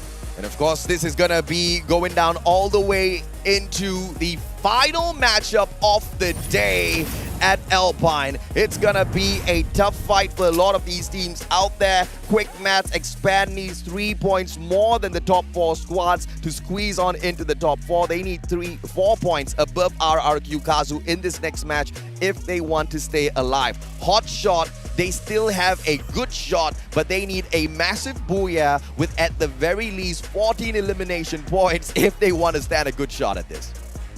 I am used to be the guy that likes to do mathematics, but going into this last round, I'm gonna turn that part of my brain off and just enjoy, because I think this is too close for comfort. It is. And I don't want to let the numbers get to me, right? Because it's so close. Again, Expand 3 points away from top 4. But when you look at the top 4 teams, they are all the expected Goliaths to make it to tomorrow. So this is a tall mountain for Expand and the rest of the teams to climb. Team Flash will need about 25 points more than RRQ, I believe, to hop on into the top 4. 25 is asking for a tad bit too much, so unfortunately, I think this might just be the end of the line for Team Flash. They're not going to be able to make it through, but it is still wide open. The top 4 is not guaranteed just yet, and that's exactly what we wanted at the start of the day. It's exactly what we get, and I should have asked for a landslide victory instead for the top 4, because my heart's beating, man. My heart's beating out of its chest. I am. I mean, and mine as well, right? I think this is probably one of the best plays we've seen. Yeah. And it took many rounds, more than 4 rounds, to find out who has no chance of making it through. And I think that really shows the quality of competition. It has evolved across the entire globe. Yeah, and EWOS Phoenix bouncing right back up. I mean, they're living up to the name of the undying Phoenix out there on the battlefield. Rebirth after rebirth, they always seem to be able to secure the spots for themselves. And now just 14 points away from that #1 spot. But ladies and gentlemen, boys and girls, whether or not they can get it, we'll have to find out after a quick short break.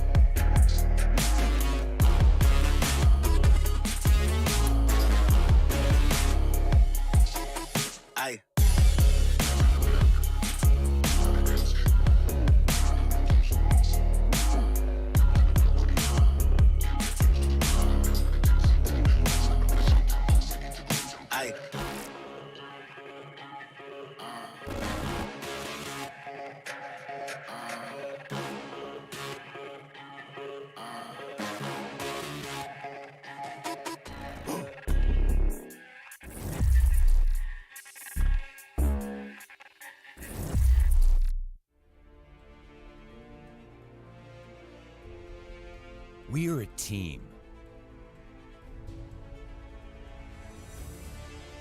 We are unique. We have different personalities.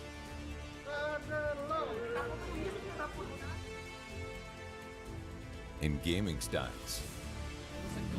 Oh, but the drive-by! He actually hit them, but the grenade was there. Jadi cukup krusial juga untuk tim lawannya untuk mencoba merebut posisi. Sometimes, we may have differing opinions. All around a helping hand, and now Minor spots. No! And Garena gets removed as well. No doubt.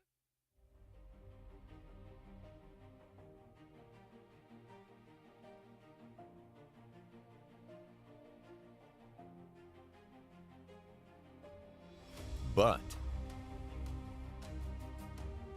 embracing our differences, we find our team style. Very messy fight. Ferran gets the revive up here. Mua rồi, kéo đi. Chúng ta mua đi chi biết nggak? Đá được rồi, tunggu dulu. Tôi phải phang rồi. We have the same desire for victory. It's not gonna be easy for Nando at all, but he found it! That is how we talk! That is how we go! We practice persistently, day in and day out. No good to go, but here comes Moji, the grenade from KLX! The rest of Agnes and All-Star Esports. And the grenade! Oh my. Though we experience ups and downs, Try to be one!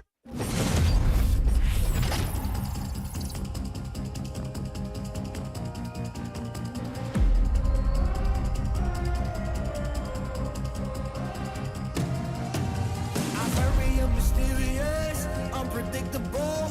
If you don't know, we've come a long way, but we ain't done here. Are you ready? Just like the sunshine, we level up. What a great view from the top. It's in our nature, it's in our blood. We can stop, never stop. We don't stop with the squad. Like the sunshine, we level up. What a great view from the top. It's in our nature, it's in our blood. We can stop, never stop, we don't stop. Cause we turn up in flames. Cause we turn up in flames. Cause we turn up in flames. You can deal with us, with the whole squad. We just can't be stopped. We invincible, undefeatable, but still you try it. Like the sunshine, we level up. What a great view from the top. It's in our nature, it's in our blood. We can stop, never stop, we don't stop. Cause we turn up in flames. Cause we turn up in flames.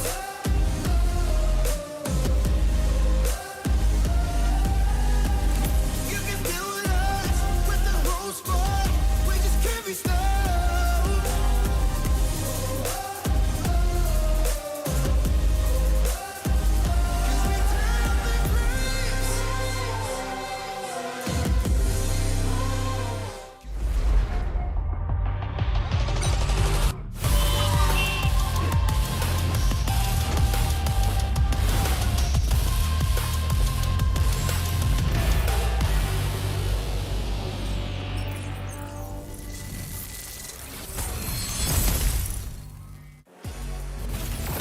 You're currently watching the Free Fire World Series 2022 live with us here in Bangkok, Thailand. My name is Husky. Alongside me is AJ. We're down to the last round of the play-ins, and honestly, the composition is a bit too tight to decide who will be the top 4, but that's going to come to an end in about half an hour. Hotshot did manage to pick up the Booyah in Alpine previously, and if they are able to do the exact same thing once again, the Pakistani squad can actually squeeze into the top 4. But we also know that Expand from the MCPS region is really good at this map, but it wasn't proven the last time they hopped on in there. Yeah, it definitely...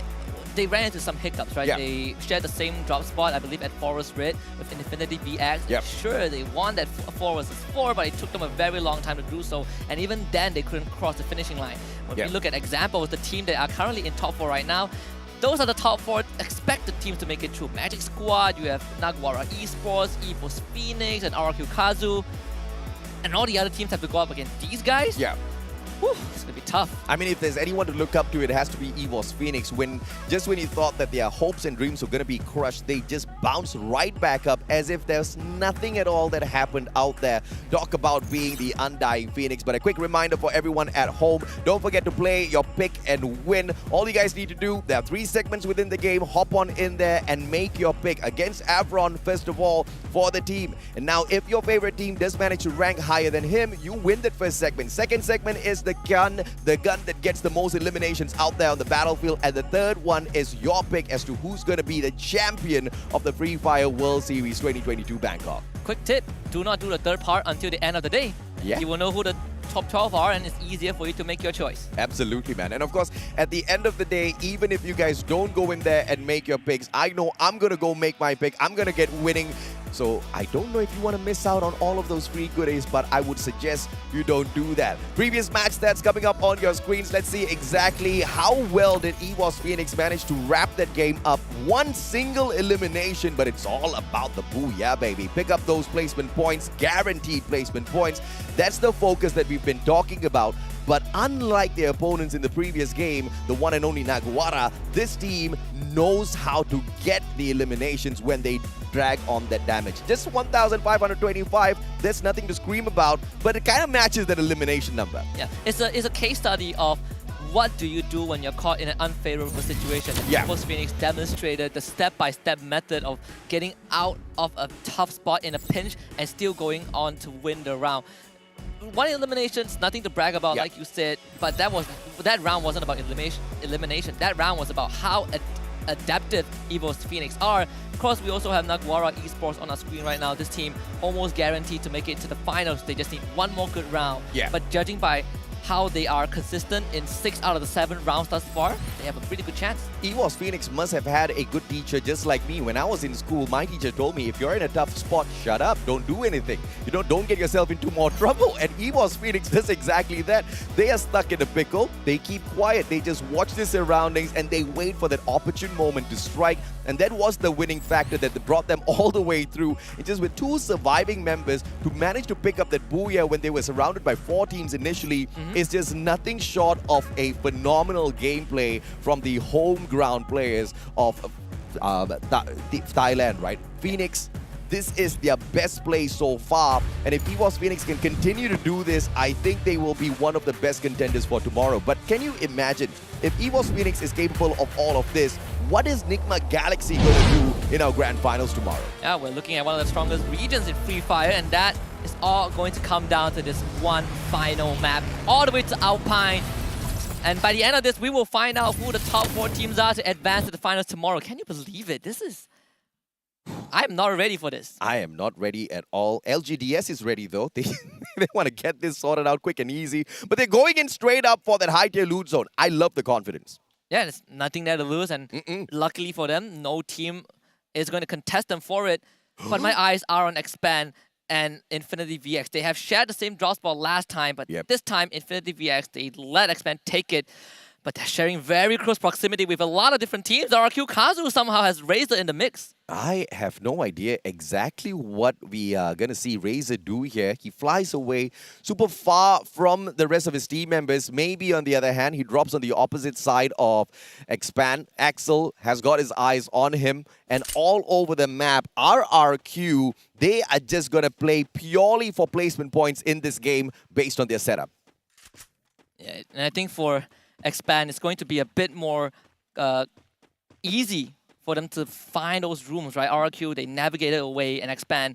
Just like the few rounds that we've seen previously, they get a lot of space to get their resources up. And that has kind of what helped Expand to play into that late game.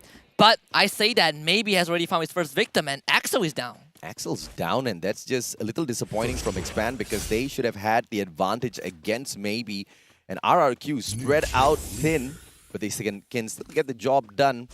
But the one good thing about Forest Red is you do have that revival platform there, so you don't need to use your coins. Worst case scenario, if someone else does come to disrupt your revival, there is a vending machine that you can purchase your player back as long as you've got the coin on you. Magic Squad, on the other hand, they are quite safe at Stadium, and they might be able to feast on the players of LGDS as they rotate out of their own spot. And just something that might sound counterintuitive for Expand. The 2 rounds that they got Booyah, the 2 rounds that they did incredibly well, was because they took initiative. They were taking fights. They were challenging even the strongest teams on the map. And you look at the rounds that they played safe, it didn't really work out for them. They even got one round where they ended in last place. So the question is Expand willing to take that step? Confidence is key, right? This is a very capable squad that might not have 100% belief in what they can actually get done out there on the battlefield. And that's just a little bit sad. But Axel has been brought right back into the mix. It is as if nothing happened. He still does have a lot of time here to loot up before they once again meet the players of RRQ. Kazu, who did manage to get that first elimination. Maybe now, keeping an eye on Too Fast. might be able to go in here for the strike once again and single-handedly forcing the players of Expand to scramble around. But look at RRQ. They're slowly encircling Forest Red. They want to take this fight against Expand. Axel just snuffed maybe out. That was Razor's partner. So if they can get Razor, this is going to be great news for Expand. They've gotten that kill early, that elimination early on, and Razor might be forced out. The grenade is going to be tossed as well. Well done by Too Fast. 2 free points for the Expand. Yep, forcing the players of RRQ to continuously revive their players. Yes, he is going to see Razor brought back into the mix once again, but it doesn't matter. 2 elimination points, better than none. And now they lead the elimination points on the overall leaderboard for this lobby. And just minor sighs of relief for the Expand supporters. I know the whole Malaysia is probably awake right now, right? We are like what, almost 3 a.m. At Malaysian time, but we saw how crazy the fans were. Expand kind of regarded as the team even better than the major winners, AB Radicals, which will be playing tomorrow. So there's a lot of hopes, a lot of pressure out there. But Expand handling it so well thus far. Same can be said for EVO's Phoenix. They had a abysmal round 1 and 2, but the recovery has been phenomenal for this squad. If we do see Expand in the grand finals, there'll be 2 teams from MCPS, and I think that would be a record setter for the region as a whole. LGDS slowly circling around Naguara Faku. Is he going to get caught out here? Bruce should be the first one to spot him, but the positioning by Faku continuously making sure that there's a little bit of cover behind him, buying him more time so that he can rotate in for a safer spot. Fantastic maneuvering. And Team Flash, on the other hand, they are going to be able to catch Cobra with his pants down. Yan Bin manages to take him down with the Mag 7, and that's the first strike. Once again, Expand pressured. Yeah, this is going to be crunch time for Expand. They have not much room to work with. They can't really run too far. They have to take this fight against Team Flash, and with a numbers disadvantage as well. The toughest challenge for Expand begins from this moment. Let's see how they deal with this pressure. Brian, everybody's gathering up beside each other.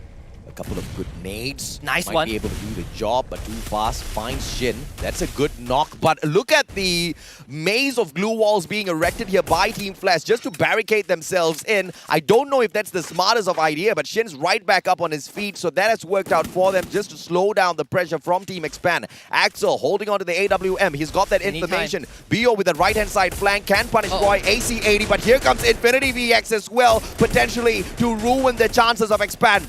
They need time to capture that revival point, to get their member back, to get Cobra back into the fray. So they need to buy some time, but it has been interrupted. Team Flash knows what's up.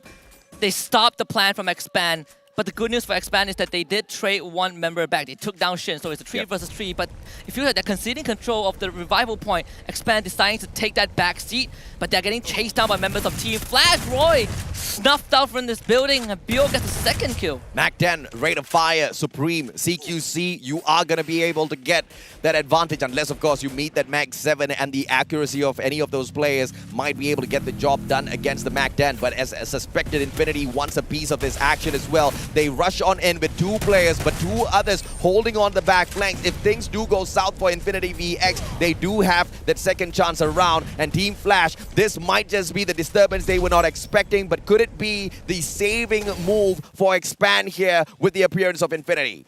Definitely seems like it. Expand are already out of this area, but they need to find a way to bring the other 2 teammates back.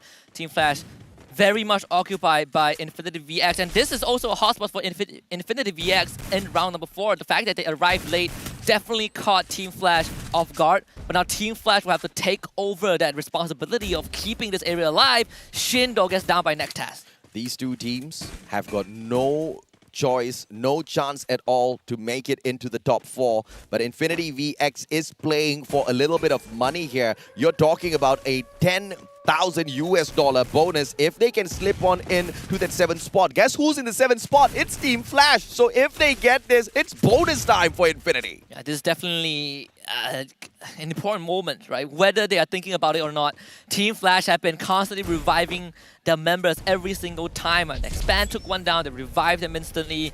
Same you could say for what Infinity VX is doing right now, but Infinity VX have controlled a half of the building. They've gotten Team Flash boxed in. But do they know that Team Flash are on that ground floor right now? They're conceding the 2nd floor. Slowly but surely, Infinity circle around that high ground advantage. might just give them the best. Team Flash still trying to play possum. But look at this. It's Gatel. He's got that flank already. He's got a great position. Can he strike them down? It's all about the timing. And it is going to be Hachi as he backs away. Abdul, what a turnaround, 180 shot. And that headshot immediately knocks Brian down to the ground. And this might be just the last ride for Team Flash. A swan song that would not play out well unless Yanbin can keep it alive. The wonder kid of Team Flash, the MVP rookie of the local league in 2022. Team Flash still staying alive, but Naguara on the other end, they are also closing in on this area. Yeah, Harachi taken down by Naguara. Naguara wants a piece of this action. Everybody's third-partying each other, but Expand is long gone. 9 teams still surviving out there on the battlefield. It's not over just yet for any one of them. But Naguara, they want to take advantage. Abdu, one of the game changers in the competition on the side of Infinity, but it's just a pixel peep here from Bran. A double shot out of this AC-80 could prove to be lethal. And you can see Abdul, he's playing so far away, and if he gets sniped, Infinity VX will be put in such a disadvantaged spot. But Team Flash, they are down to the 3 members, so it's technically a 3 versus 3 in this building. BO just pelting the members of INF with bullets from outside the compound, and INF seeking shelter on the 2nd floor. Yeah, Infinity backs away. The grenades out of Shin, though, can get the damage done. Another revive. Yanbin buys Brian right back in. Thank goodness there are vending machines in the game. Revival point not needed at all, but you gotta conserve those coins for a rainy day. It doesn't matter. 3 revives. Team Flash wants to hang on for their dear lives. They don't want to let go of this extra 10,000 USD that they've got in their hands already. Infinity right outside, barricaded in. It is the one and only Gatel. Can Gatel respawn? Answers no. The sight comes out. BO gets the melee. Right into the meat grinder. Team Flash. Shin, great nade, bringing both of the members from INF on that roof low, and now it allows Naguara to finally chip in. Brand taking Abdul down as well. I think this is probably going to put a stop to INF's attempt in winning these fights, but they are not out of the equation just yet. There is still one lone survivor that can keep INF in this round. Keeping an eye on the situation, the LATAM squad of Naguara. Yakol from afar has got that woodpecker, manages to get a couple of tags in. Faku right behind him. Bran just waiting for the signal before they all rush on in, but they don't really have a good flanking position. Yes, they've split off into a 2-2 positioning out there on the battlefield of Forest Red, but it's just open ground, so even if they do try to flank around, Team Flash might be able to turn the table on them, and Naguara understands this. They understand Alpine like the back of their hands, and therefore they go in for the flank as a squad, focusing on the circle instead of Team Flash. Team Flash uses the opportunity to back away slowly as well, looking for that circle to meet Naguara later. But here comes Hotshot out of nowhere. Naguara in a lot of trouble in a moment. It's going to be a bit tough. Sajid, he's brought down pretty low. Hotshot Esports running straight into a battlefield. There are still spots that they can hide behind, but you can see that Team Flash have the high ground. Naguara has the high ground. Hotshot, they can't cut through these 2 teams by basically, they can dodge these 2 teams, but they will put themselves out in the open. It's very dangerous because Naguara has eyes on the open fields. You can't avoid this fight unless you are Team Flash. Team Flash still has an opportunity to run away, but it looks like they're going in for the fight. They want to force this against Naguara. They don't know who they're going up against. They take Maxi. Brand gets tagged up. There is a grenade launcher in the hands of Naguara. Yanbin going to be in a lot of trouble. One pop from Brand can be the difference maker. Glue wall melter comes through, and he now knows he needs to deal with a grenade launcher. Backs away. Yanbin still gets tagged up. Faku strikes from the back that grows as lethal. This is going to be crucial for Naguara. If they go down to Team Flash, suddenly we might see the leaderboard get shaken up a bit. So Naguara, they're falling back. Hasu also got the tag onto Yako and actually eliminated him from this match. And I don't think Naguara has any time to buy any of their members back. On the other side, Magic Squad just lost GU to LGDS. LGDS still stepping on up. Bruce takes Bruce out of the equation. A little unfortunate the moment we talk about them, but it's okay. We're going to stop talking about them for the time being. Team Flash, high ground advantage. Hotshot right in front. Manages to tag the player up on the roof. BO taking that CQC with the AC-80. This guy is nuts. Max 7 in hand. That's what we're talking about. Now, this shotgun can get the damage done. Anas from up top. AWM in hand. Yanbin just needs to peek out, but that AC-80 double shot needs a little bit of time before it can get those accurate shots in. Anas already with the pre-aim. Time turner pulled out by Yanbin. That's the survivor for him. Gets out of the way. Anas doesn't get the shot. Yanbin has survived for so long. How is he doing it? Shin is going into the close quarter combat. This is crucial. I've talked about this many times. It's crucial for Team Flash, but they've done so well. They're not getting kills, but they're surviving. And that's what matters for Team Flash right now. Hotshot Esports, what have you got left in the tank? In contact with Shin, and misses the grenade launcher. Free kill for Sajid. Free kill through the charge buster, but Sajid now goes down. All thanks to Bio, who manages to fight Sika as well. Sika down on the ground. Hasu circles around. Anas goes down. That's unfortunate. And now Team Hotshot, earlier they did manage to pick up the Booyah for themselves, but it's all in the hands of Hasu. Can he turn things around? 4 grenades. If he gets the pop, it can be the difference maker, but he goes in for the glue wall melter instead. That's not going to do him much favors at all. The hope of Pakistan rests on the shoulders of Hasu, and this is a very tall task. It's 1 against 3, and he's trapped in this building. They hear his footsteps. Can he find the isolated fight? There is always a chance. Hasu starts off with 1, but that is it. Yanbin keeps it alive. The prodigy of Team Flash keeps this team in the running. That cost Team Flash way too much, but 9 elimination points is going to keep them very happy. They're looking for Hotshot spot as well, but that's not going to be able to earn them any bit of extra in the overall grand scheme of things. Magic Squad driving straight on into Expand. Bobs manages to pop Axel as well. Has the grenade launcher. Damage has been done. Axel's going to get picked up here, but look at Italo circling around. That left-hand side flank is going to be able to do that damage, and Arch is just right behind him. Too Fast doesn't spot him, just with a pistol. He takes him down. Cobra needs to save his team right now. Gotta stabilize the situation, and he's bringing Too Fast back up. Expand are still in the game. There's still a chance. Bobs is knocked down.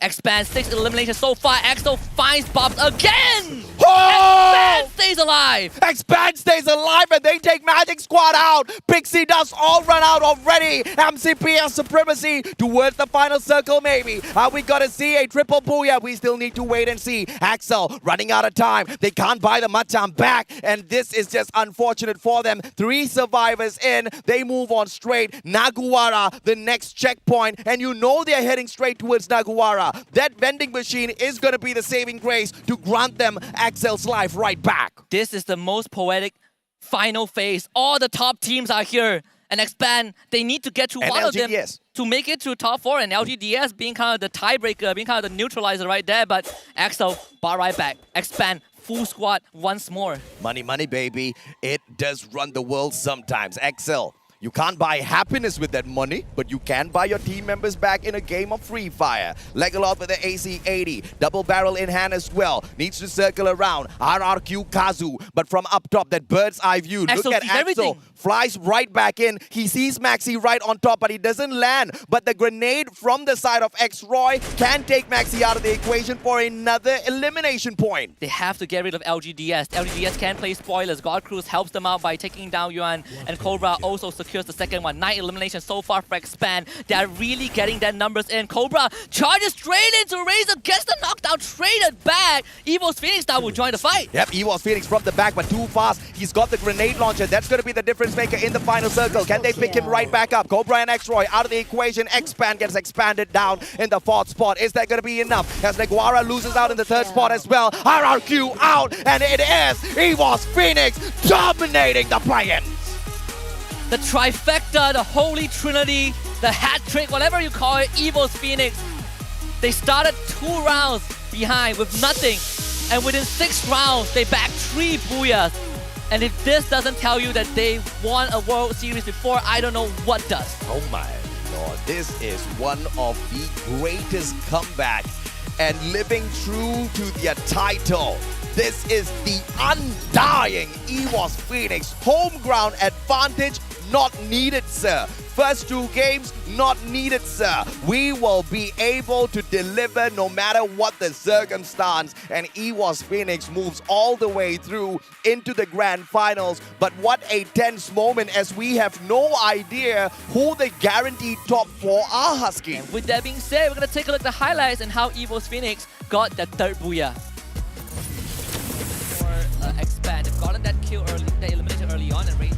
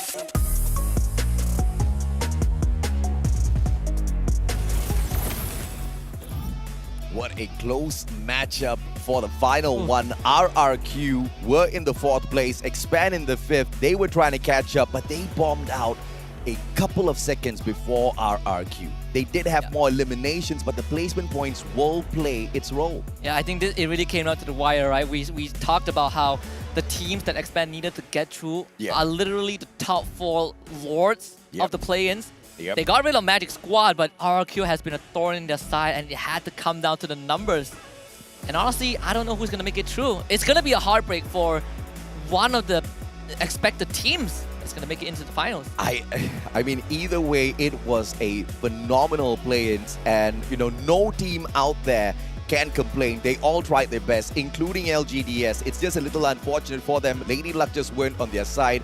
Multiple times they got hot drop. Multiple times they just got caught out as they were trying to rotate around. They just couldn't keep up with their firepower against some of these other teams. But up top on the leaderboard, it was just way too close. Match standings might be able to show us exactly how this story might end. And Expand got 17 points, the most kills, putting them in 1st place. And Evo's Phoenix, even though with the Booyah, they didn't get much kills, 16 points. Not that it matters though, Evo's Phoenix have already guaranteed their spot. You can say the same for Magic Squad and Naguara Esports. Both didn't do as well as we expected them to, but they had leeway, they had room to breathe. Naguara down here at the 12th spot. Infinity VX, unfortunately for them, they only managed to pick up 7 from here. And we were all looking forward to Hotshot Esports popping off once again on Alpine. This was the team that could have made the impossible run and sneak on into the top 4, but it required them to pick up a massive round of eliminations plus the Booyah to be able to do that. So this clearly means the Pakistanis do not get on through, but I am so impressed with what they have been able to do at the Plains, and I want to see them on this stage once again. Yeah, me too. I think Pakistan, as a region, as a Free Fire league, Free Fire community alone has been amazing.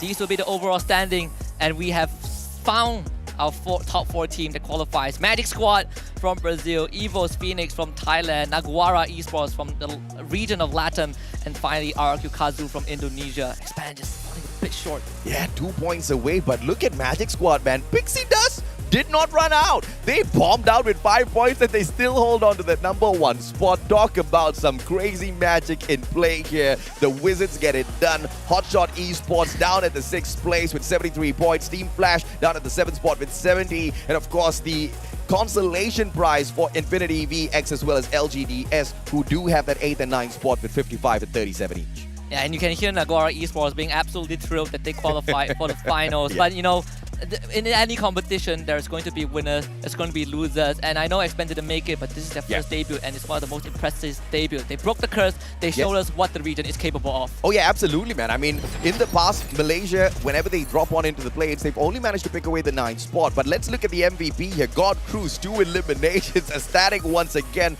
Groza in hand this time round. The guy blazed it on through, and I have no idea how did the Undying Phoenix squad make it through after starting off super bad today at the play-ins. This was a team that only took 6 rounds to qualify for the finals. Not 8, but 6. They gave 2 away in the beginning, and that really tells you that these are world champion quality, right? They were champion once, they were 2nd place once.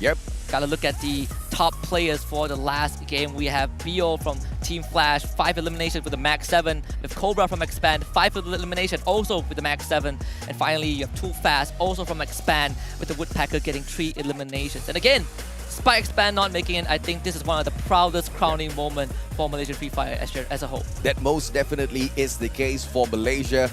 But, I think losing it with a bigger gap would have been slightly softer on the heart in comparison to losing it out with just 2 points, man. They now understand how Evo's Phoenix felt in the last grand finals at Sentosa. Of course, Axel, the assist king with a total of 4 on his side, but the glue wall master, Yan Bin, once again stacks it up with a couple of Legos right in front of his team members to make sure Flash doesn't really get drowned out all that too fast to keep a hold on to the extra $10,000 US. And I think this really has been a great play-ins, right? Even though some of these teams have to be eliminated at the end, we've seen some high-quality Free Fire. We've seen Pakistan really showing up on the big stage. And sure, this is a team that had to go through trials and tribulations. no direct invites, only play-ins, had to win the local league to make it. They did leave a mark, and this mark is going to be etched in history for a long, long time. And of course, these are the teams that do extend on into the grand finals to join the top 8 teams that have already booked their spot there. Magic Squad, EVOS Phoenix, Naguwara, and RRQ Kazu. These were the 4 kings that everybody predicted will be able to make it through to the grand finals, and those predictions were sound. I just want to see what the Pixie Dust manages to get this squad tomorrow. We predicted these 4 teams, but we didn't predict how close it was going to be. It could have been not one of these teams. But let's take a look at who they will be joining tomorrow in the finals, because this is going to be an absolute bloodbath. We have Vivo Key, first seed from Brazil, Vasto Mundo, first seed from EU, SES Alpine, first seed from Indonesia, Ignis Esports, first seed from LATAM, AB Radicals, first seed of NCPS, and of course Alpha, first seed of the MENA region. And this is what you absolutely love, right? Nigma Galaxy, this is the team that is the first seed within Thailand. So if you were excited watching EVOS Phoenix get that tango dance within those 6 rounds, wait till you see what Nigma Galaxy can bring out there onto the battlefield tomorrow. We also have got HQ Esports and the 4 that just joined them in the fray. These are the 12 teams that will do battle tomorrow. And if you thought the play-ins was phenomenal, the grand finals will take it up a few notches higher. I'm not so sure if or not we're going to be able to find a close fight there. Yeah, we're going to have heck of a storyline tomorrow. We are talking about the Goliath from Brazil. We're talking about Vasto Mundo, who finished top 3 at Sentosa. We're talking about EVOS Phoenix coming back into the world stage for the 3rd time and has a chance to score the 2nd championship trophy. You've got 2 TH squads in the grand final. Oh yeah. Everybody needs to be afraid. This is that home ground advantage that they don't even need. They don't even want. They threw it away. In fact, they wished everybody else, good luck, people. We don't need no luck. And they did win the last World Series, and it wasn't on home ground. Yeah, it most definitely wasn't on home ground. They got close to winning it even at Sentosa, only for AAA to kind of break their hearts. But that again is the Thai squad, right? So, I mean, Thailand has been dominating Free Fire for a long, long time now. And that's one of the biggest reasons as to why the other teams need to fear their presence in there tomorrow. Yeah, and I think, when we look at the playing teams, they might not have a lot of time to prep for tomorrow. You can say that it's an advantage for the teams who are directly invited to the finals, but we kind of talked about this format before, where you don't really have much time to prepare. It is brutal, it is gruesome, and this is why Free Fire as a competition is such an interesting game to look at. It tests who is the best at adapting. Yeah, and sometimes you just might be able to get the advantage just like AAA. Remember, they played it through the play-ins. They were the champions of Sentosa. Could it be the exact same storyline for EVOS Phoenix tomorrow, where they bag Nigma Galaxy? Ladies and gentlemen, boys and girls, we will most definitely have to wait and see. But for today, that's the end of the play-ins. We'll catch you guys same place, same time tomorrow for the grand finals.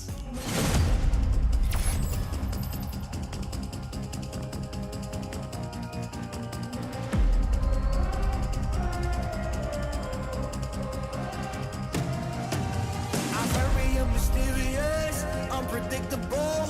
If you don't know, we've come a long way, but we ain't done here. Are you ready? Just like the sunshine, we level up. What a great view from the top. It's in our nature, it's in our blood. We can stop, never stop. We don't stop with the squad. Like the sunshine, we level up. What a great view from the top. It's in our nature, it's in our blood. We can stop, never stop, we don't stop. 'Cause we turn up in flames. 'Cause we turn up in flames.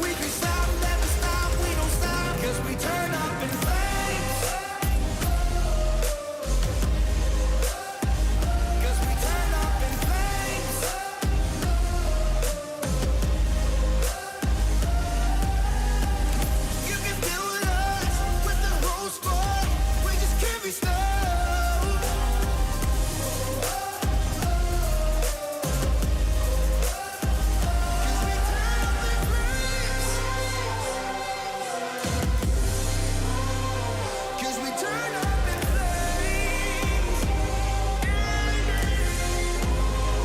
Cause we turn up in flames. You can feel us with the whole squad. We just can't be stopped.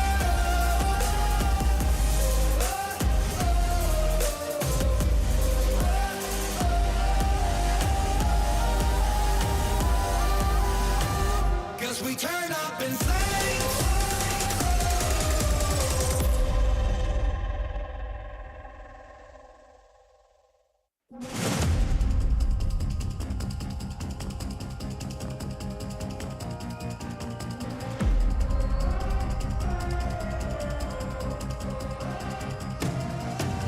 I'm very mysterious, unpredictable. If you don't know, we've come a long way, but we ain't done here. Are you ready? Just like the sunshine, we level up. What a great view from the top. It's in our nature, it's in our blood. We can stop, never stop. We don't stop with the squad. Like the sunshine, we level up. What a great view from the top. It's in our nature, it's in our blood. We can stop, never stop. We don't stop. Cause we turn up in flames. Cause we turn up in flames. Cause we turn up in flames. You can deal with us, with the whole squad. We just can't be stopped. We invincible, undefeatable, but still you try it. Like the sunshine, we level up. What a great view from the top. It's in our nature, it's in our blood. We can stop, never stop, we don't stop. Cause we turn up in flames. Cause we turn up in flames.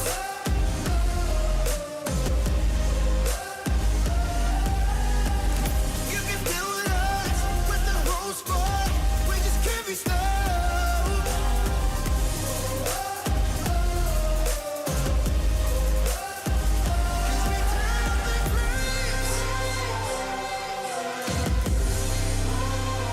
Cause we turn up in flames. Cause we turn up in flames. You can deal with us, with the whole squad. We just can't be stopped.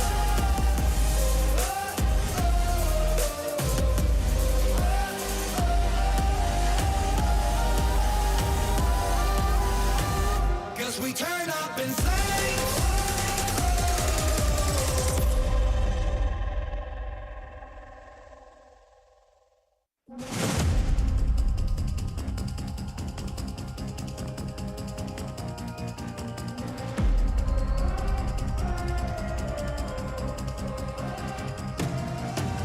I'm very mysterious, unpredictable. If you don't know, we've come a long way, but we ain't done here. Are you ready? Just like the sunshine, we